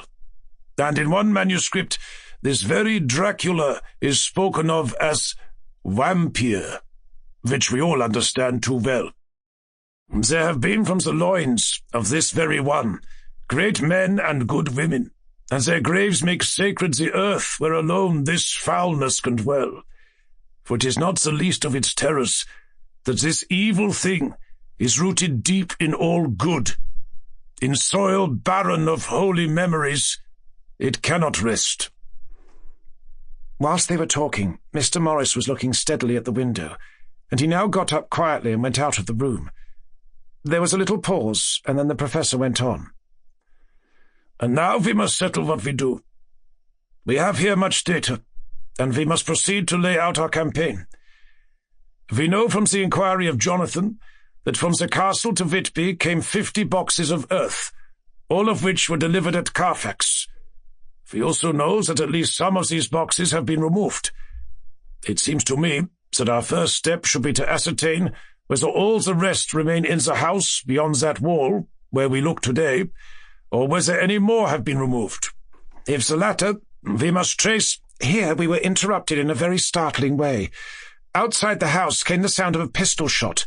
The glass of the window was shattered with a bullet, which, ricocheting from the top of the embrasure, struck the far wall of the room. I'm afraid I am at heart a coward, for I shrieked out.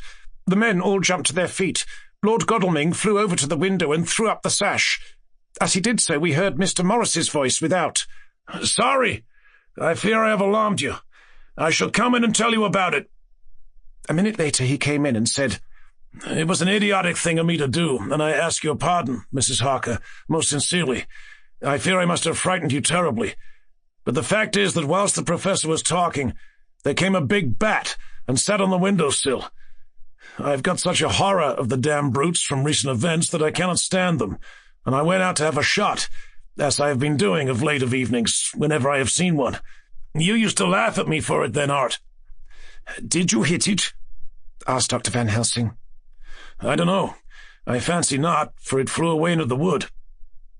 Without saying any more, he took his seat, and the professor began to resume his statement. "We must trace each of these boxes, and when we are ready, we must either capture or kill this monster in his lair, or we must, so to speak, sterilize the earth, so that no more he can seek safety in it. Thus, in the end, we may find him in his form of man, between the hours of noon and sunset, and so engage with him when he is at his most weak. And now, for you, Madam Mina, this night is the end, until all be well. You are too precious to us to have such risk. When we part tonight, you no more must question. We shall tell you all in good time. We are men, and are able to bear. But you must be our star and our hope, and we shall act all the more free that you are not in the danger, such as we are. All the men, even Jonathan, seemed relieved, but it did not seem to me good that they should brave danger, and perhaps lessen their safety, strength being the best safety, through care of me. But their minds were made up, and though it was a bitter pill for me to swallow, I could say nothing, save to accept their chivalrous care of me. Mr. Morris resumed the discussion. As there is no time to lose, I vote we have a look at his house right now. Time is everything with him, and swift action on our part may save another victim. I own that my heart began to fail me when the time for action came so close, but I did not say anything, for I had a greater fear that if I appeared as a drag or a hindrance to their work, they might even leave me out of their counsels altogether. They have now gone off to Carfax, with means to get into the house. Man-like, they had told me to go to bed and sleep, as if a woman can sleep when those she loves are in danger. I shall lie down and pretend to sleep, lest Jonathan have added anxiety about me when he returns. Dr. Seward's diary. 1st of October, 4 a.m. Just as we were about to leave the house, an urgent message was brought to me from Renfield to know if I would see him at once, as he had something of the utmost importance to say to me. I told the messenger to say that I would attend to his wishes in the morning. I was busy just at the moment. The attendant added, "He seems very importunate, sir. I've never seen him so eager. I don't know but what, if you don't see him soon, he will have one of his violent fits." I knew the man would not have said this without some cause, so I said, "All right, I'll go now." And I asked the others to wait a few minutes for me, as I had to go and see my patient. "Take me with you, friend John," said the professor. "His case in your diary interests me much, and it had bearing, too, now and again on our case. I should much like to see him, and especially when his mind is disturbed." "May I come also?" asked Lord Godalming. "Me too," said Quincy Morris. "May I come?" said Harker. I nodded, and we all went down the passage together. We found him in a state of considerable excitement, but far more rational in his speech and manner than I had ever seen him. There was an unusual understanding of himself, which was unlike anything I had ever met with in a lunatic, and he took it for granted that his reasons would prevail with others entirely sane. We all four went into the room, but none of the others at first said anything. His request was that I would at once release him from the asylum and send him home. This he backed up with arguments regarding his complete recovery, and adduced his own existing sanity. "I appeal to your friends," he said. "They will perhaps not mind sitting in judgment on my case. By the way, you have not introduced me." I was so much astonished that the oddness of introducing a madman in an asylum did not strike me at the moment, and besides, there was a certain dignity in the man's manner, so much of the habit of equality, that I at once made the introduction. Lord Godalming, Professor Van Helsing, Mr. Quincy Morris of Texas, Mr. Renfield. He shook hands with each of them, saying in turn, "Lord Godalming, I had the honour of seconding your father at the Wyndham. I grieve to know by your holding the title that he is no more. He was a man loved and honoured by all who knew him, and in his youth was, I have heard, the inventor of a burnt rum punch, much patronised on Derby night. Mr. Morris, you should be proud of your great state. Its reception into the Union was a precedent which may have far-reaching effects hereafter, when the pole and the tropics may hold alliance to the stars and stripes. The power of treaty may yet prove a vast engine of enlargement, when the Monroe Doctrine takes its true place as a political fable. What shall any man say of his pleasure at meeting Van Helsing? Sir, I make no apology for dropping all forms of conventional prefix. When an individual has revolutionized therapeutics by his discovery of the continuous evolution of brain matter, conventional forms are unfitting, since they would seem to limit him to one of a class. You gentlemen, who by nationality, by heredity, or by the possession of natural gifts, are fitted to hold your respective places in the moving world, I take to witness that I am as sane as at least the majority of men who are in full possession of their liberties. And I am sure that you, Dr. Seward, humanitarian and medico-jurist as well as scientist, will deem it a moral duty to deal with me as one to be considered as under exceptional circumstances." He made this last appeal with a courtly air of conviction, which was not without its own charm. I think we were all staggered. For my own part, I was under the conviction, despite my knowledge of the man's character and history, that his reason had been restored, and I felt under a strong impulse to tell him that I was satisfied as to his sanity, and would see about the necessary formalities for his release in the morning. I thought it better to wait, however, before making so grave a statement, for of old I knew the sudden changes to which this particular patient was liable. So I contented myself with making a general statement that he appeared to be improving very rapidly, that I would have a longer chat with him in the morning, and would then see what I could do in the direction of meeting his wishes. This did not at all satisfy him, for he said quickly, "But I fear, Dr. Seward, that you hardly apprehend my wish. I desire to go at once. Here, now, this very hour, this very moment, if I may. Time presses, and in our implied agreement with the old scythe-man, it is of the essence of the contract. I am sure it is only necessary to put before so admirable a practitioner as Dr. Seward so simple yet so momentous a wish to ensure its fulfilment." He looked at me keenly, and seeing the negative in my face, turned to the others and scrutinized them closely. Not meeting any sufficient response, he went on. "Is it possible that I have erred in my supposition?" "You have," I said frankly, but at the same time, as I felt, brutally.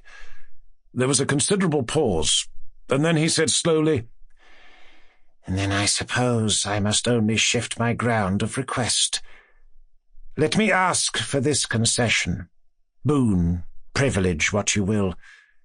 I am content to implore in such a case, not on personal grounds, but for the sake of others. I am not at liberty to give you the whole of my reasons, but you may, I assure you, take it from me that they are good ones, sound and unselfish, and spring from the highest sense of duty. Could you look, sir, into my heart, you would approve to the full the sentiments which animate me. Nay, more, you would count me amongst the best and truest of your friends." Again he looked at us all keenly. I had a growing conviction that this sudden change of his entire intellectual method was but yet another form or phase of his madness, and so determined to let him go on a little longer, knowing from experience that he would, like all lunatics, give himself away in the end. Van Helsing was gazing at him with a look of utmost intensity, his bushy eyebrows almost meeting with the fixed concentration of his look. He said to Renfield, in a tone which did not surprise me at the time, but only when I thought of it afterwards, for it was as of one addressing an equal, "Can you not tell frankly your real reason for wishing to be free tonight? I will undertake that if you will satisfy even me, a stranger, without prejudice, and with the habit of keeping an open mind, Dr. Seward will give you, at his own risk and on his own responsibility, the privilege you seek." He shook his head sadly, and with a look of poignant regret on his face. The professor went on. "Come, sir, bethink yourself. You claim the privilege of reason in the highest degree, since you seek to impress us with your complete reasonableness. You do this, whose sanity we have reason to doubt, since you are not yet released from medical treatment for this very defect. If you will not help us in our effort to choose the wisest course, how can we perform the duty which you yourself put upon us? Be wise and help us, and if we can, we shall aid you to achieve your wish." He still shook his head, as he said, "Dr. Van Helsing, I have nothing to say. Your argument is complete, and if I were free to speak, I should not hesitate a moment. But I am not my own master in the matter. I can only ask you to trust me. If I am refused, the responsibility does not rest with me." I thought it was now time to end the scene, which was becoming too comically grave, So I went towards the door, simply saying, "Come, my friends, we have work to do. Good night." As, however, I got near the door, a new change came over the patient. He moved towards me so quickly that for the moment I feared that he was about to make another homicidal attack. My fears, however, were groundless, for he held up his two hands imploringly and made his petition in a moving manner. As he saw that the very excess of his emotion was militating against him, by restoring us more to our old relations, he became still more demonstrative. I glanced at Van Helsing and saw my conviction reflected in his eyes. So I became a little more fixed in my manner, if not more stern, and motioned to him that his efforts were unavailing. I had previously seen something of the same constantly growing excitement in him when he had to make some request of which at the time he had thought much, such, for instance, as when he wanted a cat, and I was prepared to see the collapse into the same sullen acquiescence on this occasion. My expectation was not realized, for when he found that his appeal would not be successful, he got into quite a frantic condition. He threw himself on his knees and held up his hands, wringing them in plaintive supplication, and poured forth a torrent of entreaty, with the tears rolling down his cheeks and his whole face and form expressive of the deepest emotion. "Let me entreat you, Dr. Seward. Oh, let me implore you to let me out of this house at once. Send me away how you will and where you will. Send keepers with me with whips and chains. Let them take me in a strait waistcoat, manacled and leg-ironed, even to a jail. But let me go out of this. You don't know what you do by keeping me here. I am speaking from the depths of my heart, of my very soul. You don't know whom you wrong or how, and I may not tell. Woe is me, I may not tell. By all you hold sacred, by all you hold dear, by your love that is lost, by your hope that lives, for the sake of the Almighty, take me out of this and save my soul from guilt. Can't you hear me, man? Can't you understand? Will you never learn? Don't you know that I am sane and earnest now, that I am no lunatic in a mad fit, but a sane man fighting for his soul? Oh, hear me, hear me! Let me go! Let me go! Let me go! I thought that the longer this went on, the wilder he would get, and so would bring on a fit, so I took him by the hand and raised him up. "Come," I said sternly. "No more of this. We have had quite enough already. Get to your bed and try to behave more discreetly." He suddenly stopped and looked at me intently for several moments. Then, without a word, he rose and, moving over, sat down on the side of the bed. The collapse had come, as on former occasion, just as I had expected. When I was leaving the room, last of our party, he said to me in a quiet, well-bred voice, "You will, I trust, Dr. Seward, do me the justice to bear in mind, later on, that I did what I could to convince you tonight." Chapter 19. Jonathan Harker's Journal. 1st of October, 5 a.m. I went with the party to the search with an easy mind, for I think I never saw Mina so absolutely strong and well. I am so glad that she consented to hold back and let us men do the work.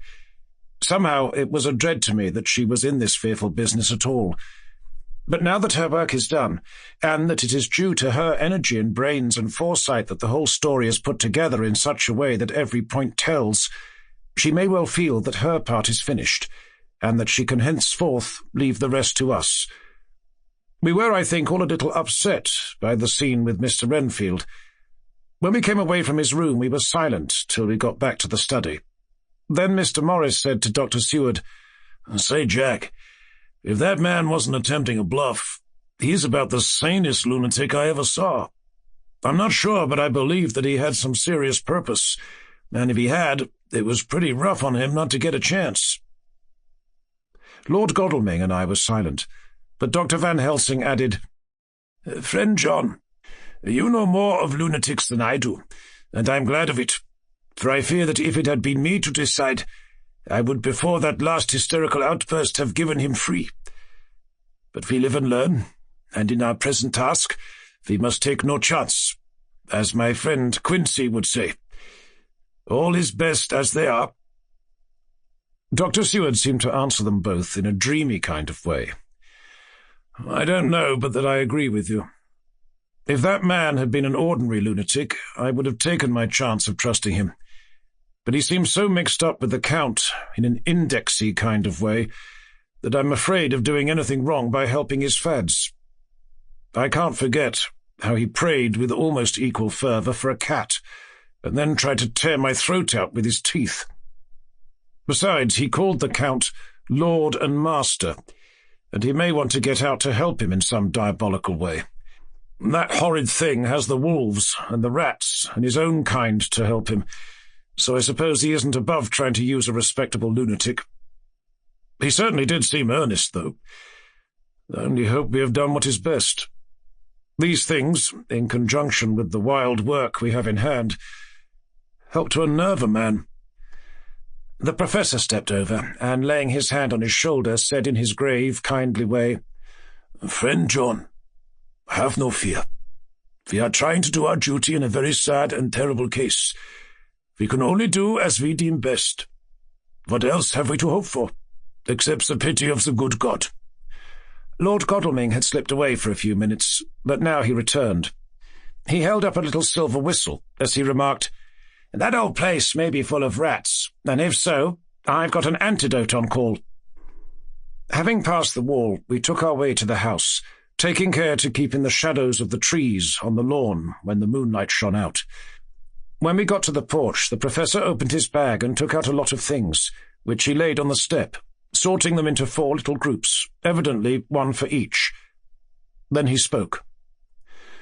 "My friends, we are going into a terrible danger, and we need arms of many kinds. Our enemy is not merely spiritual.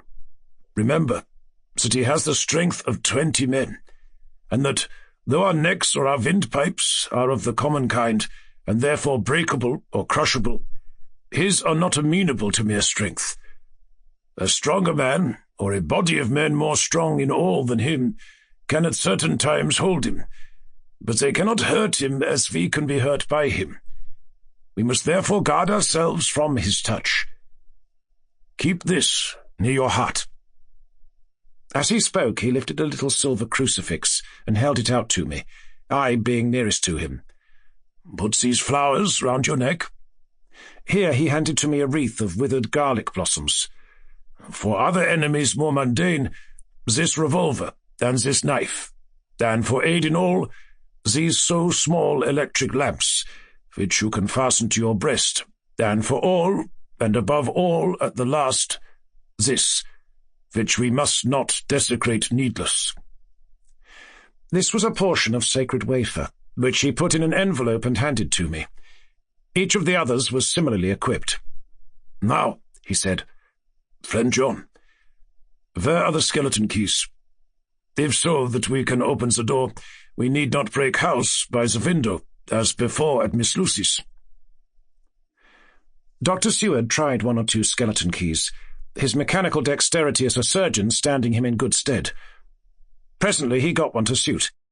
After a little play back and forward, the bolt yielded, and with a rusty clang shot back. We pressed on the door. The rusty hinges creaked, and it slowly opened.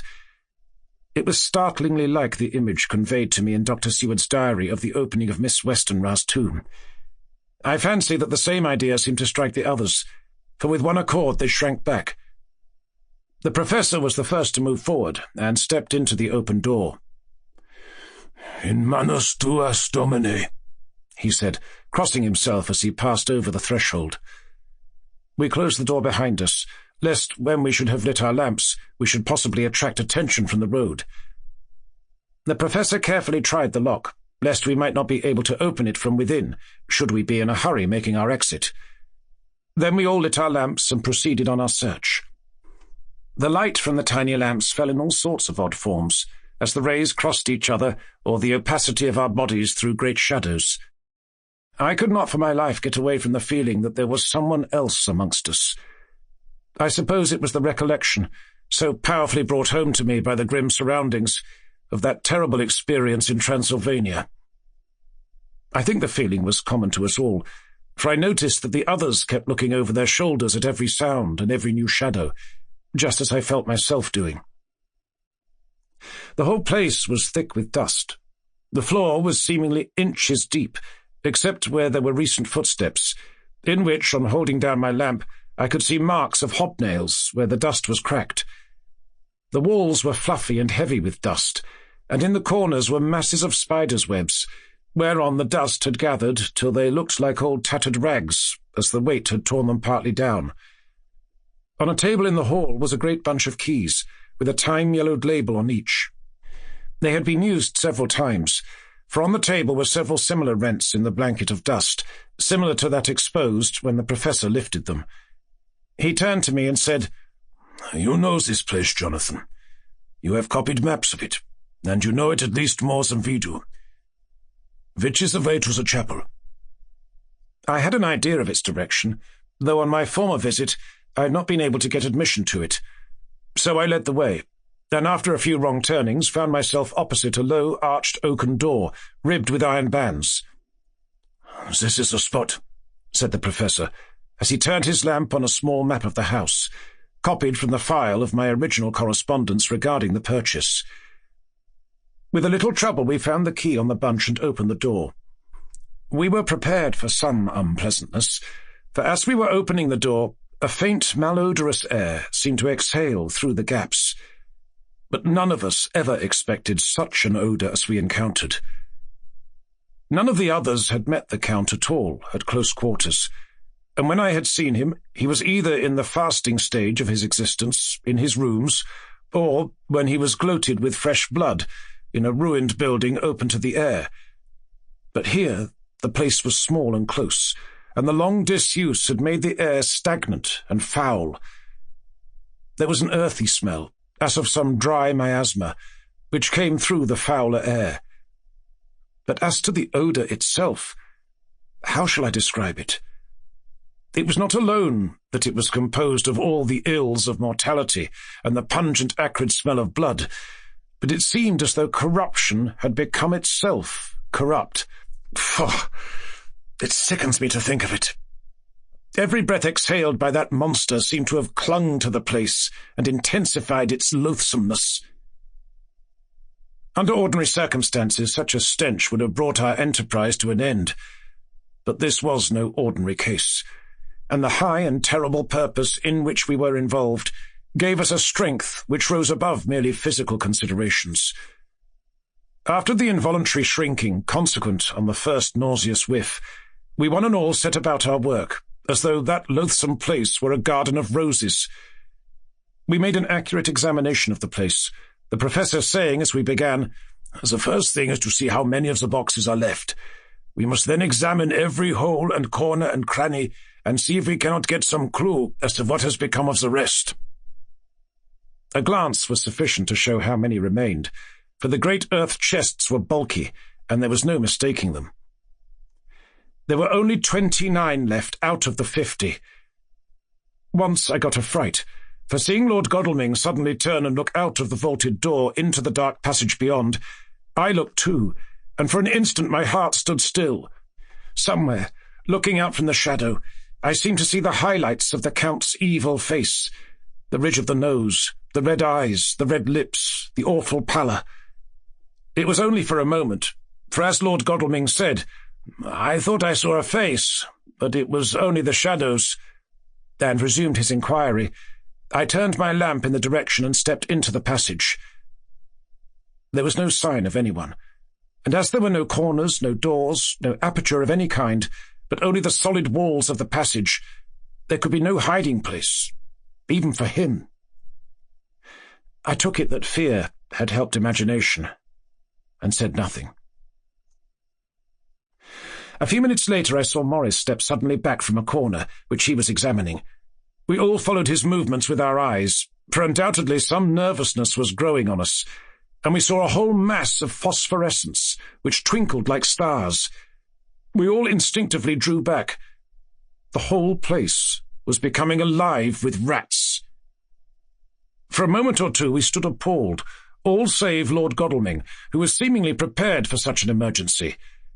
Rushing over to the great iron-bound oaken door, which Dr. Seward had described from the outside, and which I had seen myself, he turned the key in the lock, drew the huge bolts, and swung the door open. Then, taking his little silver whistle from his pocket, he blew a low, shrill call. It was answered from behind Dr. Seward's house by the yelping of dogs, and after about a minute, 3 terriers came dashing round the corner of the house. Unconsciously, we had all moved towards the door, and as we moved, I noticed that the dust had been much disturbed. The boxes which had been taken out had been brought this way. But even in the minute that had elapsed, the number of the rats had vastly increased. They seemed to swarm over the place all at once, till the lamplight, shining on their moving dark bodies and glittering baleful eyes, made the place look like a bank of earth set with fireflies. The dogs dashed on, but at the threshold suddenly stopped and snarled, and then, simultaneously lifting their noses, began to howl in most lugubrious fashion. The rats were multiplying in thousands, and we moved out. Lord Godalming lifted one of the dogs, and carrying him in, placed him on the floor. The instant his feet touched the ground, he seemed to recover his courage, and rushed at his natural enemies. They fled before him so fast that before he had shaken the life out of a score, the other dogs, who had by now been lifted in the same manner, had but small prey ere the whole mass had vanished. With their going, it seemed as if some evil presence had departed, for the dogs frisked about and barked merrily as they made sudden darts at their prostrate foes, and turned them over, and tossed them in the air with vicious shakes. We all seemed to find our spirits rise. Whether it was the purifying of the deadly atmosphere by the opening of the chapel door, or the relief which we experienced by finding ourselves in the open, I know not. But most certainly the shadow of dread seemed to slip from us like a robe, and the occasion of our coming lost something of its grim significance, though we did not slacken a whit in our resolution. We closed the outer door and barred and locked it, and bringing the dogs with us, began our search of the house. We found nothing throughout, except dust in extraordinary proportions, and all untouched, save for my own footsteps when I had made my first visit.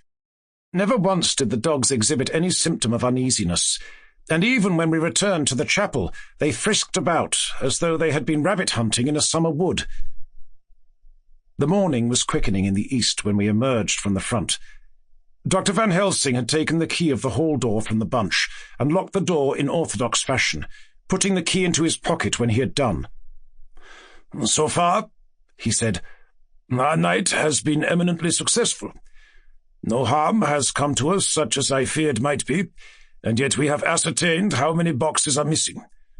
More than all do I rejoice that this, our first and perhaps our most difficult and dangerous step, has been accomplished without the bringing thereinto our most sweet Madam Mina, or troubling her waking or sleeping thoughts with sights and sounds and smells of horror which she might never forget. One lesson, too, we have learned, if it be allowable to argue, a particulari, that the brute beasts, which are to the Count's command, are yet themselves not amenable to his spiritual power. For look, these rats that would come to his call, just as from his castle top he summons the wolves to your going, and to that poor mother's cry, those they come to him, they run pell-mell from the so little dogs of my friend Arthur. We have other matters before us, other dangers, other fears, and that monster, he has not used his power over the brute world for the only or the last time tonight. So be it that he has gone elsewhere. Good. It has given us opportunity to cry check in some ways in this chess game, which we play for the stake of human souls. And now let us go home. The dawn is close at hand, and we have reason to be content with our first night's work. It may be ordained that we have many nights and days to follow, if full of peril. But we must go on, and from no danger shall we shrink. The house was silent when we got back, save for some poor creature who was screaming away in one of the distant wards, and a low moaning sound from Renfield's room. The poor wretch was doubtless torturing himself, after the manner of the insane, with needless thoughts of pain. I came tiptoe into our own room and found Mina asleep, breathing so softly that I had to put my ear down to hear it. She looks paler than usual.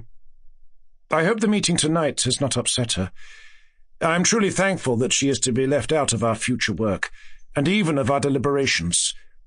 It is too great a strain for a woman to bear. I did not think so at first, but I know better now. Therefore I am glad that it is settled.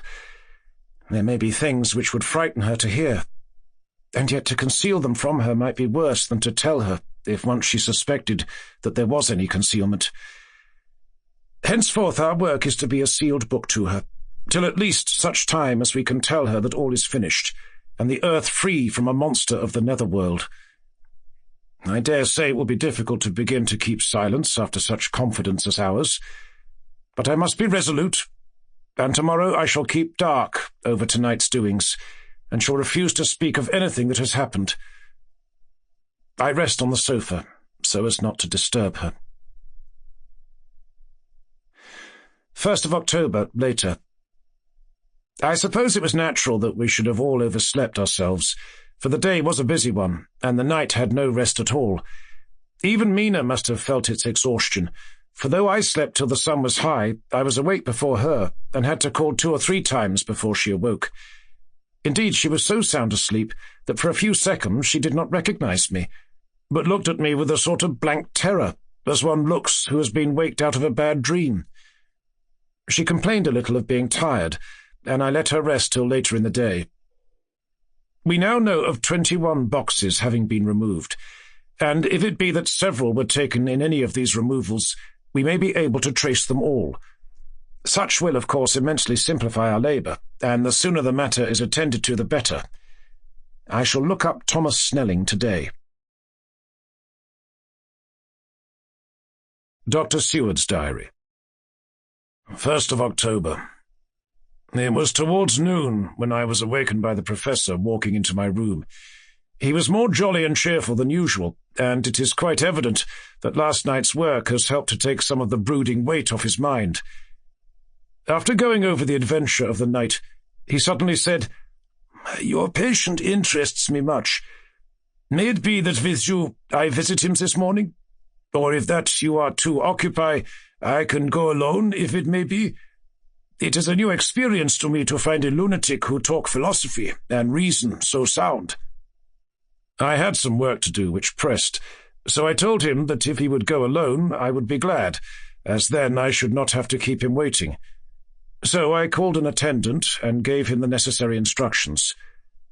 Before the Professor left the room, I cautioned him against getting any false impression from my patient. "But," he answered, "I want him to talk of himself, and of his delusion as to consuming live things. He said to Madam Mina, as I see in your diary of yesterday, that he had once had such a belief. Why do you smile, friend John?" "Excuse me," I said, "but the answer is here." I laid my hand on the typewritten matter.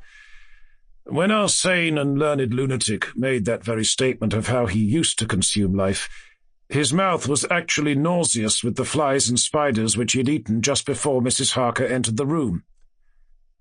Van Helsing smiled in turn. "Good," he said. "Your memory is true, friend John. I should have remembered. And yet it is this very obliquity of thought and memory which makes mental disease such a fascinating study. Perhaps I may gain more knowledge out of the folly of this madman than I shall from the teaching of the most wise. Who knows?" I went on with my work, and before long was through that in hand. It seemed that the time had been very short indeed, but there was Van Helsing back in the study. "Do I interrupt?" he asked politely as I stood at the door. "Not at all," I answered. "Come in. My work is finished, and I am free. I can go with you now, if you like." "It is needless. I have seen him." "Well?" "I fear that he does not appraise me at much. Our interview was short. When I entered his room, he was sitting on a stool in the centre, with his elbows on his knees, and his face was the picture of sullen discontent. I spoke to him as cheerfully as I could, and with such a measure of respect as I could assume. He made no reply whatever. "Don't you know me?" I asked. His answer was not reassuring. "I know you well enough. You are the old fool, Van Helsing. I wish you would take yourself and your idiotic brain theories somewhere else. Damn all thick-headed Dutchmen!" Not a word more would he say, but sat in his implacable sullenness as indifferent to me as though I had not been in the room at all. Thus departed for this time my chance of much learning from this so clever lunatic.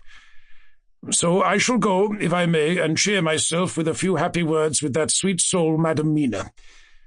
Friend John, it does rejoice me unspeakable that she is no more to be pained, no more to be worried with our terrible things. Though we shall much miss her help, it is better so.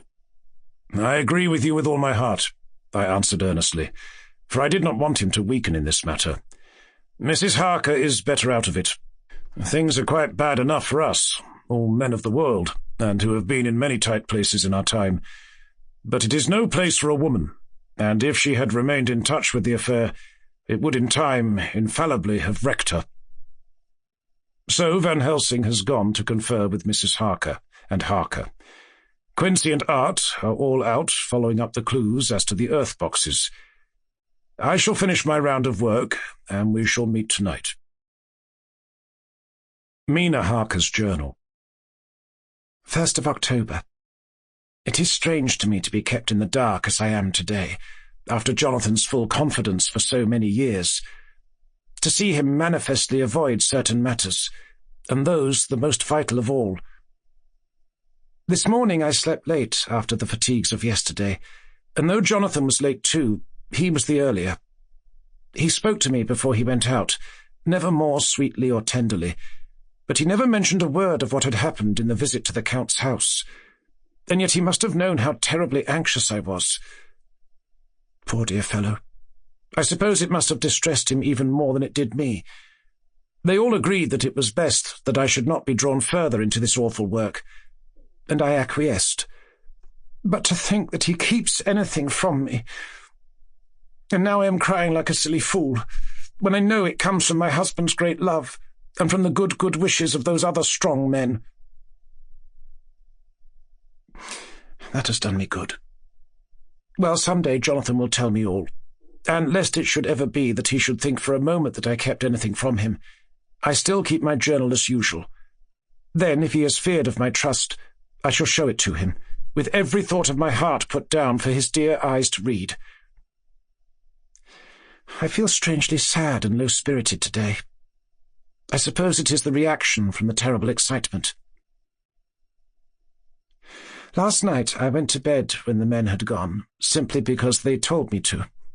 I didn't feel sleepy, and I did feel full of devouring anxiety. I kept thinking over everything that has been, ever since Jonathan came to see me in London, and it all seems like a horrible tragedy, with fate pressing on relentlessly to some destined end. Everything that one does seems, no matter how right it may be, to bring on the very thing which is most to be deplored. If I hadn't gone to Whitby, perhaps poor dear Lucy would be with us now. She hadn't taken to visiting the churchyard till I came, and if she hadn't come there in the daytime with me, she wouldn't have walked there in her sleep, and if she hadn't gone there at night and asleep, that monster couldn't have destroyed her as he did. Oh, why did I ever go to Whitby? There now, crying again. I wonder what has come over me today. I must hide it from Jonathan, for if he knew that I had been crying twice in one morning, I, who never cried on my own account, and whom he has never caused to shed a tear, the dear fellow would fret his heart out.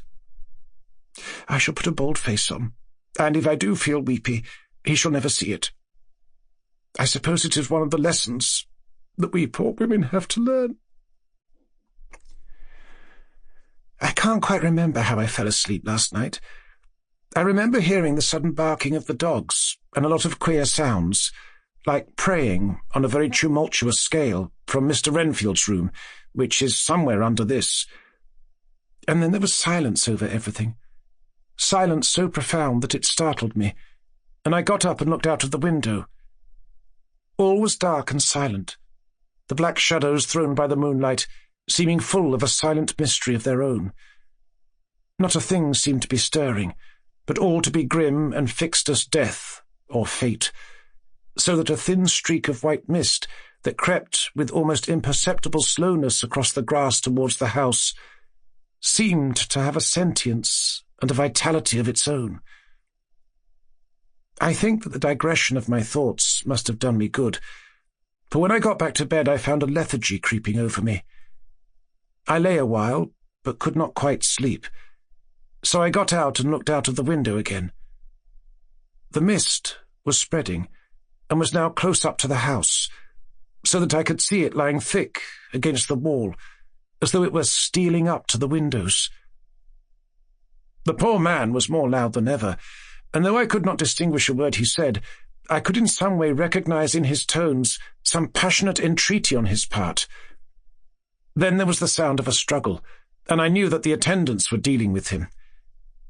I was so frightened that I crept into bed and pulled the clothes over my head, putting my fingers in my ears. I was not then a bit sleepy, at least so I thought.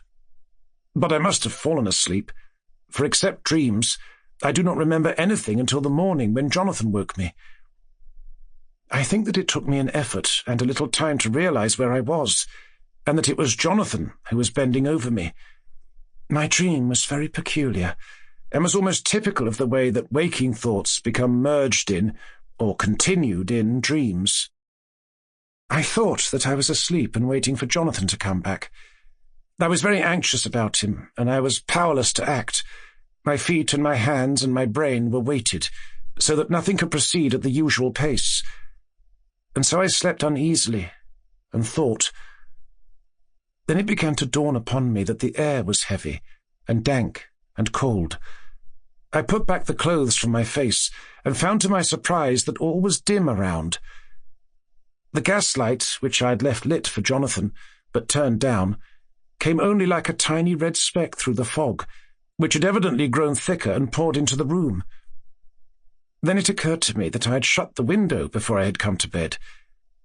I would have got out to make certain on the point, but some leaden lethargy seemed to chain my limbs, and even my will.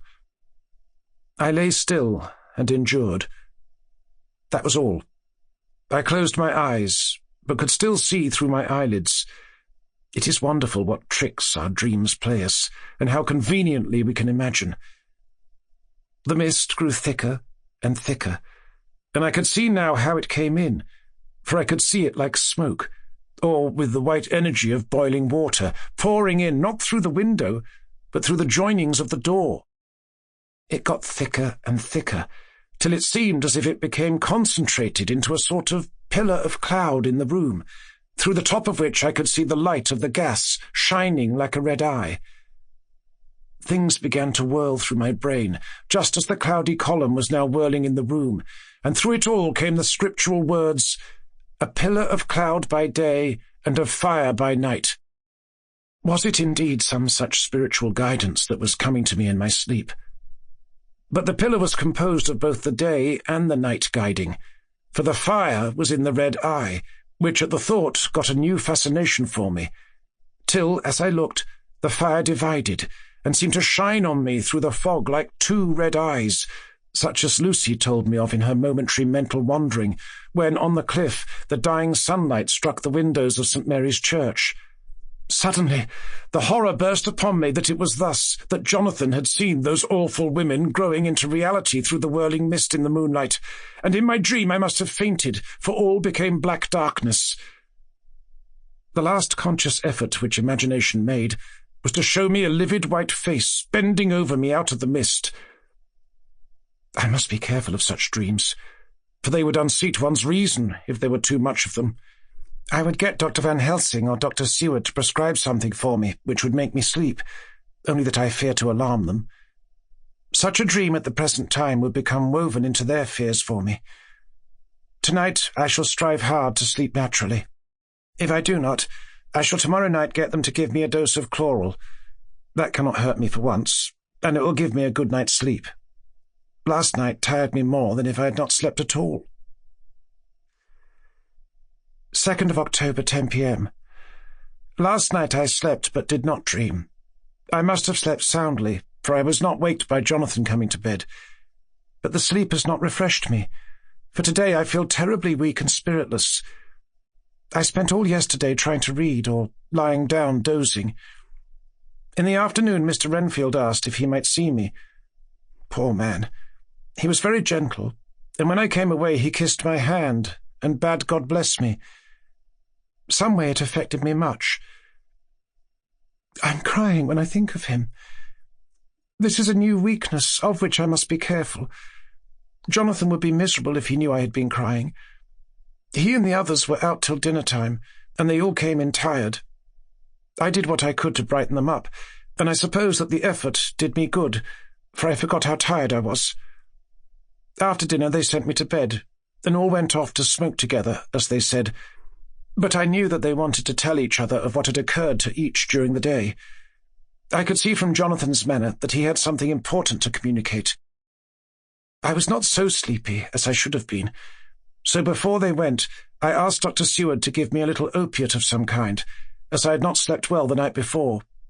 He very kindly made me up a sleeping draught, which he gave to me, telling me that it would do me no harm, as it was very mild. I have taken it, and am waiting for sleep, which still keeps aloof. I hope I have not done wrong, for as sleep begins to flirt with me, a new fear comes, that I may have been foolish in thus depriving myself of the power of waking. I might want it. Here comes sleep. Good night. Chapter 20. Jonathan Harker's Journal. 1st of October evening. I found Thomas Snelling in his house at Bethnal Green, but unhappily he was not in a condition to remember anything. The very prospect of beer, which my expected coming had opened to him, had proved too much, and he had begun too early on his expected debauch. I learned, however, from his wife, who seemed a decent poor soul, that he was only the assistant to Smollett, who of the two mates was the responsible person. So off I drove to Walworth, and found Mr. Joseph Smollett at home and in his shirt-sleeves, taking a late tea out of a saucer. He is a decent, intelligent fellow, distinctly a good, reliable type of workman, and with a headpiece of his own. He remembered all about the incident of the boxes, and from a wonderful dog's-eared notebook, which he produced from some mysterious receptacle about the seat of his trousers, and which had hieroglyphical entries in thick, half-obliterated pencil, he gave me the destinations of the boxes. There were, he said, 6 in the cartload which he took from Carfax, and left at 197 Chicksand Street, Mile End, Newtown, and another 6 which he deposited at Jamaica Lane, Bermondsey. If then the Count meant to scatter these ghastly refuges of his over London, these places were chosen as the first of delivery, so that later he might distribute more fully. The systematic manner in which this was done made me think that he could not mean to confine himself to 2 sides of London. He was now fixed on the far east of the northern shore, on the east of the southern shore, and on the south. The north and west were surely never meant to be left out of his diabolical scheme, let alone the city itself, and the very heart of fashionable London in the south-west and west. I went back to Smollett and asked him if he could tell us if any other boxes had been taken from Carfax. He replied, "Well, Governor, you've treated me very handsome." I had given him half a sovereign. "And I'll tell you all I know. I heard a man by the name of Bloxham say 4 nights ago in the Hare and Hounds in Pincher's Alley as how he and his mate had a rare dusty job in an old house at Perfect. There ain't a many such jobs as this, and I'm thinking that maybe Sam Bloxham could tell you something." I asked if he could tell me where to find him. I told him that if he could get me the address, it would be worth another half-sovereign to him. So he gulped down the rest of his tea and stood up, saying that he was going to begin the search then and there. At the door he stopped and said, "Look here, Governor, there ain't no sense in me a keeping you here. I may find Sam soon, or I mayn't, but anyhow he ain't like to be in a way to tell you much tonight. Sam is a rare one when he starts on the booze. If you can give me an envelope with a stamp on it and put your address on it, I'll find out where Sam is to be found and post it you tonight. But you'd better be up after him soon in the morning, or maybe you won't catch him, for Sam goes off main early. Never mind the booze the night afore." This was all practical, So one of the children went off with a penny to buy an envelope and a sheet of paper, and to keep the change. When she came back, I addressed the envelope and stamped it, and when Smollett had again faithfully promised to post the address when found, I took my way to home. We're on the track, anyhow. I'm tired tonight and want sleep. Mina is fast asleep and looks a little too pale. Her eyes look as though she had been crying. Poor dear. I've no doubt it frets her to be kept in the dark, and it may make her doubly anxious about me and the others. But it is best as it is. It is better to be disappointed and worried in such a way now than to have her nerve broken. The doctors were quite right to insist on her being kept out of this dreadful business. I must be firm, for on me this particular burden of silence must rest. I shall not ever enter on the subject with her under any circumstances. Indeed, it may not be a hard task after all,